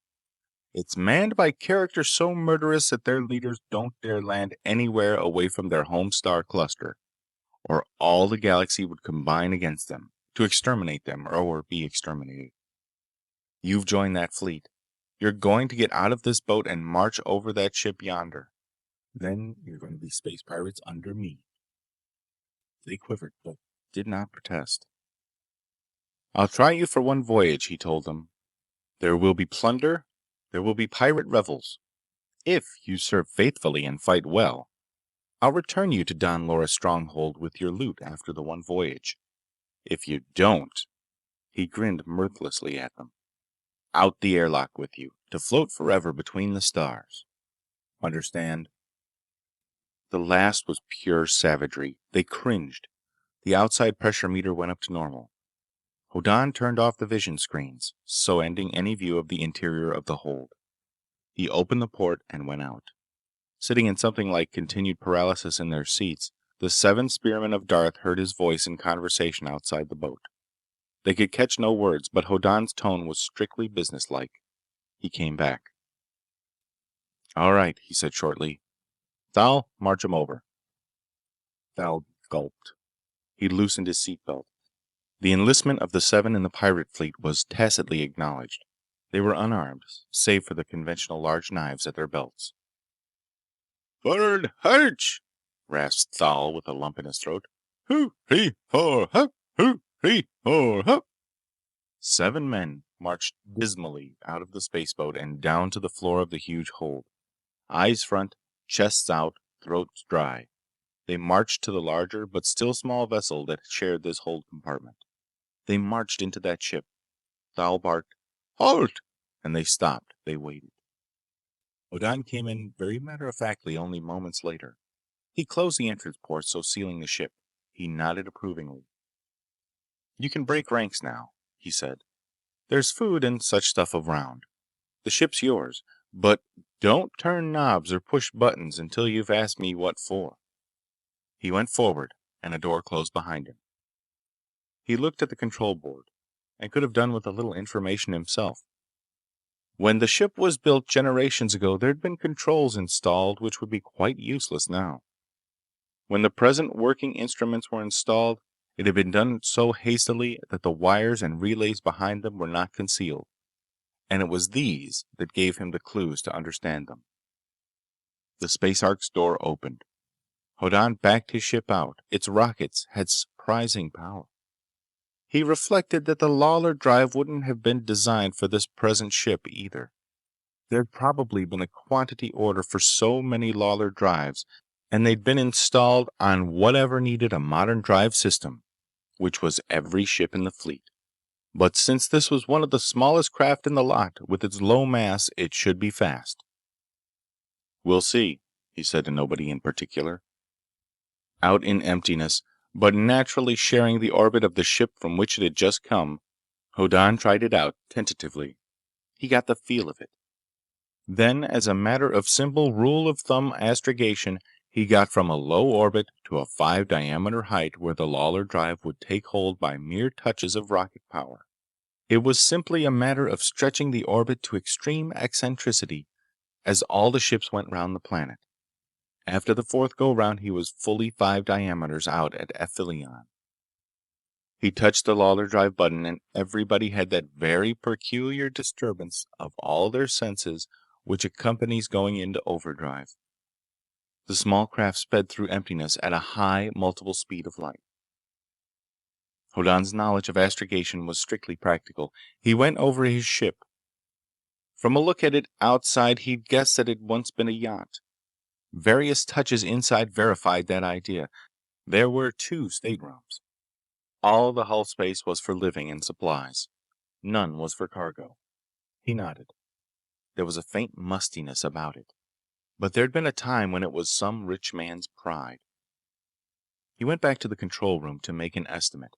From the pilot's seat one could see a speck of brightness directly ahead. Infinitesimal dots of brightness appeared, grew swiftly brighter, and then darted outward. As they darted, they disappeared because their motion became too swift to follow. There were, of course, methods of measuring this phenomenon so that one could get an accurate measure of one's speed in overdrive. Hoddan had no instrument for that purpose, but he had the feel of things. This was a very fast ship indeed, at full Lawler thrust. Presently, he went out to the central cabin. His followers had found provisions. There were novelties, hydroponic fruit for instance, and they'd gloomily stuffed themselves. They were almost resigned now. Memory of the loot he'd led other men to at Gex Castle inclined them to be hopeful. But they looked uneasy when he stopped where they were gathered. "Well?" he asked sharply. Thal swallowed. "We've been companions, Bron Hoddan," he said unhappily. "We fought together in great battles, 2 against 50, and we plundered the slain." "True enough," agreed Hoddan. If Thal wanted to edit his memories of the fighting at the spaceport, that was all right with him. Now we're headed for something much better. "But what?" asked Thal miserably. "Here we are, high above our native world." "Oh no," said Hoddan. "You couldn't even pick out its sun from where we are now." Thal gulped. "I do not understand what you want with us," he protested. "We are not experienced in space. We are simple men." "You're pirates now," Hoddan told him with a sort of genial bloodthirstiness. "You'll do what I tell you until we fight. Then you'll fight well or die. That's all you need to know." He left them. When men are to be led, it is rarely wise to discuss policy or tactics with them. Most men work best when they know only what is expected of them. Then they can't get confused and they do not get ideas of how to do things better. Hoddan inspected the yacht more carefully. There were still traces of decorative features which had nothing to do with spaceworthiness. But the mere antiquity of the ship made Hoddan hunt more carefully. He found a small compartment packed solidly with supplies. A supply cabinet did not belong where it was. He hauled out stuff to make sure. It had been, a machine shop in miniature.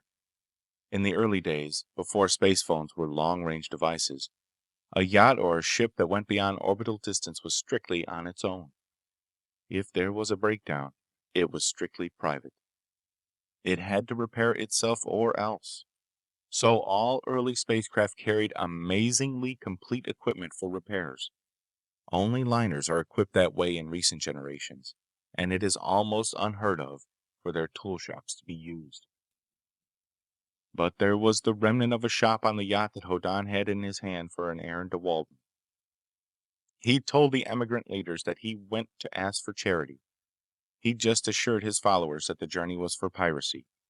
Now, he began to empty the cubbyhole of all the items that had been packed into it for storage. It had been very ingenious, this miniature repair shop. The lathe was built in with strength members of the walls as part of its structure. The drill press was recessed. The welding apparatus had its coils and condensers under the floor. The briefest of examinations showed the condensers to be in bad shape, and the coils might be hopeless. But there was good material used in the old days. Hoddan began to have quite unreasonable hopes. He went back to the control room to meditate. He'd had a reasonably sound plan of action for the pirating of a space liner, even though he had no weapons mounted on the ship, nor anything more deadly than stun pistols for his reluctant crew. But he'd considered it likely that he could make the same sort of landing with this yacht that he'd already done with the spaceboat, which should be enough. If he waited off Walden until a liner went down to the planet's great spaceport, he could try it. He would go into a close orbit around Walden, which would bring him, very low, over the landing grid within an hour or so of the liner's landing. He'd turn the yacht end for end and apply full rocket power for deceleration. The yacht would drop like a stone into the landing grid. Everything would happen too quickly for the grid crew to think of clapping a force field on it, or for them to manage it if they tried. He'd be aground before they realized it.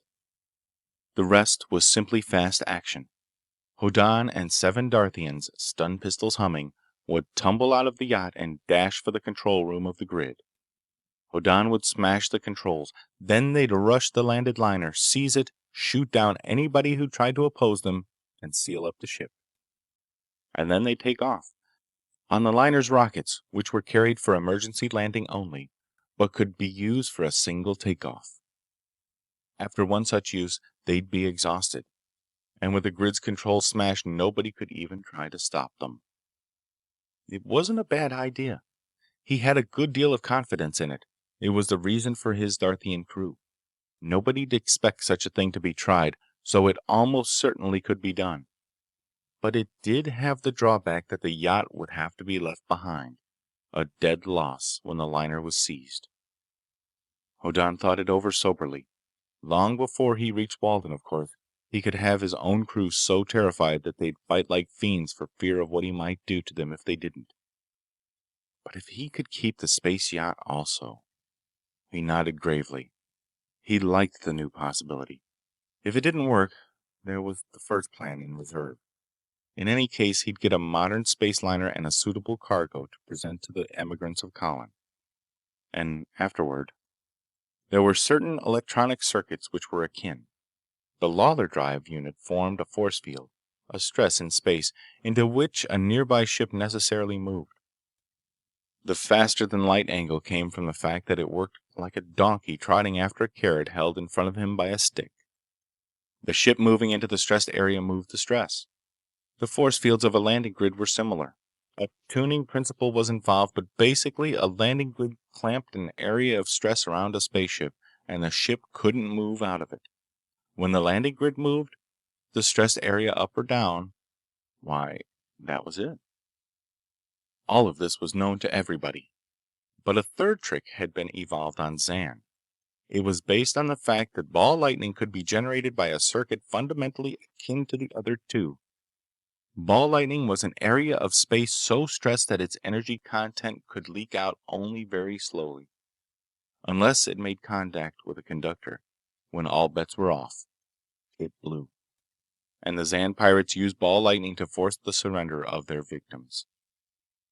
Hoddan began to draw diagrams. The Lawler drive unit had been installed long after the yacht was built. It would be modern, with no nonsense about it. With such and such of its electronic components cut out, and such other ones cut in, it would become a perfectly practical ball lightning generator, capable of placing bolts wherever one wanted them. This was standard Zan practice. Hoddan's grandfather had used it for years. It had the advantage that it could be used inside a gravity field, where a Lawler drive could not. It had the other advantage that commercial spacecraft could not mount such gadgets for defense, because the insurance companies objected to meddling with Lawler drive installations. Hoddan set to work with the remnants of a tool shop on the ancient yacht, and some antique coils and condensers and such. He became filled with zest. He almost forgot that he was a skipper of an elderly craft which should have been scrapped before he was born. But even he grew hungry, and he realized that nobody offered him food. He went indignantly into the yacht's central saloon and found his 7 crew members snoring stertorously, sprawled in stray places here and there. He woke them with great sternness. He set them furiously to work on that housekeeping, including meals, which can be neglected in a feudal castle because strong outside winds blow smells away and dry up smelly objects, but which must be practiced in a spaceship. He went back to work. Suddenly he stopped and meditated afresh, and ceased his actual labor to draw a diagram which he regarded with great affection. He returned to his adaptation of the Lawler drive to the production of ball lightning. It was possible to wind coils. A certain percentage of the old condensers held a charge. Tap the drive unit for brazing current, and the drill press became a die stamping device for small parts. He built up the elements of a vacuum tube such as is normally found only in a landing grid control room. He set up a vacuum valve arrangement in the base of a large glass jar. He put that jar in the boat's airlock, bled the air to emptiness, and flashed the tube's quaint elements. He brought it back and went out of overdrive while he hooked the entire new assembly into the drive circuit, with cutouts and switches to be operated from the yacht's instrument board. Finished, he examined the stars. The nearby suns were totally strange in their arrangement, but the coal sack area was a space mark good for half a sector of the galaxy. There was a condensation in the nearer rim for a second bearing, and a certain calcium cloud with a star cluster behind it was as good as a highway sign for locating oneself. He lined up the yacht again and went into overdrive once more. 2 days later, he came out, again surveyed the cosmos, again went into overdrive, again came out, once more made a hop in faster than light travel, and he was in the solar system of which Walden was the ornament and pride. He used the telescope and contemplated Walden on its screen. The space yacht moved briskly toward it. His 7 Darthian crewmen, aware of coming action, dolefully sharpened their 2-foot knives. They did not know what else to do, but they were far from happy. Hoddan shared their depression. Such gloomy anticipations before stirring events are proof that a man is not a fool.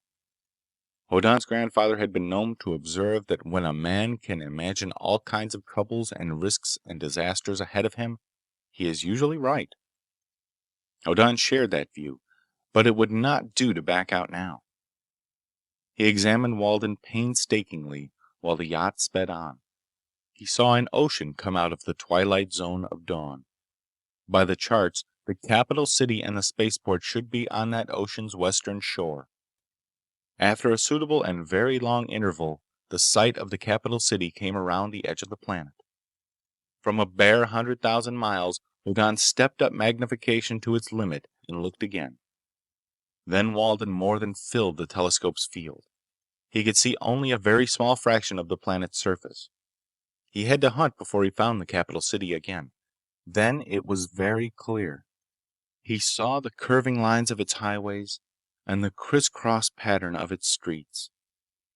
Buildings as such, however, did not show, but he made out the spaceport and the shadow of the landing grid, and in the very center of that grid there was something silvery which cast a shadow of its own.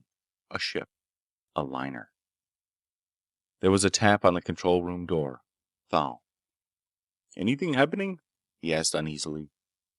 "I just sighted the ship we're going to take," said Hoddan. Thal looked unhappy. He withdrew. Hoddan plotted out the extremely roundabout course he must take to end up with the liner and the yacht traveling in the same direction and the same speed, so capture would be possible. He put the yacht on the line required. He threw on full power.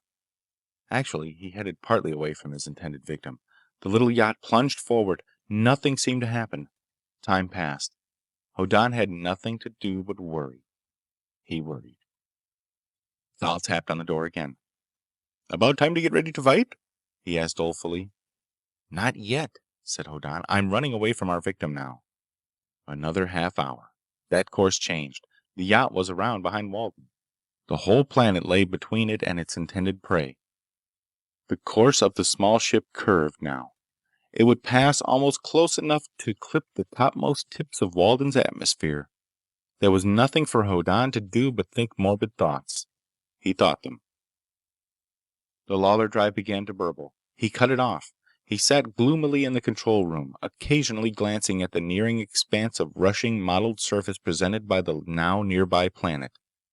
Its attraction bent the path of the yacht. It was now a parabolic curve. Presently, the surface diminished a little. The yacht was increasing its distance from it. Hoddan used the telescope. He searched the space ahead with a full-width field.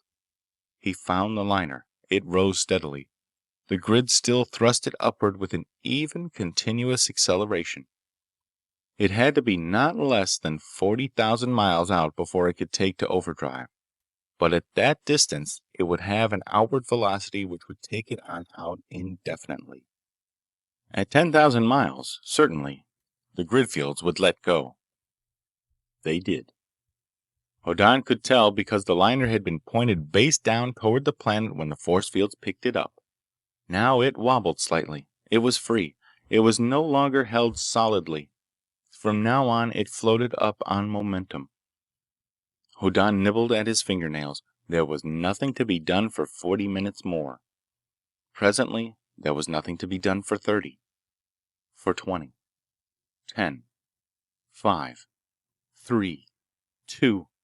The liner was barely 20 miles away when Hoddan fired his rockets. They made a colossal cloud of vapor in emptiness. The yacht stirred faintly, shifted deftly, lost just a suitable amount of velocity, which now was nearly straight up from the planet, and moved with precision and directness toward the liner. Hoddan stirred his controls and swung the whole small ship. Here, obviously, he could not use the space drive for its proper purpose, but a switch cut out certain elements of the Lawler unit and cut in those others which made the modified drive unit into a ball lightning projector. Flaming speck of pure incandescence sped from the yacht through emptiness. It would miss. No. Hoddan swerved it. It struck the liner's hull. It would momentarily paralyze every bit of electric equipment in the ship. It would definitely not go unnoticed. "Calling liner," said Hoddan painfully into a microphone. "Calling liner. We are pirates attacking your ship. You have 10 seconds to get into your lifeboats or we will hull you." He settled back, again nibbling at his fingernails. He was acutely disturbed. At the end of 10 seconds, the distance between the two ships was perceptibly less. He flung a second ball lightning bolt across the diminished space. He sent it whirling round and round the liner in a tight spiral. He ended by having it touch the liner's bow. Liquid light ran over the entire hull. "Your 10 seconds are up," he said worriedly. "If you don't get out—" But then he relaxed. A boat blister on the liner opened. The boat did not release itself. It could not possibly take on its complement of passengers and crew in so short a time. The opening of the blister was a sign of surrender. The two first ball lightning bolts were miniatures. Hoddan now projected a full-size ball. It glittered viciously in emptiness, the plasma gas necessary for its existence furnishing a medium for radiation. It sped toward the liner and hung off its side, menacingly. The yacht from Darth moved steadily closer. 5 miles. 2. "All out," said Hoddan regretfully. "We can't wait any longer." A boat darted away from the liner. A second, a third, a fourth, a fifth. The last boat lingered desperately. The yacht was less than a mile away when it broke free and plunged frantically toward the planet it had left a little while before. The other boats were already streaking downward, trails of rocket fumes expanding behind them. The crew of the landing grid would pick them up for safe and gentle landing. Hoddan sighed in relief. He played delicately upon the yacht's rocket controls. He carefully maneuvered the very last of the novelties he had built into an originally simple Lawler drive unit. The two ships came together with a distinct clanking sound. It seemed horribly loud. Thal jerked open the door, ashen white. We hit something. When do we fight?" Hoddan said ruefully. "I forgot. The fighting's over, but bring your stun pistols. Nobody'd stay behind, but somebody might have gotten left." He rose to take over the captured ship. Chapter 9. Normally, at overdrive cruising speed, it would be a week's journey from Walden to the planet Krim. Hoddan made it in 5 days. There was reason. He wanted to beat the news of his piracy to Krim. He could endure suspicion, and he wouldn't mind doubt, but he did not want certainty of his nefarious behavior to interfere with the purposes of his call. The space yacht, sealed tightly, floated in an orbit far out in emptiness. The big ship went down alone by landing grid. It glittered brightly as it descended, When it touched ground and the grid's force fields cut off, it looked very modern and very crisp and strictly businesslike. Actually, the capture of this particular liner was a bit of luck for Hoddan. It was not one of the giant intercluster ships which make runs of thousands of light years and deign to stop only at very major planets. It was a medium ship of 5,000 tons burden, designed for service in the Horsehead Nebula region. It was brand new and on the way from its builders to its owners when Hoddan interfered. Naturally, though, it carried cargo on its maiden voyage. Hoddan spoke curtly to the control room of the grid. "I'm non-sked," he explained. "New ship. I got a freak charter party over on Walden and I have to get rid of my cargo. How about shifting me a delay space until I can talk to some brokers?" The force fields came on again and the liner moved very delicately to a position at the side of the grid's central space. There it would be out of the way. Hoddan dressed himself carefully in garments found in the liner's skipper's cabin. He found Thal wearing an apron and embittered expression. He ceased to wield a mop as Hoddan halted before him. "I'm going ashore," said Hoddan crisply. "You're in charge until I get back." "In charge of what?" demanded Thal bitterly. "Of a bunch of male housemaids? I run a mop! And me, a Darthian gentleman! I thought I was being a pirate! What do? I scrub floors, I wash paint, I stencil cases and cargo holds. I paint over names and put others in their places. Me, a Darthian gentleman!" "No," said Hoddan. "A pirate. If I don't get back, you and the others can't work this ship, and presently the police of Krim will ask why. They'll recheck my careful forgeries and you'll all be hung for piracy. So don't let anybody in. Don't talk to anybody. If you do—" He drew his finger across his throat and nodded, and went cheerfully out the crew's landing door at the very base of the ship. He went across the tarmac and out between two of the gigantic steel arches of the grid. He hired a ground vehicle. "Where?" asked the driver. Said Hoddan. "There's a firm of lawyers. I can't remember the name." "There's millions of them," said the driver. "This is a special one," explained Hoddan. "It's so dignified they won't talk to you unless you're a great-grandson of a client. They're so ethical they won't touch a case of under 1,000,000 credits. They've got about 19 names in the firm title and—" "Oh," said the ground car driver. "That'll be— Hell, I can't remember the name either. But I'll take you there." He drove out into traffic. Hoddan relaxed. Then he tensed again. He had not been in a city since he stopped briefly in this on the way to Darth. The traffic was abominable. And he, who had been in various pitched battles on Darth and had only lately captured a ship in space— Hoddan grew apprehensive as his ground car charged into the thick of hooting, rushing, squealing vehicles. When the car came to a stop, he was relieved. "It's yonder," said the driver. "You'll find the name on the directory." Hoddan paid and went inside the gigantic building. He looked at the directory and shrugged. He went to the downstairs guard. He explained that he was looking for a firm of lawyers whose name was not on the directory list. They were extremely conservative and of the highest possible reputation. They didn't seek clients. 42 and 43, said the guard, frowning. "I ain't supposed to give it out, but floors 42 and 3. Hoddan went up. He was unknown. A receptionist looked at him with surprised aversion. "I have a case of space piracy," said Hoddan, polite. "A member of the firm, please." 10 minutes later he eased himself into the easiest of easy chairs. A gray-haired man of infinite dignity said, "Well?" "I am," said Hoddan modestly, "a pirate. I have a ship in the spaceport with very convincing papers and a cargo of Rigelian furs, jewelry from the Cetus planets, and a rather large quantity of bulk melacynth. I want to dispose of the cargo and invest in a considerable part of the proceeds in conservative stocks on Krim." The lawyer frowned. He looked shocked. Then he said carefully, "You made two statements. One, that you were a pirate. Taken by itself, that is not my concern. The other is that you wish to dispose of certain cargo and invest in reputable businesses on Krim. I assume that there is no connection between the two observations? He paused. Hoddan said nothing. The lawyer went on, with dignity. Of course, our firm is not in the brokerage business. However, we can represent you in your dealing with local brokers. And obviously we can advise you.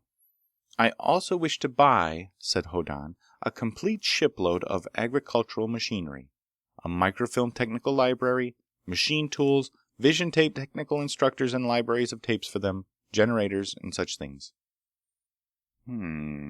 Said the lawyer. I will send one of our clerks to examine your cargo, so he can deal properly with the brokers. You will tell him in detail what you wish to buy. Hoddan stood up. I'll take him to the ship now. He was mildly surprised at the smoothness with which matters proceeded. He took a young clerk to the ship. He showed him the ship's papers as edited by himself. He took him through the cargo holds. He discussed in some detail what he wished to buy.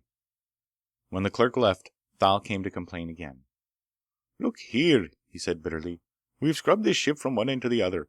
There's not a speck or a finger mark in it. And we're still scrubbing. We captured this ship. Is this pirate revels? Hoddan said, There's money coming. I'll let you boys ashore with some cash in your pockets presently. Brokers came, escorted by the lawyer's clerk. They squabbled furiously with him, but the dignity of the firm he represented was extreme. There was no suspicion, no overt suspicion anyhow, and the furs went. The clerk painstakingly informed Hoddan that he could draw so much. More brokers came. The jewelry went. The lawyer's clerk jotted down figures and told Hoddan the net. The bulk Melisynth was taken over by a group of brokers, none of whom could handle it alone. Hoddan drew cash and sent his Darthians ashore with 1,000 credits apiece. With bright and shining faces, they headed for the nearest bars. As soon as my ship's loaded, Hoddan told the clerk, I want to get them out of jail. The clerk nodded. He brought salesmen of agricultural machinery, representatives of microfilm libraries, manufacturers of generators, vision tape instructors, and allied lines. Hoddan bought painstakingly. Delivery was promised for the next day. Now, said the clerk, about the investments you wish to make with the balance? I'll want a reasonable sum in cash, said Hoddan reflectively. But, well, I've been told that insurance is a fine conservative business.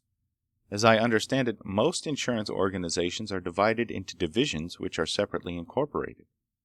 There will be a life insurance division, a casualty division, and so on. Is that right? And one may invest in any of them separately? The clerk said impassively, I was given to understand, sir, that you are interested in risk insurance. Perhaps especially risk insurance covering piracy. I was given quotations on the risk insurance divisions of all crim companies. Of course, those are not very active stocks, but if there were a rumor of a pirate ship acting in this part of the galaxy, one might anticipate. I do, said Hoddan. Let's see. My cargo brought so much. My purchases will come to so much. My legal fees, of course. I mentioned a sum in cash. Yes, this will be the balance, more or less, which you will put in the stocks you've named. But since I anticipate activity in them, I'll want to leave some special instructions. He gave a detailed, thoughtful account of what he anticipated might be found in news reports of later dates. The clerk noted it all down impassively. Hoddan added instructions. Yes, sir, said the clerk without intonation when he was through. If you will come to the office in the morning, sir, the papers will be drawn up and the matters can be concluded. Your new cargo can hardly be delivered before then, and if I may say so, sir, your crew won't be ready. I'd estimate 2 hours of festivity for each man and 14 hours for recovery. Thank you, said Hoddan. I'll see you in the morning. He sealed up the ship when the lawyer clerk departed. Then he felt lonely. He was the only living thing in the ship. His footsteps echoed hollowly. There was nobody to speak to, not even anybody to threaten. He'd done a lot of threatening lately. He went forlornly to the cabin once occupied by the liner's former skipper. His loneliness increased. He began to feel those daunting self-doubts such as plague the most unselfish and conscientious people. His actions to date, of course, did not trouble him. Today's actions were the ones which bothered his conscience. He felt that they were not quite adequate. The balance left in the lawyer's hands would not be nearly enough to cover a certain deficit, which in justice he felt himself bound to make up. It had been his thought to make this enterprise self-liquidating, everybody concerned making a profit, including the owners of the ship and cargo he had pirated. But he wasn't sure. He reflected that his grandfather would not have been disturbed about such a matter. That elderly pirate would have felt wholly at ease. It was his conviction that piracy was an essential part of the working of the galaxy's economic system. Hoddan, indeed, could remember him saying precisely, snipping off the ends of his words as he spoke. I tell ye, piracy's what keeps the galaxy's business thriving. Everybody knows business suffers when retail trade slacks down. It backs up the movement of inventories. They get too big. That backs up orders to the factories. They lay off men. And when men are laid off, they don't have money to spend. So retail trade slacks off some more. And that backs up inventory some more. And that backs up orders to factories and makes unemployment and hurts retail trade again. It's feedback, see? It was Hoddan's grandfather's custom at this point to stare shrewdly at each of his listeners in turn. But suppose somebody pirates a ship. The owners don't lose. It's insured. They order another ship built right away. Men get hired to build it and they're paid money to spend in retail trade. And that moves inventories and industry picks up. More than that, more people insure against piracy. Insurance companies hire more clerks and bookkeepers. They get more money for retail trade and to move inventories and to keep factories going and get more people hired, see? It's piracy that keeps business in this galaxy going. Hoddan had known doubts about this, but it could not be entirely wrong. He'd put a good part of the proceeds of his piracy in risk insurance stocks, and he counted on them to make all his actions as benevolent to everybody concerned as his intentions had been, and were. But it might not be true enough. It might be less than, well, sufficiently true in a particular instance. And therefore... Then he saw how things could be worked out so that there could be no doubt. He began to work out the details. He drifted off to sleep in the act of composing a letter in his head to his grandfather on the pirate planet Zan. When morning came on Krim, catawheel trucks came bringing gigantic agricultural machines of a sort that would normally never be shipped by space freight. There came generators and turbines and tanks of plastic and vision tape instructors and great boxes full of tape for them. There were machine tools and cutting tips, these last in vast quantity, and very many items that the emigrants of Colin probably would not expect, and might not even recognize. The cargo hold of the liner filled. He went to the office of his attorneys. He read and signed papers in an atmosphere of great dignity and ethical purpose. The lawyer's clerk attended him to the police office, where 7 dreary Darthians with oversized hangovers tried dismally to cheer themselves by memories of how they got that way. He got them out and to the ship. The lawyer's clerk produced a rather weighty if small box with an air of extreme solemnity. "The currency you wanted, sir." "Thank you," said Hoddan. "That's the last of our business?" "Yes, sir," said the clerk. He hesitated. For the first time showed a trace of human curiosity. "Could I ask a question, sir, about piracy?" "Why not?" said Hoddan. "Go ahead." "When you, captured this ship, sir," said the clerk hopefully, "did you, shoot the men and keep the women?" Hoddan sighed. "Much," he said regretfully, "as I hate to spoil an enlivening theory, no. These are modern days. Efficiency has invaded even the pirate business. I use my crew for floor scrubbing and cookery." He closed the shipboard gently and went up to the control room to call the landing grid operators. In minutes the captured liner, loaded down again, lifted toward the stars. And all the journey back to Darth was as anticlimactic as that. There was no trouble finding the space yacht in its remote orbit. Hoddan sent out an unlocking signal, and a keyed transmitter began to send a signal on which to home. When the liner nudged alongside it, Hoddan's last contrivance operated and the yacht clung fast to the larger ship's hull. There were 4 days in overdrive. There were 3 or 4 pauses for position finding. The stopover on Krim had caused some delay, but Hoddan arrived back at a positive side of Darth Sun within a day or so of standard space drive direct from Walden. Then there was little or no time lost in getting into orbit with the junkyard space fleet of the emigrants. Shortly thereafter, he called the leader's ship, with only mild worries about possible disasters that might have happened while he was away. "Calling the leader's ship," he said crisply. "Calling the leader's ship. This is Bron Hoddan reporting back from Walden with a ship and machinery contributed for your use." The harsh voice of the bearded old leader of the emigrants seemed somehow broken when he replied. He called down blessings on Hoddan, who could use them. Then there was the matter of getting emigrants on board the new ship. They didn't know how to use the boat blister lifeboat tubes. Hoddan had to demonstrate. But shortly after there were 20, 30, 50 of the folk from Colin, feverishly searching the ship and incredulously reporting what they found. "It's impossible," said the old man. "It's impossible." "I wouldn't say that," said Hoddan. "It's unlikely, but it's happened. I'm only afraid it's not enough." "It is many times what we hoped," said the old man humbly. "Only—" He stopped. "We are more grateful than we can say." Hoddan took a deep breath. "I'd like to take my crew back home," he explained, "and come back and, well, perhaps I can be useful explaining things. And I'd like to ask a great favor of you, for my own work." "But naturally," said the old man. "Of course, we will await your return. Naturally. And perhaps we can arrange something." Hoddan was relieved. There did seem a slightly strange limitation to the happiness of the emigrants.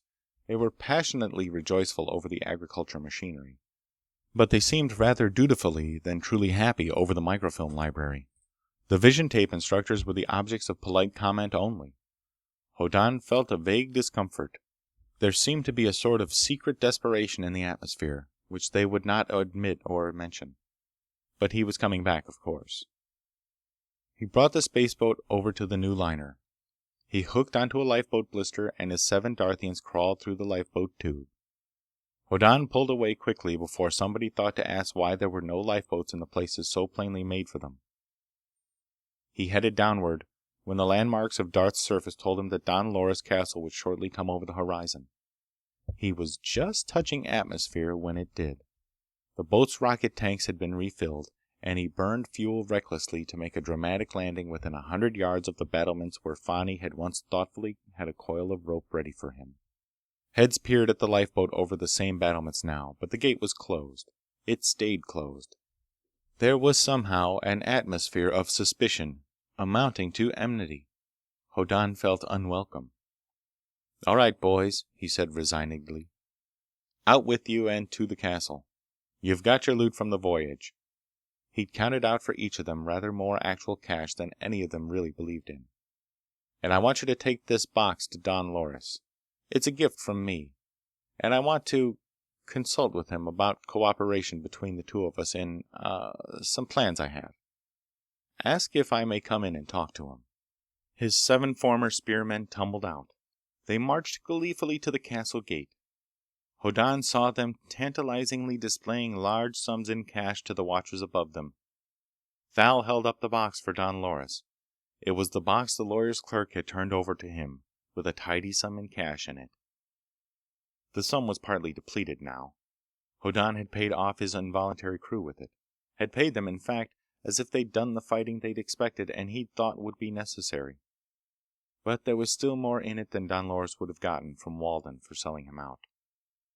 The castle gate opened, as if grudgingly. The 7 went in, with the box. Time passed. Much time. Hoddan went over the arguments he meant to use on Don Loris. He needed to make up a very great sum, and it could be done thus and so, but thus and so required occasional piratical raids, which called for pirate crews, and if Don Loris would encourage his retainers— He could have gone to another Darthian chieftain, of course, but he knew what kind of scoundrel Don Loris was. He'd have to find out about another man.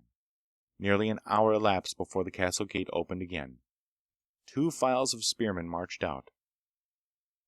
There were 8 men with a sergeant in command. Hoddan did not recognize any of them. They came to the spaceboat. The sergeant formally presented an official message. Don Loris would admit Bron Hoddan to his presence to hear what he had to say. Hoddan felt excessively uncomfortable. Waiting, he'd thought about that secret despair in the emigrant fleet. He worried about it. He was concerned because Don Loris had not welcomed him with cordiality, now that he'd brought back his retainers in good working order. In a sudden gloomy premonition, he checked his stun pistols. They needed charging. He managed it from the lifeboat unit. He went forebodingly toward the castle with the 8 spearmen surrounding him as cops had once surrounded him on Walden. He did not like to be reminded of it.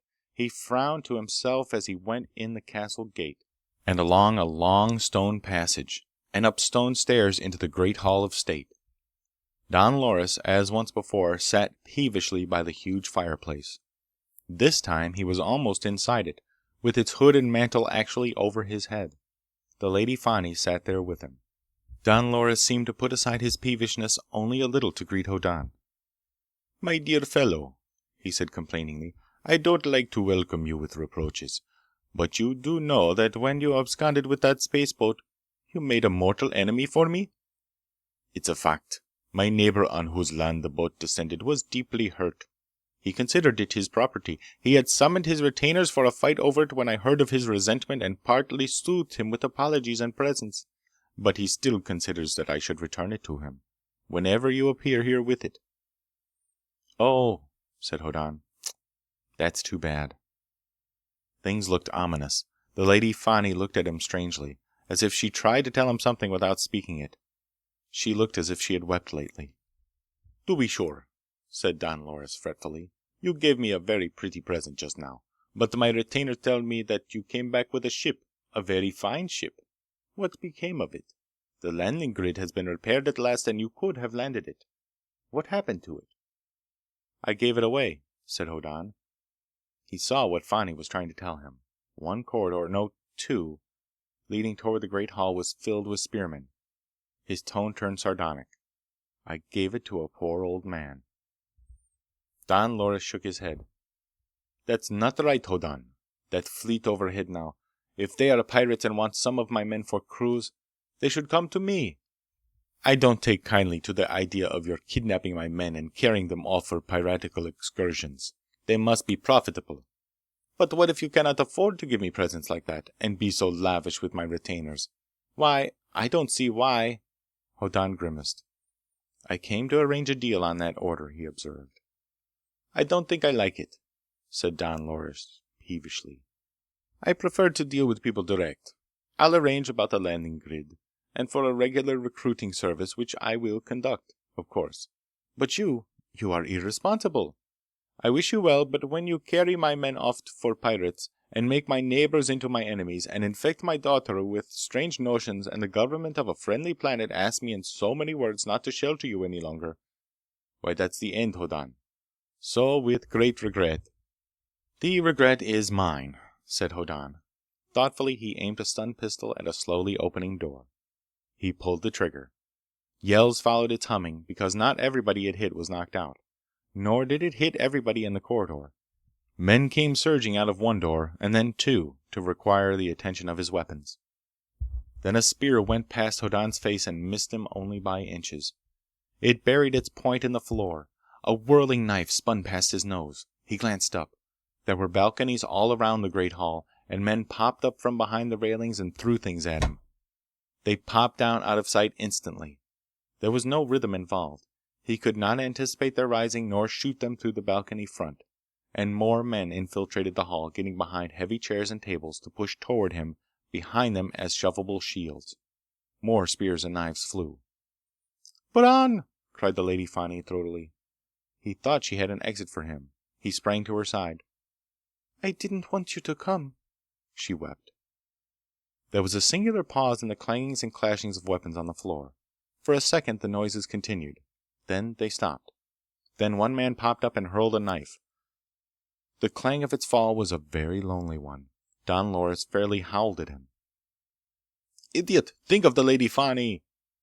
The Lady Fani suddenly smiled tremulously. "Wonderful," she said. "They don't dare do anything while you're as close to me as this." Do you suppose, asked Hoddan, I could count on that? I'm certain of it, said Fani, and I think you'd better. Then, excuse me, said Hoddan with great politeness. He swung her up over his shoulder. With a stun pistol in his free hand, he headed down the hall. Outside, she said zestfully. Get out the side door and turn left. Nobody can jump down your neck. Then left again to the gate. He obeyed. Now and again he got in a potshot with his pistol. Don Loris had turned the castle into a very pretty trap. The Lady Fani said plaintively, This is terribly undignified, and I can't see where we're going. Where are we now? Almost at the gate, panted Hoddan. At it now. He swung out of the massive entrance to Don Loris' stronghold. I can put you down now. I wouldn't, said the Lady Fani. In spite of the end of me that's uppermost, I think you'd better make for the spaceboat exactly as we are. Again Hoddan obeyed, racing across the open ground.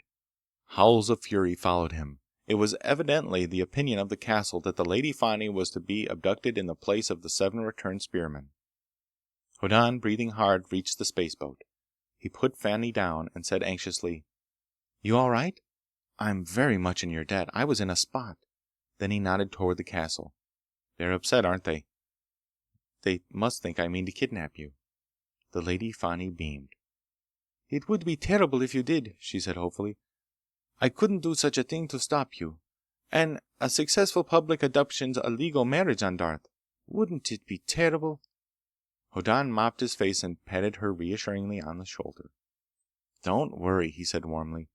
You just got me out of an awful fix. You're my friend. And anyhow, I'm gonna marry a girl on Walden named Netta. Goodbye, Fani. Keep clear of the rocket blast. He went into the boat port, turned to beam paternally back at her, and shut the port behind him. Seconds later, the spaceboat took off. It left behind clouds of rocket smoke. And, though Hoddan hadn't the faintest idea of it, it left behind the maddest girl in several solar systems. Chapter 10. It is the custom of all men, everywhere, to be obtuse where women are concerned. Hoddan went skyward in the spaceboat with feelings of warm gratitude toward the Lady Fani. He had not the slightest inkling that she, who had twice spoiled her father's skullduggery so far as it affected him, felt any but the friendliest of feelings toward him. He remembered that he had kept her from the necessity of adjusting to matrimony with the Lord Ghek.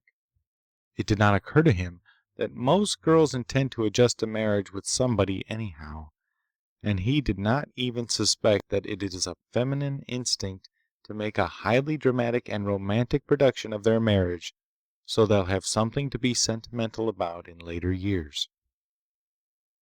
As Hoddan drove on up and up, the sky became deep purple and then black velvet, set with flecks of fire. He was relieved by the welcome he'd received earlier today from the emigrants, but he remained slightly puzzled by a very faint impression of desperation remaining. He felt very virtuous on the whole, however, and his plans for the future were specific.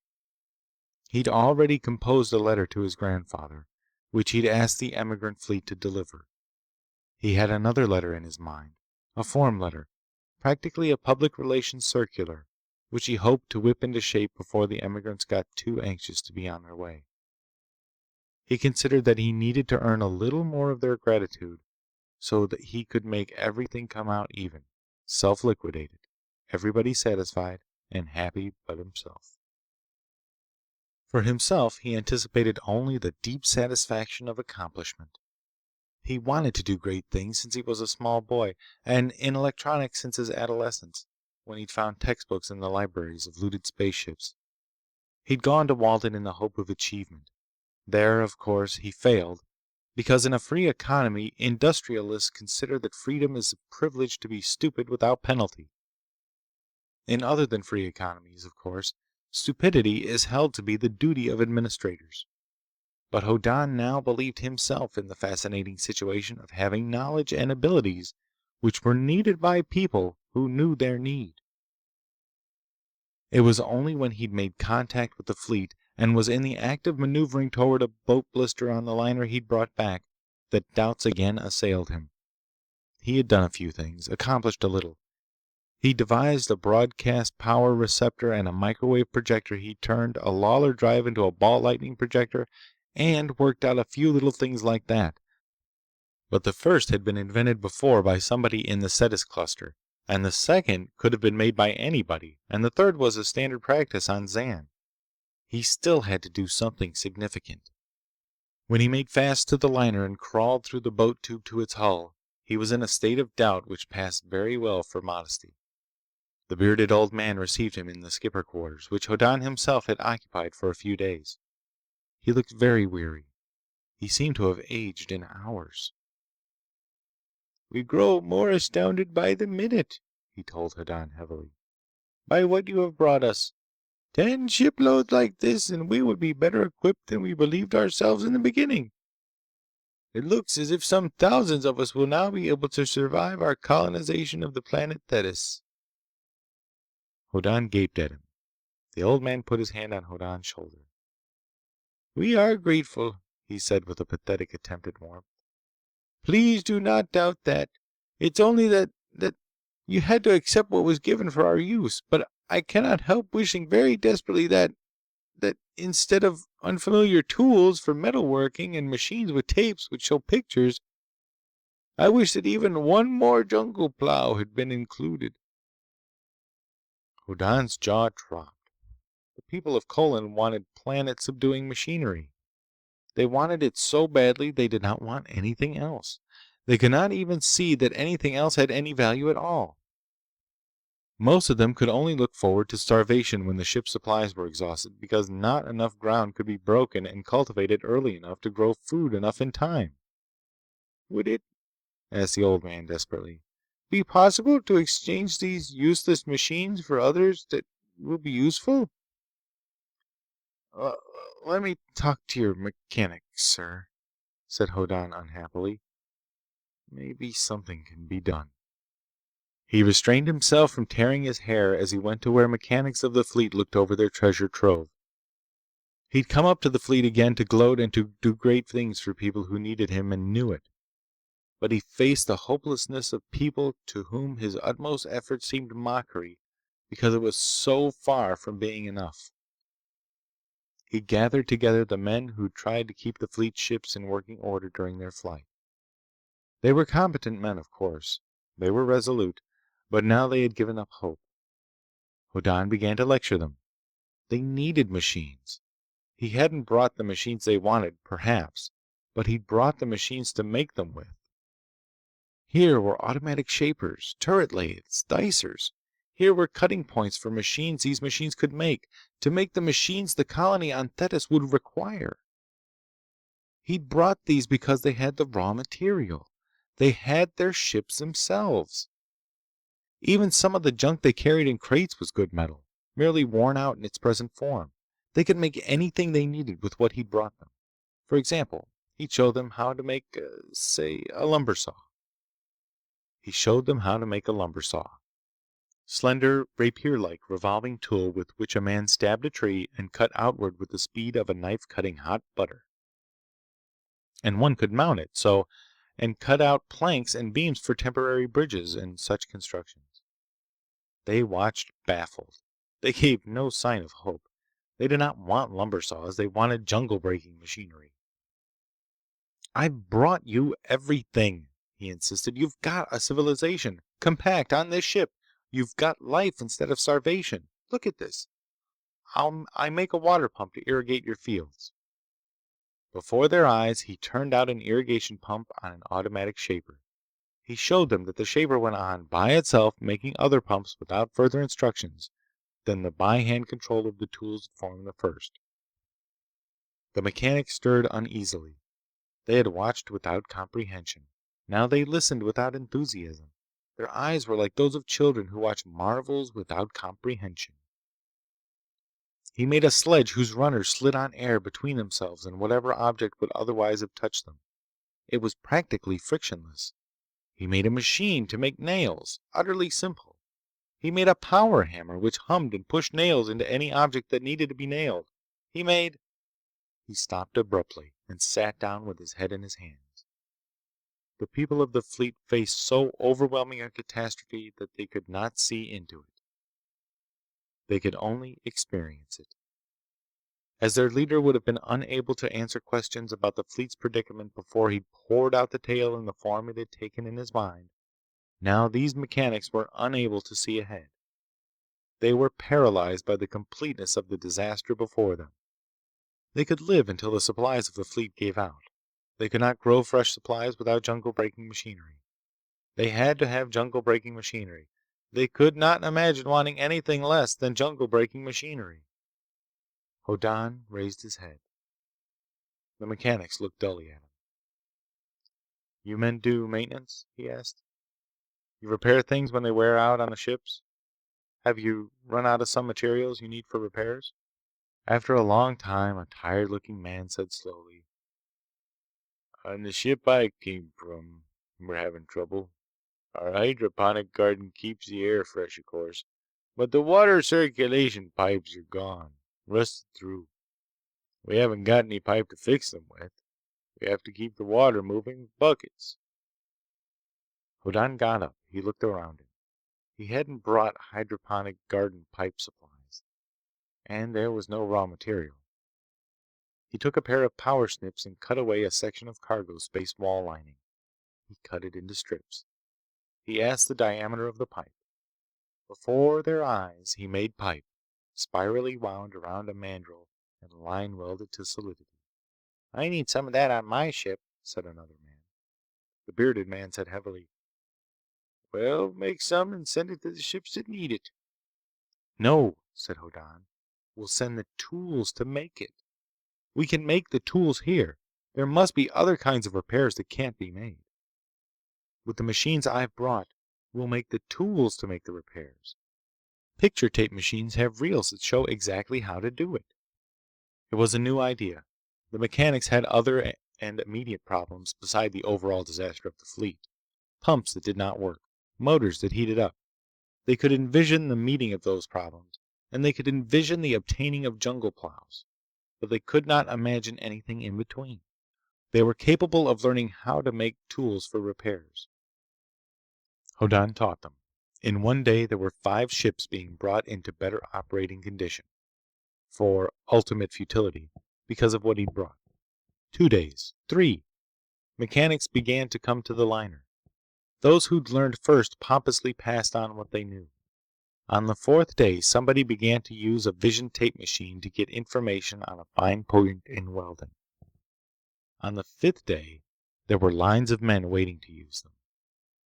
On the 6th day, a mechanic on what had been a luxury passenger liner on the other side of the galaxy, but it was scores of years ago, asked to talk to Hoddan by spacephone. He'd been working feverishly at the minor repairs he'd been unable to make for so long. To get material, he pulled a crate off one of the junk machines supplied the fleet. He looked it over. He believed that if this piece were made new, and that replaced with sound metal, the machine might be usable. Hoddan had him come to the liner, which was now the flagship of the fleet. Discussion began. Shaping such large pieces of metal which could be taken from here or there. Shaping such large pieces of metal. Hoddan began to draw diagrams. They were not clear. He drew more. Abruptly, he stared at what he'd outlined. Electronics. He saw something remarkable. If one applied a perfectly well-known bit of pure science information that nobody bothered with. He finished the diagram and a vast, soothing satisfaction came over him. "We've got to get out of here," he said. "Not enough room." He looked about him. Insensibly, as he talked to the first man on the fleet to show imagination, other men had gathered around. They were now absorbed. "I think," said Hoddan, "that we can make an electronic field that'll soften the cementite between the crystals of steel, without heating up anything else. If it works, we can make die forgings and die stampings with plastic dies. And then that useless junk you've got can be rebuilt." They listened gravely, nodding as he talked. They did not quite understand everything, but they had the habit of believing him now. He needed this and that in the huge cargo spaces of the ship the leader had formerly used. "Huh," said Hoddan. How about duplicating these machines and sending them over? They looked estimatingly at the tool shop equipment. It could be made to duplicate itself. The new machine shop in the ancient arc of space made another shop for another ship. In the other ship, that tool shop would make another for another ship, which in turn... By then, Hoddan had a cold metal die stamper in operation. It was very large. It drew on the big ship's drive unit for power. One put a rough mass of steel in place between plastic dies. One turned on the power. For the tenth of a second, no longer, the steel was soft as putty. Then it stiffened and was warm. But in that tenth of a second, it had been shaped with precision. It took 2 days to duplicate the jungle plow Hoddan had first been shown, in new sound metal. But after the first one worked triumphantly, they made 40 of each part at a time and turned out jungle plow equipment enough for the subjugation of all of Thetis' forests. There were other enterprises on hand, of course. A mechanic who stuttered horribly had an idea. He could not explain it or diagram it, so he made it. It was an electric motor very far ahead of those in the machines of Colin. Hoddan waked from a catnap with a diagram in his head. He drew it half asleep, and later looked and found that his unconscious mind had designed a power supply system which made Walden's look rather primitive. During the first 6 days, Hoddan did not sleep to speak of, and after that he merely catnapped when he could. But he finally agreed with the emigrants' leader, now no longer fierce, but fiercely triumphant, that he thought they could go on. And he would ask a favor. He propped his eyelids open with his fingers and wrote the letter to his grandfather that he'd composed in his mind in the liner on Krim. He managed to make one copy, unaddressed, of the public relations letter that he'd worked out at the same time. He put it through a facsimile machine and managed to address each of 50 copies. Then he yawned uncontrollably. He still yawned when he went to take leave of the leader of the people of Colin. That person regarded him with warm eyes. "I think everything's all right," said Hoddan exhaustedly. "You've got a dozen machine shops now, and they're multiplying themselves. And you've got some enthusiastic mechanics now, who are drinking in the vision tape stuff and finding out more than they guessed there was. And they're thinking now and then for themselves. I think you'll make it." The bearded man said humbly, "I waited until all you said was well. Will you come with us?" "No," said Hoddan. He yawned again. "I've got my work here. There's an obligation I have to meet." "It must be very admirable work," said the old man wistfully. "I wish we had some young men like you among us." "You have," said Hoddan. "They will be giving you trouble presently." The old man shook his head, looking at Hoddan very affectionately indeed. "We will deliver your letters," he said warmly. "First to Krim, and then to Walden. Then we will go on and let you down your letter and gift to your grandfather on Zan. Then we will go on toward Thetis. Our mechanics will work at building machines while we are in overdrive, but also they will build new tool shops and train new mechanics, so that every so often we will need to come out of overdrive to transfer the tools and the men to the new ships." Hoddan nodded exhaustedly. This was right. "So," said the old man contentedly, "we will simply make those transfers in orbit about the planets for which we have your letters. But you will pardon us if we only let down your letters and do not visit those planets? We have prejudices." "Perfectly satisfactory," said Hoddan. "So I'll—" "The mechanics you have trained," said the old man proudly, "have made a little ship ready for you. It's not much larger than your spaceboat, but it is fit for travel between suns, which will be convenient for your work. I hope you will accept it.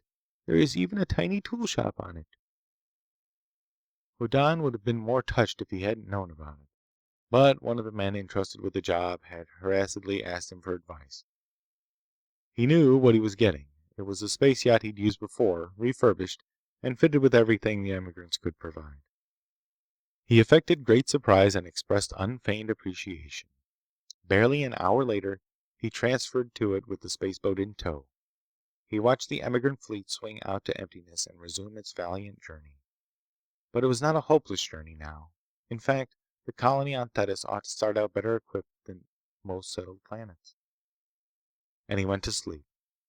He'd nothing urgent to do except allow a certain amount of time to pass before he did anything. He was exhausted. He slept the clock around and waked and ate sluggishly, and went back to sleep again. On the whole, the cosmos did not notice the difference. Stars flamed in emptiness, and planets rotated sedately on their axes. Comets flung out gossamer veils or retracted them, and spaceliners went about upon their lawful occasions. And lovers swore by stars and moons, often quite different stars and moons, and various things happened which had nothing to do with Hoddan. But when he waked again, he was rested, and he reviewed all his actions and his situation. It appeared that matters promised fairly well on the emigrant fleet now gone forever. They would remember Hoddan with affection for a year or so, and dimly after that. But settling a new world would be enthralling and important work. Nobody'd think of him at all, after a certain length of time. But he had to think of an obligation he'd assumed on their account. He considered his own affairs. He told Fani he was going to marry Nedda. The way things looked, that was no longer so probable. Of course, in a year or two, or a few years, he might be out from under the obligations he now considered due. In time, even the Waldenian government would realize that death rays don't exist, and a lawyer might be able to clear things for his return to Walden, but Nedda was a nice girl. He frowned. That was it. She was a remarkably nice girl, but Hoddan suddenly doubted if she were a delightful one. He found himself questioning that she was exactly and perfectly what his long-cherished ambitions described. He tried to imagine spending his declining years with Nedda. He couldn't quite picture it as exciting. She did tend to be a little insipid. Presently, gloomy and a trifle dogged about it, he brought the spaceboat around to the modernized boatport of the yacht. He got into it, leaving the yacht in orbit. He headed down toward Darth. Now that he'd rested, he had work to do which could not be neglected. To carry out that work, he needed a crew able and willing to pass for pirates for a pirate's pay. And there were innumerable castles on Darth, with quite as many shifty noblemen, and certainly no fewer plunder-hungry Darthian gentlemen hanging around them. But Don Loris Castle had one real advantage, and one which existed only in Hoddan's mind. Don Loris's retainers did know that Hoddan had led their companions to loot. Large loot. He'd have less trouble and more enthusiastic support from Don Loris retainers than any other. This was true. The illusion was that the Lady Fani was his firm personal friend, with no nonsense about her. This was a very great mistake. He landed for the fourth time outside Don Loris' castle. This time he had no booty-laden men to march to the castle and act as heralds of his presence. The spaceboat's vision screen showed Don Loris' stronghold as immense, dark, and menacing. Banners flew from its turrets, their colors bright in the ruddy light of near sunset. The gate remained closed. For a long time there was no sign that his landing had been noted. Then there was movement on the battlements, and a figure began to descend outside the wall. It was lowered to the ground by a long rope. It reached the ground and shook itself. It marched toward the spaceboat through the red and nearly level rays of the dying sun. Hoddan watched with a frown on his face. This wasn't a retainer of Don Loris. It assuredly wasn't Fani. He couldn't even make out its gender until the figure was very near. Then he looked astonished. It was his old friend Derek, arrived on Darth a long while since in the spaceboat Hoddan had been using ever since. Derek had been his boon companion in the days when he expected to become rich by splendid exploits in electronics. Derek was also the character who'd conscientiously told the cops on Hoddan when they found his power receptor sneaked into a mid-continent station and a stray corpse coincidentally outside. He opened the boat port and stood in the opening. Derek had been a guest, anyhow an inhabitant, of Don Loris' castle for a good long while now. Hoddan wondered if he considered his quarters cozy. "Evening, Derek," said Hoddan cordially. "You're looking well." "I don't feel it," said Derek dismally.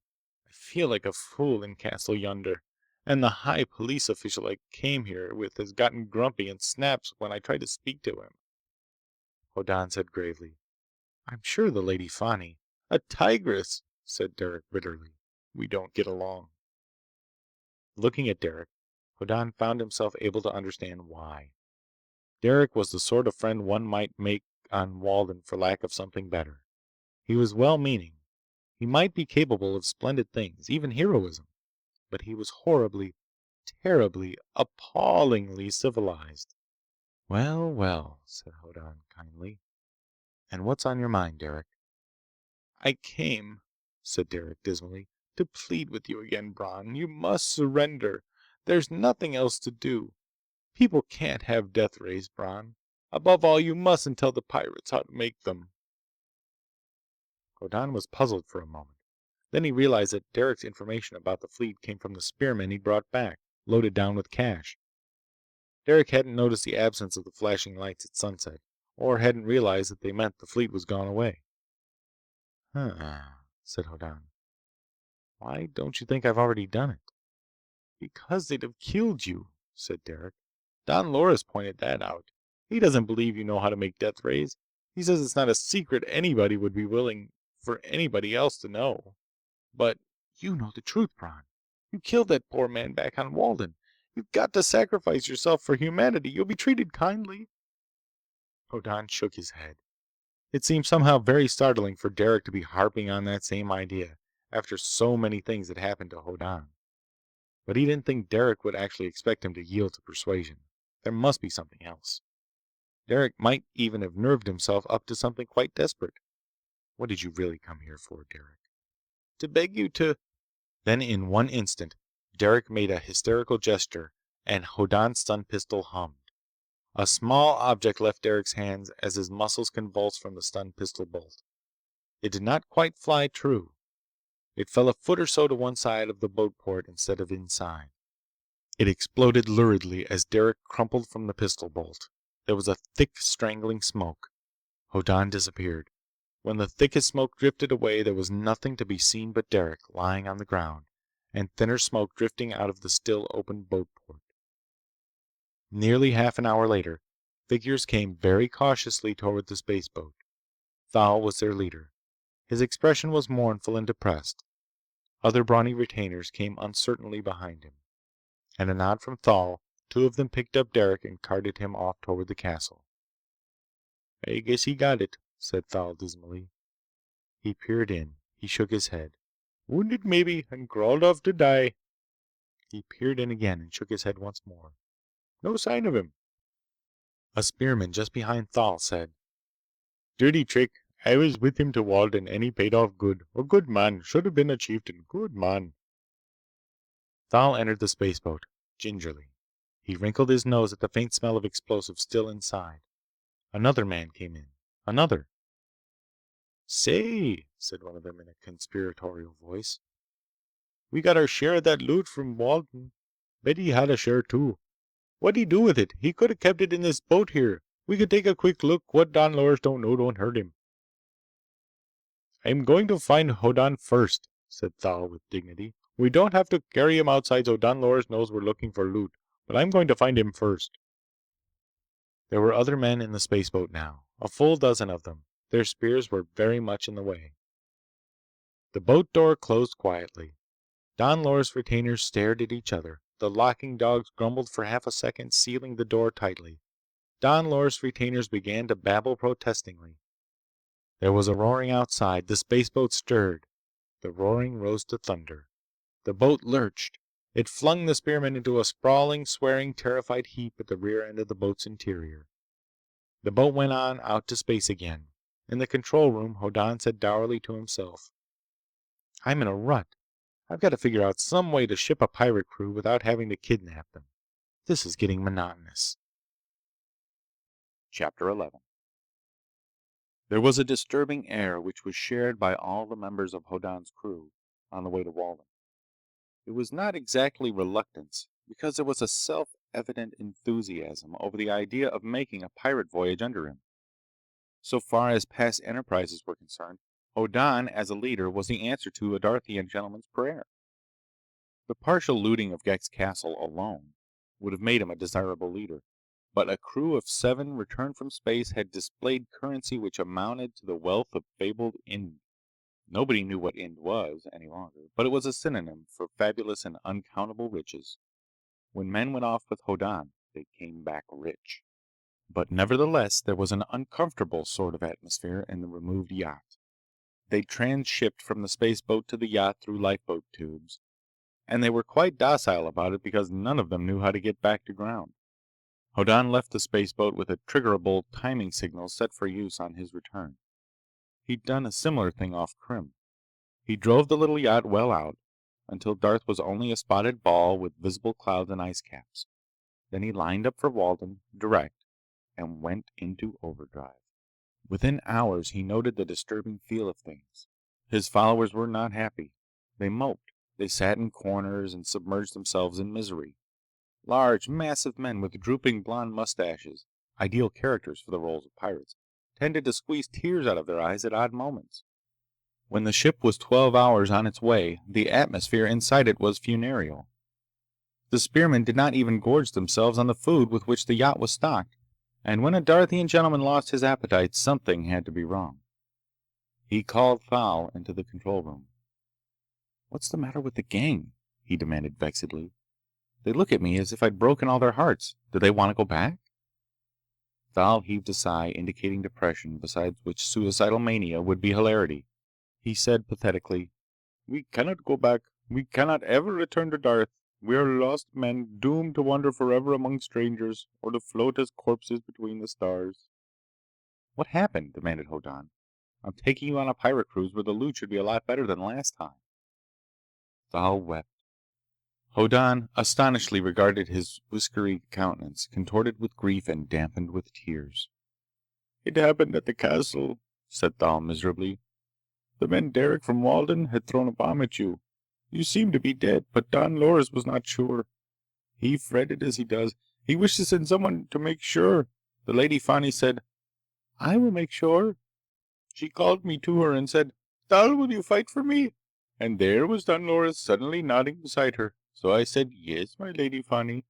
Then she said, 'Thank you. I am troubled by Bron Hoddan.' So what could I do? She said the same thing to each of us, and each of us had to say that he would fight for her. To each she said that she was troubled by you. Then Don Loris sent us out to look at your body. And now we are disgraced." Hoddan's mouth opened and closed again. He remembered this item of Darthian etiquette. If a girl asked a man if he would fight for her, and he agreed, then within a day and a night he had to fight the man she sent him to fight, or else he was disgraced. And disgrace on Darth meant that the shamed man could be plundered or killed by anybody who chose to do so. But he would be hanged by indignant authority if he resisted. It was a great deal worse than outlawry. It included scorn and contempt and opprobrium. It meant dishonor and humiliation and admitted degradation. A disgraced man was despicable in his own eyes, and Hoddan had kidnapped these men who'd been forced to engage themselves to fight him. And if they killed him, they would obviously die in space, and if they didn't, they'd be ashamed to stay alive.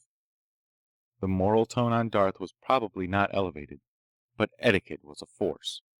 Hoddan thought it over. He looked up suddenly. "Some of them," he said wryly, "probably figure there's nothing to do but go through with it, huh?" "Yes," said Thal dismally. "Then we will all die." "Hmm," said Hoddan. "The obligation is to fight. If you fail to kill me, that's not your fault, is it? If you're conquered, you're in the clear?" Thal said miserably, "True to true. When a man is conquered, he is conquered. His conqueror may plunder him when the matter is finished, or he can spare him, when he may never fight his conqueror again." "Draw your knife," said Hoddan. "Come at me." Thal bewilderedly made the gesture. Hoddan leveled a stun pistol and said, "Bzzzt. You're conquered. You came at me with your knife, and I shot you with my stun pistol. It's all over, right?" Thal gaped at him. Then he beamed. He expanded. He gloated. He frisked. He practically wagged a non-existent tail in his exuberance. He'd been shonen out when he could see none. "Send in the others one by one," said Hoddan. "I'll take care of them. But Thal, why did the Lady Fani want me killed?" Thal had no idea, but he did not care. Hoddan did care. He was bewildered and inclined to be indignant. A noble friendship like theirs. A spearman came in and saluted. Hoddan went through a symbolic duel, which was plainly the way the thing would have happened in reality. Others came in and went through the same process. Two of them did not quite grasp that it was a ritual, and he had to shoot them in the knife arm. Then he hunted in the ship's supplies for ointment for the blisters that would appear from stun pistol bolts at such short range. As he bandaged the places, he again tried to find out why the Lady Fani had tried to get him carved up by the large-bladed knives all Darthian gentlemen wore, but nobody could enlighten him. But the atmosphere improved remarkably. Since each theoretic fight had taken place in private, nobody was obliged to admit a compromise with etiquette. Hoddan's followers ceased to brood. They developed huge appetites. Those who had been aground on Krim told zestfully of the monstrous hangovers they'd acquired there. It appeared that Hoddan was revered for the size of the benders he enabled his followers to hang on. But there remained the fact that the Lady Fani had tried to get him massacred. He puzzled over it. The little yacht sped through space toward Walden. He tried to think how he'd offended Fani. He could think of nothing. He set to work on a new electronic setup which would make still another modification of the Lawler space drive possible. In the others, groups of electronic components were cut out and others substituted in rather tricky fashion from the control board. This was trickiest of all. It required the homemade vacuum tube to burn steadily when in use. But it was a very simple idea. Lawler drive and landing grid force fields were formed by not dissimilar generators, and ball lightning force fields were in the same general family of phenomena. Suppose one made the field generator that had to be on a ship if it was to drive at all, capable of all those allied, associated, similar force fields. If a ship could make the fields that landing grids did, it should be useful to pirates. Hoddan's present errand was neither pure nor simple piracy, but piracy it would be. The more he considered the obligation he'd taken on himself when he helped the emigrant fleet, the more he doubted that he could lift it without long struggle. He was preparing to carry on that struggle for a long time. He'd more or less resigned himself to the postponement of his personal desires. Netta, for example. He wasn't quite sure. Perhaps, after all... But time passed, and he finished his electronic job. He came out of overdrive and made his observations and corrected his course. Finally, there came a moment when the fiery ball which was Walden's sun shone brightly in the vision plates. It writhed and spun in the vast silence of emptiness.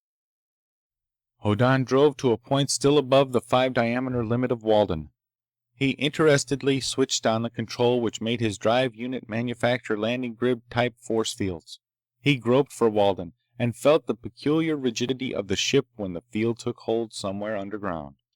He made an adjustment, and felt the ship respond. Instead of pulling ship to ground, in the setup he'd made, the new force fields pulled the ground toward the ship.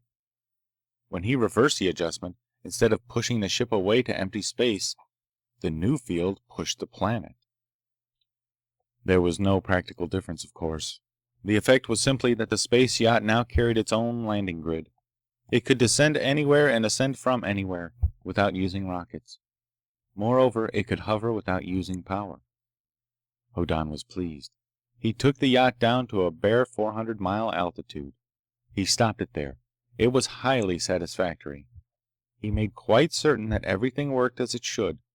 Then he made a call on the space communicator. "Calling ground," said Hoddan. "Calling ground. Pirate ship calling ground." He waited for an answer.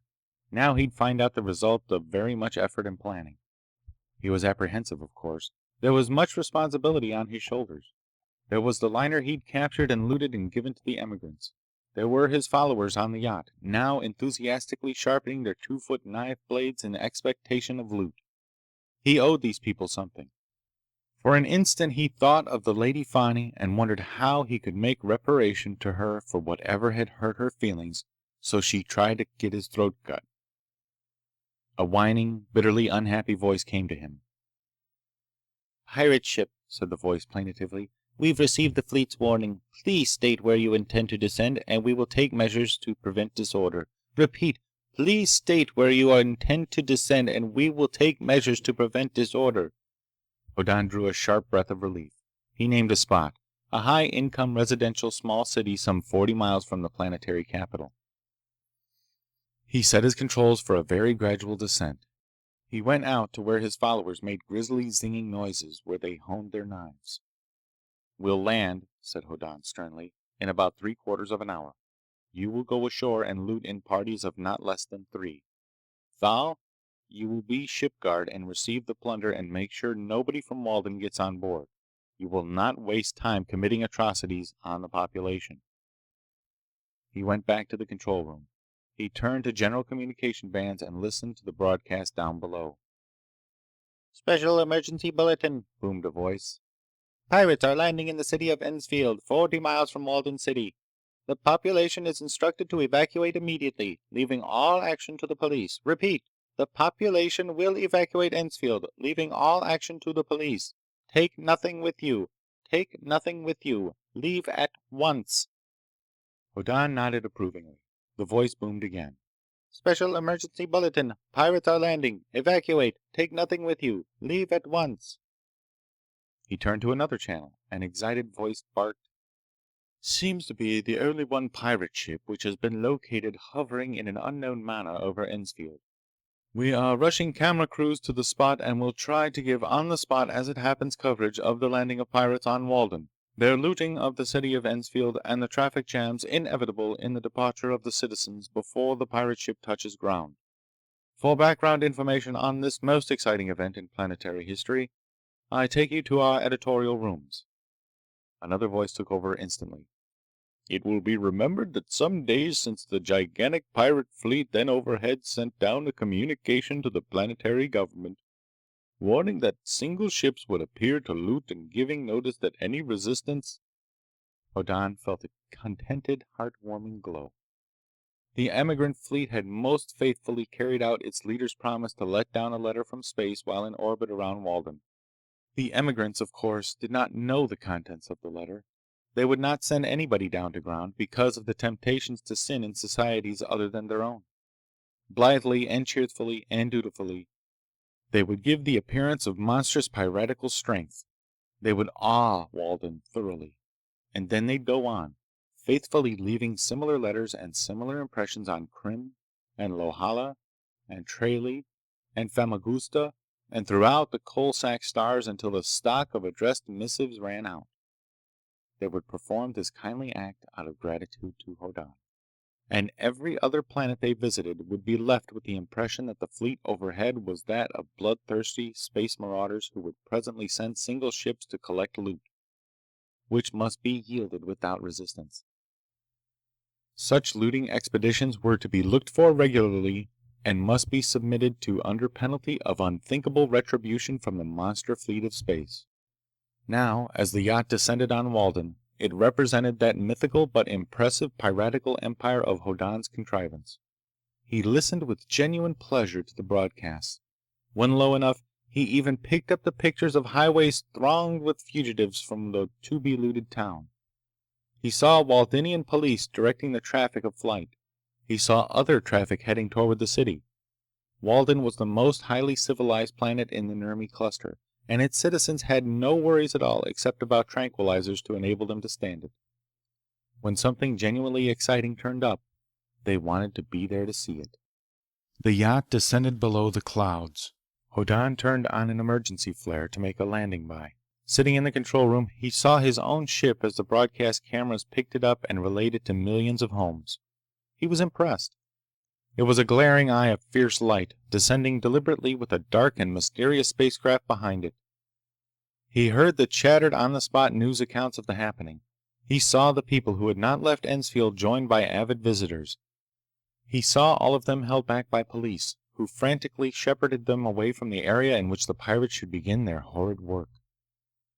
Hoddan even watched pleasurably from his control room as the broadcast cameras daringly showed the actual touchdown of the ship, the dramatic slow opening of its entrance port, the appearance of authentic pirates in the opening, armed to the teeth, bristling ferociously, glaring about them at hair-silent, hair-deserted streets of the city left to their mercy. It was a splendid broadcast. Hoddan would have liked to stay and watch all of it, but he had work to do. He had to supervise the piratical raid. It was, as it turned out, simple enough. Looting parties of 3 pirates each moved skulking about seeking plunder. quaking cameramen dared to ask them in shaking voices to pose for the news cameras. It was a request no Darthian gentleman, even in an act of piracy, could possibly refuse. They posed, making pictures of malignant ruffianism. Commentators, adding informed comment to delectably thrilling pictures, observed that the pirates wore Darthian costume, but observed crisply that this did not mean that Darth as an entity had turned pirate, but only that some of her citizens had joined the pirate fleet. The camera crews then asked apologetically if they would permit themselves to be broadcast in the act of looting.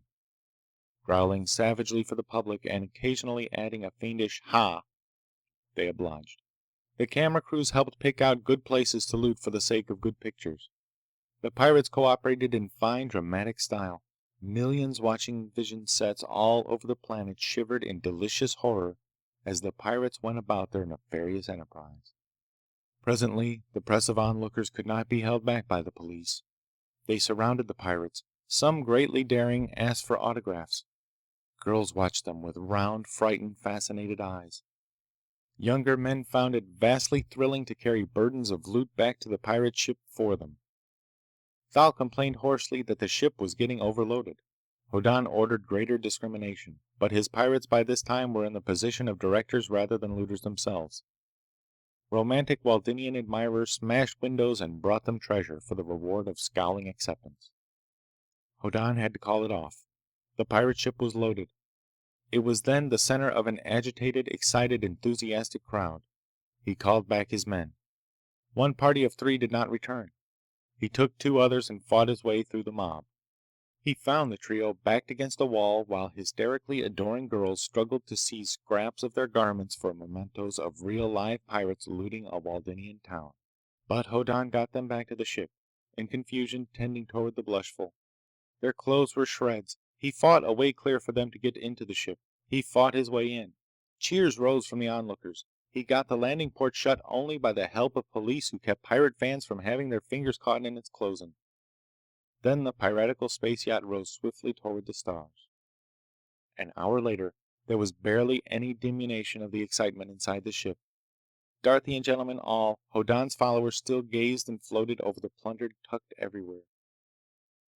It crowded the living quarters. It threatened to interfere with the astrogation of the ship. Hoddan came out of the control room and was annoyed. "Break it up," he snapped. "Pack that stuff away somewhere. What do you think this is?" Thal gazed at him abstractedly, not quite able to tear his mind and thoughts from this completely unimaginable mass of plunder. Then intelligence came into his eyes, as much as could appear there. He grinned suddenly. He slapped his thigh. "Boys," he gurgled, "he don't know what we got for him." One man looked up. 2. They beamed. They got to their feet, dripping jewelry. Thal went ponderously to one of the 2 owners' staterooms the yacht contained. At the door, he turned, expansively. "She came to the port," he said exuberantly, "and said we were wearing clothes like they were on Darth. Did we come from there? I said we did. Then she said, did we know somebody named Bron Hoddan on Darth? And I said we did. And if she'd step inside the ship, she'd meet you. And here she is." He unfastened the stateroom door, which had been barred from without. He opened it. He looked in and grabbed and pulled at something. Hoddan went sick with apprehension. He groaned as the something inside the stateroom sobbed and yielded. Thal brought Nedda out into the saloon of the yacht. Her nose and eyes were red from terrified weeping. She gazed about her in purest, despairing horror. She did not see Hoddan for a moment. Her eyes were filled with the brawny, mustachioed piratical figures who were Darthian gentlemen and who grinned at her in what she took for evil gloating. She wailed. Hoddan swallowed, with much difficulty, and said sickly, "It's all right, Nedda. It was a mistake. Nothing will happen to you. You're quite—" and he knew with desperate certainty that it was true. "Safe with me." And she was. Chapter 12. Hoddan stopped off at Krim by landing grid to consult his lawyers. He felt a certain amount of hope of good results from his raid on Walden, but he was desperate about Nedda. Once she was confident of her safety under his protection, she took over the operation of the spaceship. She displayed an overwhelming saccharinity that was appalling. She was sweetness and light among criminals who respectfully did not harm her, and she sweetened and lightened the atmosphere of the space yacht until Hoddan's followers were close to mutiny. "It ain't that I mind her being a nice girl," one of the mustachioed Darthians explained almost tearfully to Hoddan, "but she wants to make a nice girl out of me."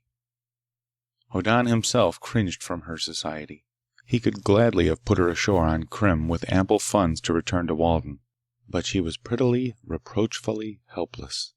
If he did put her ashore, she would confide her kidnapping and the lovely behavior of the pirates until nobody would believe in them any more, which would be fatal. He went to his lawyers, brooding. The news astounded him. The emigrant fleet had appeared over Krim on the way to Walden. Before it appeared, Hoddan's affairs had been prosperous enough. Right after his previous visit, news had come of the daring piratical raid which captured a ship off Walden. This was the liner Hoddan brought into Krim.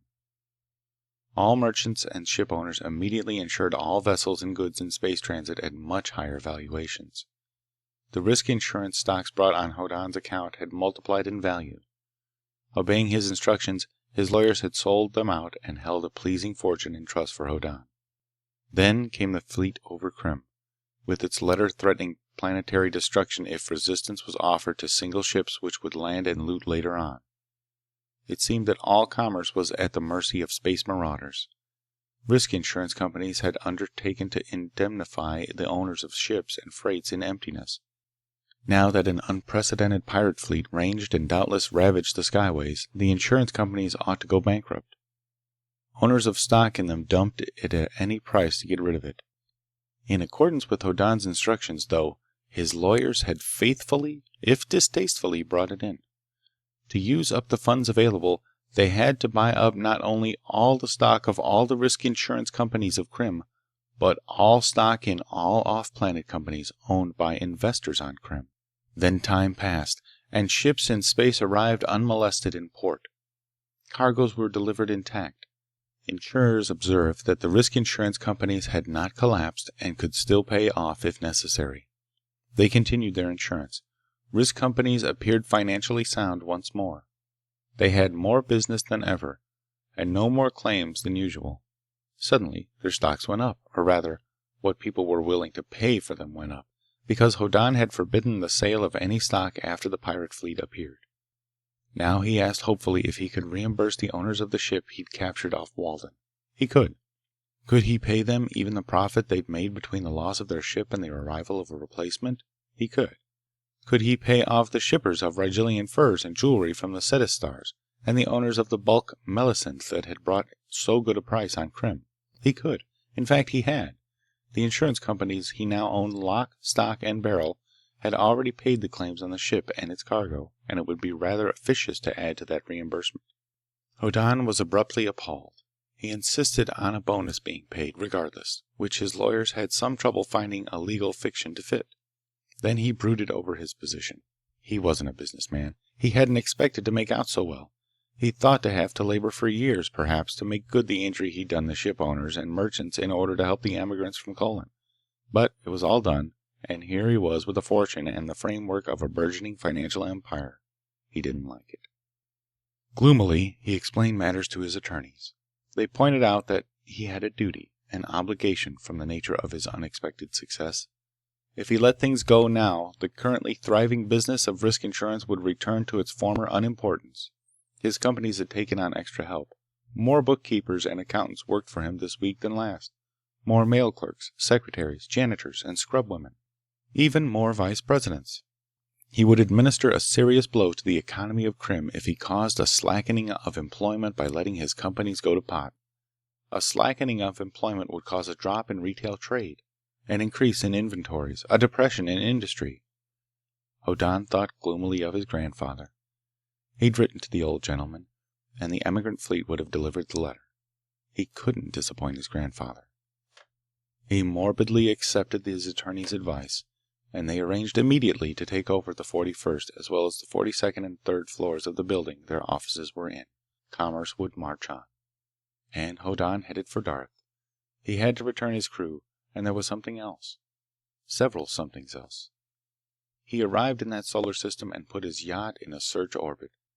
listening for the call signal the spaceboat should give for him to home on. He found it, deep within the gravity field of Darth.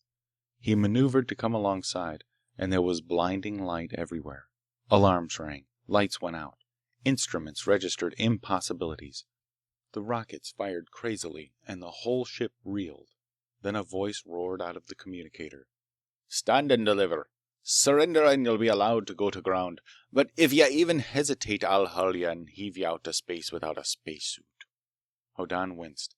Stray sparks had flown about everywhere inside the space yacht. A ball lightning bolt, even of only warning size, makes things uncomfortable when it strikes. Hoddan's fingers tingled as if they'd been asleep. He threw on the transmitter switch and said annoyedly, "Hello, grandfather. This is Bron. Have you been waiting for me long?" He heard his grandfather swear disgustedly. Not long later, a badly battered, blackened, scuffed old spacecraft came rolling up on rocket impulse and stopped with a billowing of rocket fumes. Hoddan threw a switch and used the landing grid field he'd used on Walden in another fashion. The ships came together with fine precision. Lifeboat tube to lifeboat tube. He heard his grandfather swear in amazement. "That's a little trick I worked out, grandfather," said Hoddan into the transmitter. "Come aboard. I'll pass it on." His grandfather presently appeared, scowling and suspicious. His eyes shrewdly examined everything, including the loot tucked in every available space. He snorted. "All honestly come by," said Hoddan morbidly. "It seems I've got a license to steal. I'm not sure what to do with it." His grandfather stared at a placard on the wall. It said archly, "Remember, a lady is present." Netta had put it up. Said his grandfather. "What's a woman doing on a pirate ship? That's what your letter talked about." "They get on," said Hoddan, wincing, "like mice. You've had mice on a ship, haven't you? Come in the control room and I'll explain." He did explain, up to the point where his arrangements to pay back for a ship and cargo he'd given away turned into a runaway success.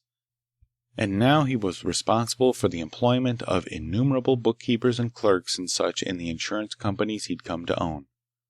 There was also the fact that as the emigrant fleet went on, some 50 more planets in all would require the attention of pirate ships from time to time, or there would be disillusionment and injury to the economic system. "Organization," said his grandfather, "does wonders for a tender conscience like you've got. What else?" Hoddan explained the matters of his Darthian crew. Don Loris might affect to consider them disgraced because they hadn't cut his throat. Hoddan had to take care of the matter. And there was Netta. Fani came into the story somehow, too. Hoddan's grandfather grunted at the end. "We'll go down and talk to this Don Loris," he said pugnaciously. "I've dealt with his kind before. While we're down, your cousin Oliver'll take a look at this new grid field job. We'll put it on my ship. How about the time down below? Never land long after daybreak. Early in the morning, people ain't at their best." Hoddan looked at Darth, rotating deliberately below him. "It's not too late, sir," he said. "Will you follow me down?" His grandfather nodded briskly, took another comprehensive look at the loot from Walden, and crawled back through the tube to his own ship. So it was not too long after dawn, in that time zone, when a sentry on the battlements of Don Loris Castle felt a shadow over his head. He jumped a foot and stared upward. Then his hair stood up on end and almost threw his steel helmet off. He stared, unable to move a muscle. There was a ship above him. It was not a large ship, but he could not judge of such matters. It was not supported by rockets. It should have been falling horribly to smash him under its weight. It wasn't. Instead, it floated on with very fine precision, like a ship being landed by grid, and settled delicately to the ground some 50 yards from the base of the castle wall. Immediately thereafter there was a muttering roar.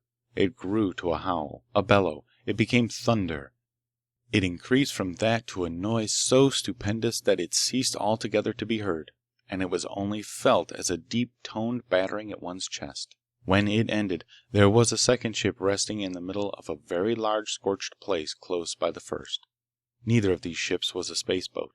The silently landed vessel, which was the smaller of the two, was several times the sizes of the only spacecraft ever seen on Darth outside the spaceport. Its design was somehow suggestive of a yacht. The other, larger ship was blunt and soiled and space-worn, with patches on its plating here and there. A landing ramp dropped down from the battered craft. It neatly spanned the scorched and still smoking patch of soil. A port opened. Men came out, following a jaunty small figure with belligerent gray whiskers. They dragged an enigmatic object behind them. Hoddan came out of the yacht. His grandfather said waspishly, "This the castle?" He waved at the massive pile of cut gray stone, with the walls 20 feet thick and 60 high. "Yes, sir," said Hoddan. "Huh," snorted his grandfather. "Looks flimsy to me." He waved his hand again. "You remember your cousins." Familiar, matter-of-fact nods came from the men of the battered ship. Hoddan hadn't seen any of them for years, but they were his kin. They wore commonplace, workaday garments, but carried weapons slung negligently over their shoulders. They dragged the cryptic object behind them without particular formation or apparent discipline, but somehow they looked capable. Hoddan and his grandfather strolled to the castle gate, their companions a little to their rear. They came to the gate. Nothing happened. Nobody challenged. There was the feel of peevish refusal to associate with persons who landed in spaceships. "Shall we hail?" asked Hoddan. "Nah," snorted his grandfather. "I know his kind. Make him make the advances." He waved to his descendants. "Open it up." Somebody casually pulled back a cover and reached in and threw switches. "Found a power broadcast unit," grunted Hoddan's grandfather. "On a ship we took. Hooked it to the ship's space drive. When you can't use the space drive, you still got power. Your cousin Oliver whipped this thing up to use it." The enigmatic object made a spiteful noise. The castle gate shuddered and fell halfway from its hinges. The thing made a second noise. Stone splintered and began to collapse. Hoddan admired. 3 more unpleasing but not violently loud sounds. Half the wall on either side of the gate was rubble, collapsing partly inside and partly outside the castle's proper boundary. Figures began to wave hysterically from the battlements. Hoddan's grandfather yawned slightly. "I always like to talk to people," he observed, "when they're worrying about what I'm likely to do to them instead of what maybe they can do to me." Figures appeared on the ground level. They'd come out of a sally port to one side. They were even extravagantly cordial when Hoddan's grandfather admitted that it might be convenient to talk over his business inside the castle, where there would be an easy chair to sit in. Presently, they sat beside the fireplace in the great hall. Don Loris, jittering, shivered next to Hoddan's grandfather. The Lady Fani appeared, icy cold and defiant. She walked with frigid dignity to a place beside her father. Hoddan's grandfather regarded her with a wicked, estimating gaze. "Not bad," he said brightly. "Not bad at all." Then he turned to Hoddan. "Those retainers coming?" "On the way," said Hoddan. He was not happy. The Lady Fani had passed her eyes over him exactly as if he did not exist. There was a murmurous noise. The dozen spearmen came marching into the great hall. They carried loot. It dripped on the floor, and they blandly ignored such things as stray golden coins falling off away from them. Stay-at-home inhabitants of the castle gazed at them in joyous wonderment. Nedda came with them. The Lady Fani made a very slight, almost imperceptible movement. Hoddan said desperately, "Fani, I know you hate me, though I can't guess why. But here's the thing that has to be taken care of. We made a raid on Walden. That's where this loot came from. And my men kidnapped this girl. Her name is Nedda. And they brought her on the ship as a present to me because she admitted she knew me. Nedda's in an awful fix, Fani. She's alone and friendless, and somebody has to take care of her. Her father will come for her eventually, no doubt, but somebody's got to take care of her in the meantime, and I can't do it." Hoddan felt hysterical at the bare idea. "I can't!" The Lady Fani looked at Nedda, and Nedda wore the brave look of a girl so determinedly sweet that nobody could possibly bear it. "I'm very sorry," said Nedda bravely, "that I've been the cause of poor Bron turning pirate and getting into such dreadful trouble. I cry over it every night before I go to sleep. He treated me as if I were his sister, and the other men were so gentle and respectful that I think it will break my heart when they are punished. When I think of them being executed with all that dreary, hopeless formality." "On Darth," said the Lady Fani practically, "we are not very formal about such things. Just cutting somebody's throat is usually enough. But he treated you like a sister, did he, Thal?" Thal swallowed. He'd been beaming a moment before with his arms full of silver plate. jewelry, laces, and other bits of booty from the town of Ensfield. But now he said desperately, "Yes, Lady Fanny, but not the way I'd have treated my sister. My sisters, Lady Fanny, bit me when they were little, slapped me when they were bigger, and scorned me when I grew up. I'm fond of them, but if one of my sisters ever lectured me because I wasn't refined, or shook a finger at me because I wasn't gentlemanly, Lady Fanny, I'd have strangled her." There was a certain gleam in the Lady Fanny's eye as she said warmly to Hoddan, "Of course I'll take care of the poor thing. I'll let her sleep with my maids, and I'm sure one of them can spare clothes for her to wear. And I'll take care of her until the space liner comes along and she can be shipped back to her family. And you can come see her whenever you please, to make sure she's all right." Hoddan's eyes tended to grow wild. His grandfather cleared his throat loudly. Hoddan said doggedly, "You, Fanny, asked each of my men if they'd fight for you. They said yes. You sent them to cut my throat. They didn't. But they're not disgraced. I want that clear. They're good men. They're not disgraced for failing to assassinate me." "Of course they aren't," conceded the Lady Fanny sweetly. "Whoever heard of such a thing?" Hoddan wiped his forehead. Don Loris opened his mouth fretfully. Hoddan's grandfather forestalled him. "You've heard about that big pirate fleet that's been floating around these parts, eh? It's my grandson's. I run a squadron of it for him. Wonderful boy, my grandson.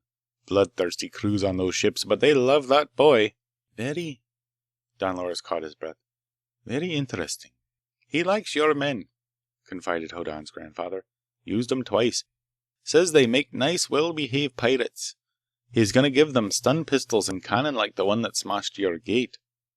Only men on Darth with guns like that. Seize the spaceport and put in power broadcast and make sure nobody else gets stun weapons. Run the country. Your men'll love it. Love that boy, too. Follow him anywhere. Loot." Don Loris quivered. It was horribly plausible. He'd had the scheme of the only stun weapon armed force on Darth himself. He knew his men tended to revere Hoddan because of the plunder his followers seemed always to acquire. Don Loris was in a very, very uncomfortable situation.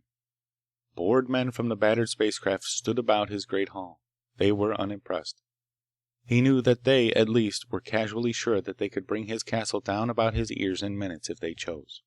"But if my men—" Don Loris quavered. "What about me?" "Minor problem," said Hoddan's grandfather blandly.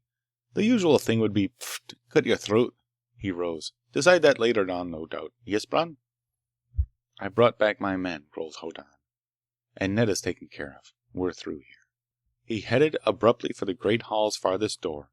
His grandfather followed him briskly, and the negligent, matter-of-fact armed men who were mostly Hoddan's first and second cousins came after them. Outside the castle, Hoddan said angrily, "Why did you tell such a preposterous story, grandfather?" "It's not preposterous," said his grandfather. "Sounds like fun to me. You're tired now, Bron. Lots of responsibilities and such. Take a rest.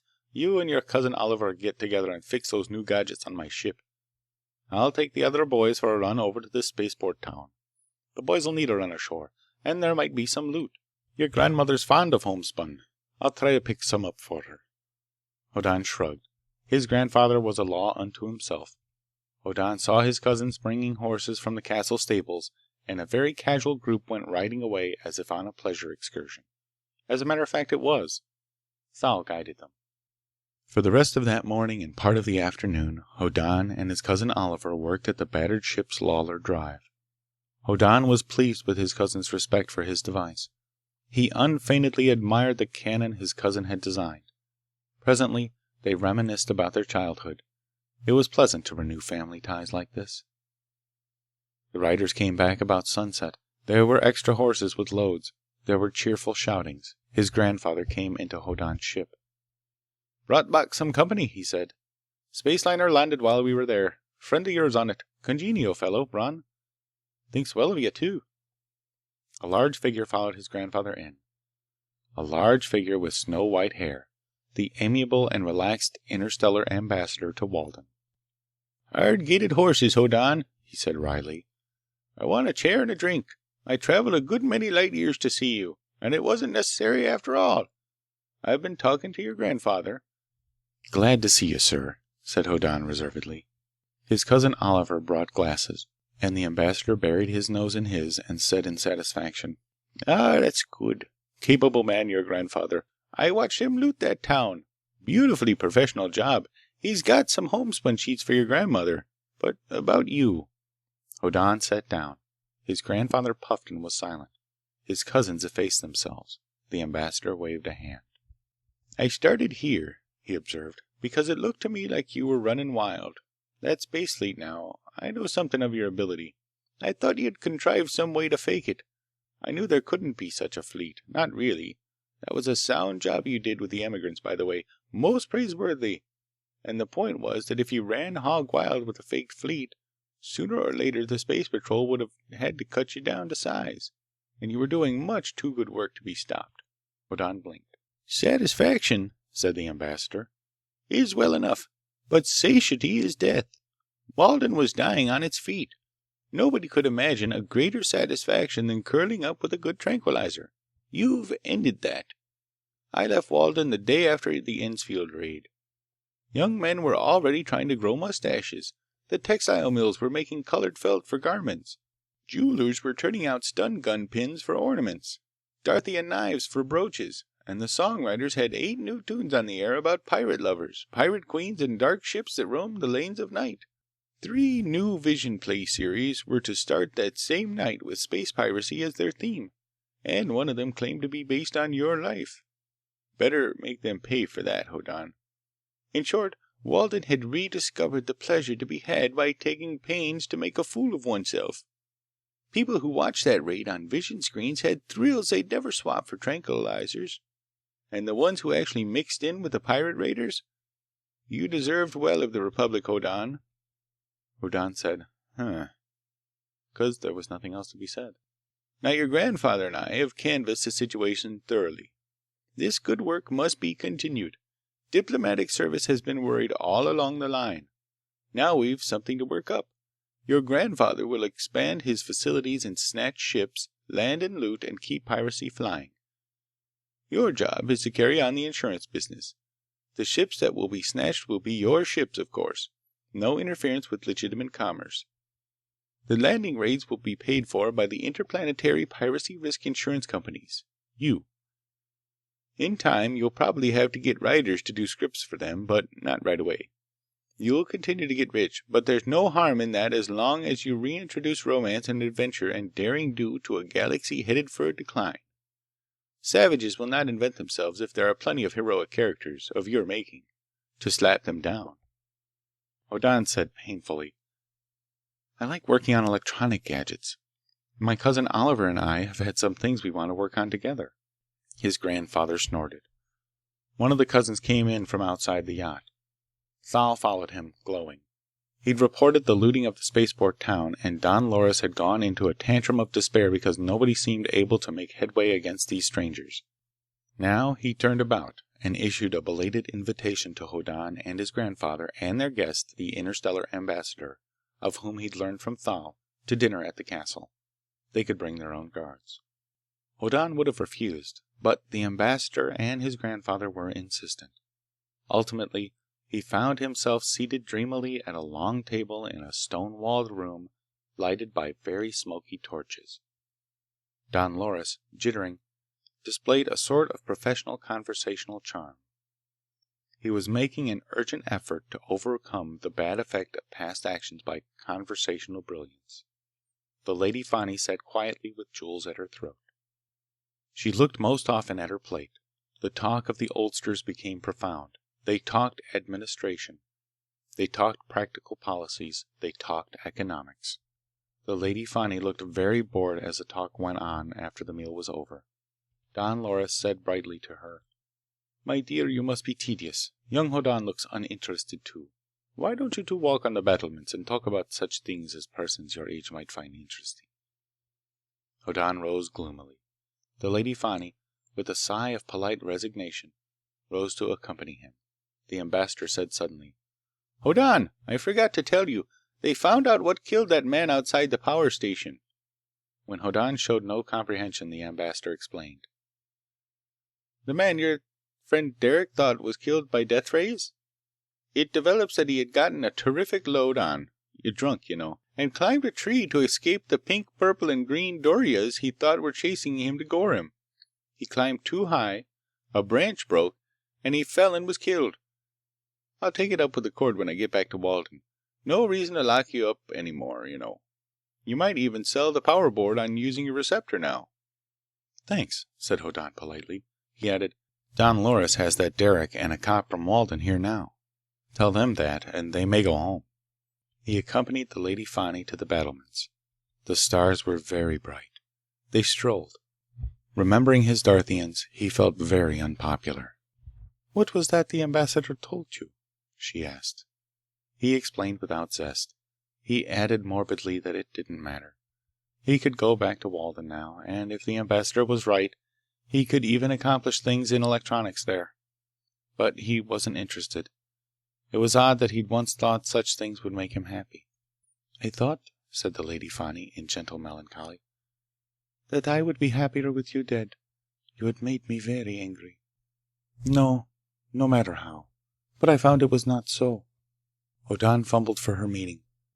It wasn't quite an apology for trying to get him killed, but at least it was a disclaimer of future intentions in that direction. And speaking of happiness, she added in a different tone, this Nedda. He shuddered and she said, I talked to her. So then I sent for Ghek. We're on perfectly good terms again, you know. I introduced him to Nedda. She was vanilla ice cream with meringue and maple syrup on it. He loved it. She gazed at him with pretty sadness and told him how terrible it was of him to kidnap me. He said humbly that he'd never had her ennobling influence nor dreamed that she existed, and she loved that. They go together like strawberries and cream. I had to leave or stop being a lady. I think I made a match. Then she said tranquilly, but seriously, you ought to be perfectly happy. You've everything you've ever said you wanted, except a delightful girl to marry. Hoddan squirmed. We're old friends, said Fani kindly, and you did me a great favor once. I'll return it. I'll round up some really delightful girls for you to look over. I'm leaving, said Hoddan, alarmed. The only thing is, I don't know what type you like. Nedda isn't it. Hoddan shuddered. Nor I, said Fani. What type would you say I was? Delightful, said Hoddan hoarsely. The Lady Fani stopped and looked up at him. She said approvingly, I hoped that word would occur to you one day. What does a man usually do when he discovers a girl is delightful? Hoddan thought it over. He started. He put his arms around her with singularly little skill. He kissed her, at first as if amazed at himself, and then with enthusiasm. There were scraping sounds on the stone nearby. Footsteps. Don Loris appeared, gazing uncertainly about. Fani, he said plaintively. Hoddan? Our guests are going to the spaceships. I want to speak privately to Hoddan. Yes, said Hoddan. Don Loris peered blindly about. He kissed Fani again. I've been thinking, said Don Loris fretfully. I've made some mistakes, my dear boy, and I've given you an excellent reason to dislike me, but at the bottom I've always thought a great deal of you. And there seems to be only one way in which I can properly express how much I admire you. How would you like to marry my daughter? Hoddan looked down at Fani. She did not try to move away. What do you think of the idea, Fani? He asked. How about marrying me tomorrow morning? Of course not, said Fani indignantly. I wouldn't think of such a thing. I couldn't possibly get married before tomorrow afternoon. The end.